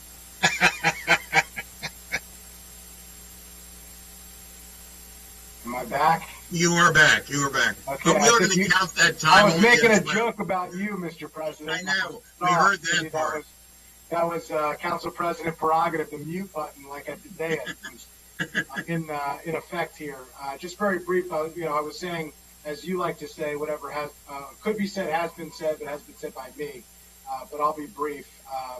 First of all, thank you. My sincere gratitude to colleagues, Councilmembers Rice and Jawando for this, and to Councilmember Navarro and Albernas for really leading the way and providing a path forward, which was used with the stakeholders, and most importantly, thanking the community, the stakeholders who, I think this was really a grassroots effort, and Councilmembers Rice and Jawando really took the lead in taking their ideas and their voice to this proposal, which I think is critical in situations like this. But just like the Salute Initiative, this is a targeted solution to a targeted problem. It's data-driven and it's purpose-driven. And I think that is absolutely how we have to address the crisis that we're in. And frankly, it's how we should be addressing all of the issues that we face at the council, but it is particularly acute in a moment where the cracks in our social safety net, the cracks in our healthcare system, the cracks in the services that we provide and in the society that we all are a part of have been blown wide open. And it has forced us and has put a light into things that have too frequently been in the shadows, the discrepancies in health, the discrepancies in outcomes, the discrepancies in access and an opportunity with healthcare and with, frankly, everything. But this is a big step in the right direction. I think it's a very powerful statement, and more than just a statement, it's actually putting funding and resources and health access to what we keep talking about. And so I am proud to support it, grateful to join colleagues on it, and I think it is a really extraordinary reflection of the work that this body has done and continues to do to go to the heart of this crisis and who it has impacted the most. So thank you, Mr. President, and thank you to colleagues. Thank you. Dr. Kroll is on the call as well. Dr. Kroll, did you have anything else to add on this topic, please? And thank you very publicly for all of your hard work, as well as Mrs. McMillan. But Dr. Kroll.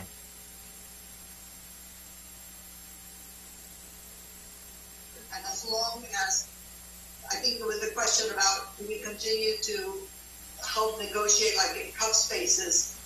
Those are all out of school times. And from an equity perspective, a lot of those are places where we can't help. We're getting some background.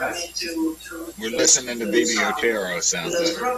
Yeah. I do think that we still have to figure out how we're getting expert perspective, but I think it's the wrong expert and the wrong issue.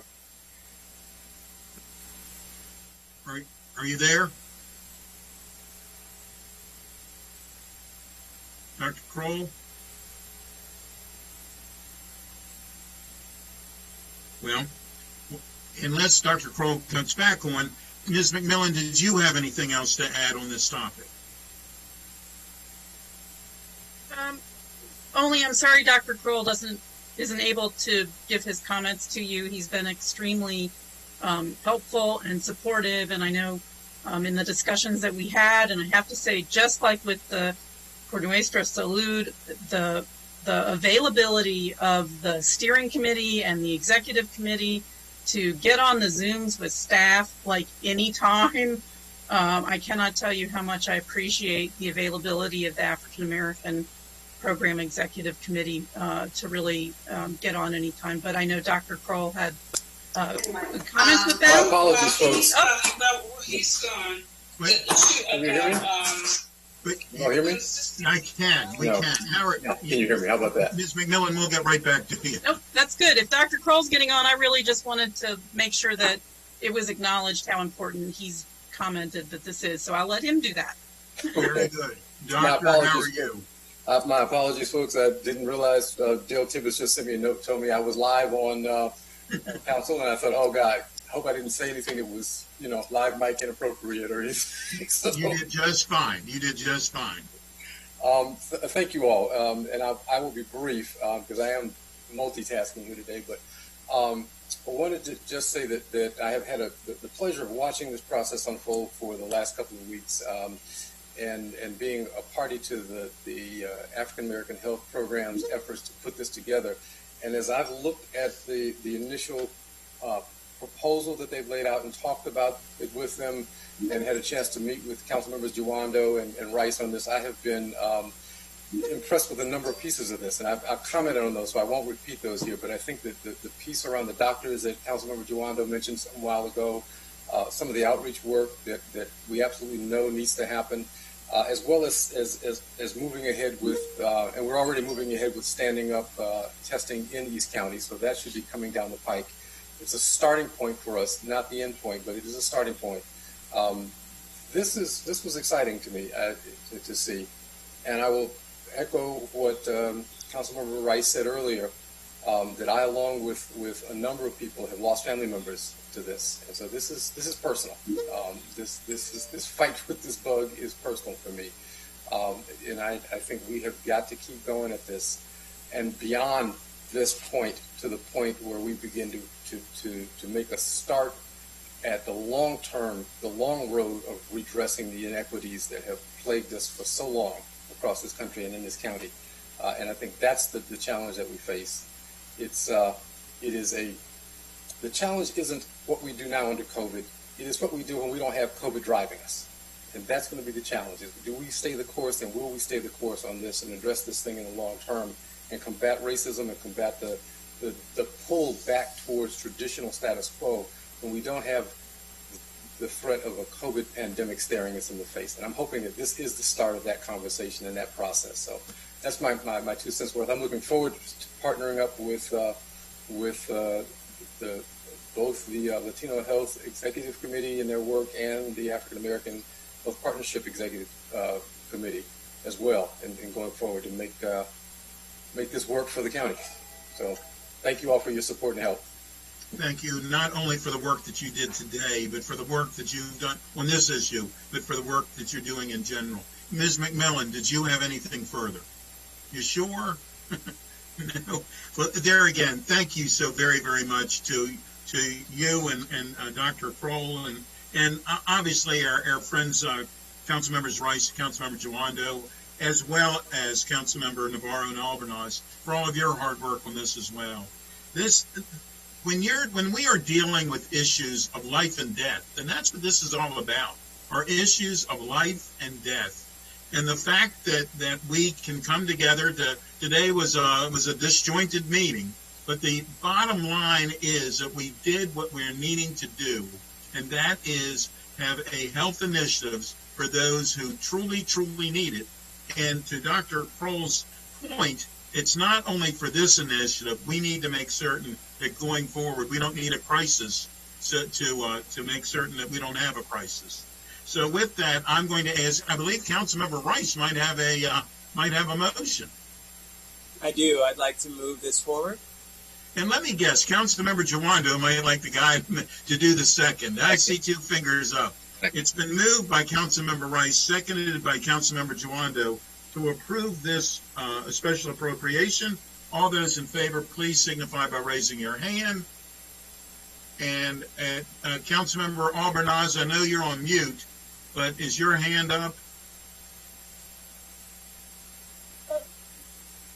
Yes, All right. President. It is as high up as it can be. Thank you. I was going to say, I had a feeling I could guess that one. Mr. President? Yes, please. I would just like to just take a moment of personal privilege and just say that my vote is cast in honor of my cousin who just lost his life a few days ago, Kevin Mulder, to COVID. And so my vote is cast in respect to the life that he lived and the family that he leaves behind. So thank you, sir. Thank you. And I did not know your cousin, but I will cast my vote, as I have a feeling we will have a unanimous vote on this council as well, in his honor and memory. With that, it did pass unanimously. And with that, unless Mr. Drummer tells me I have anything else to do, we're going to adjourn. Mr. Drummer, are we done? Is everything handled properly on this? I think you've gotten everything on the agenda done.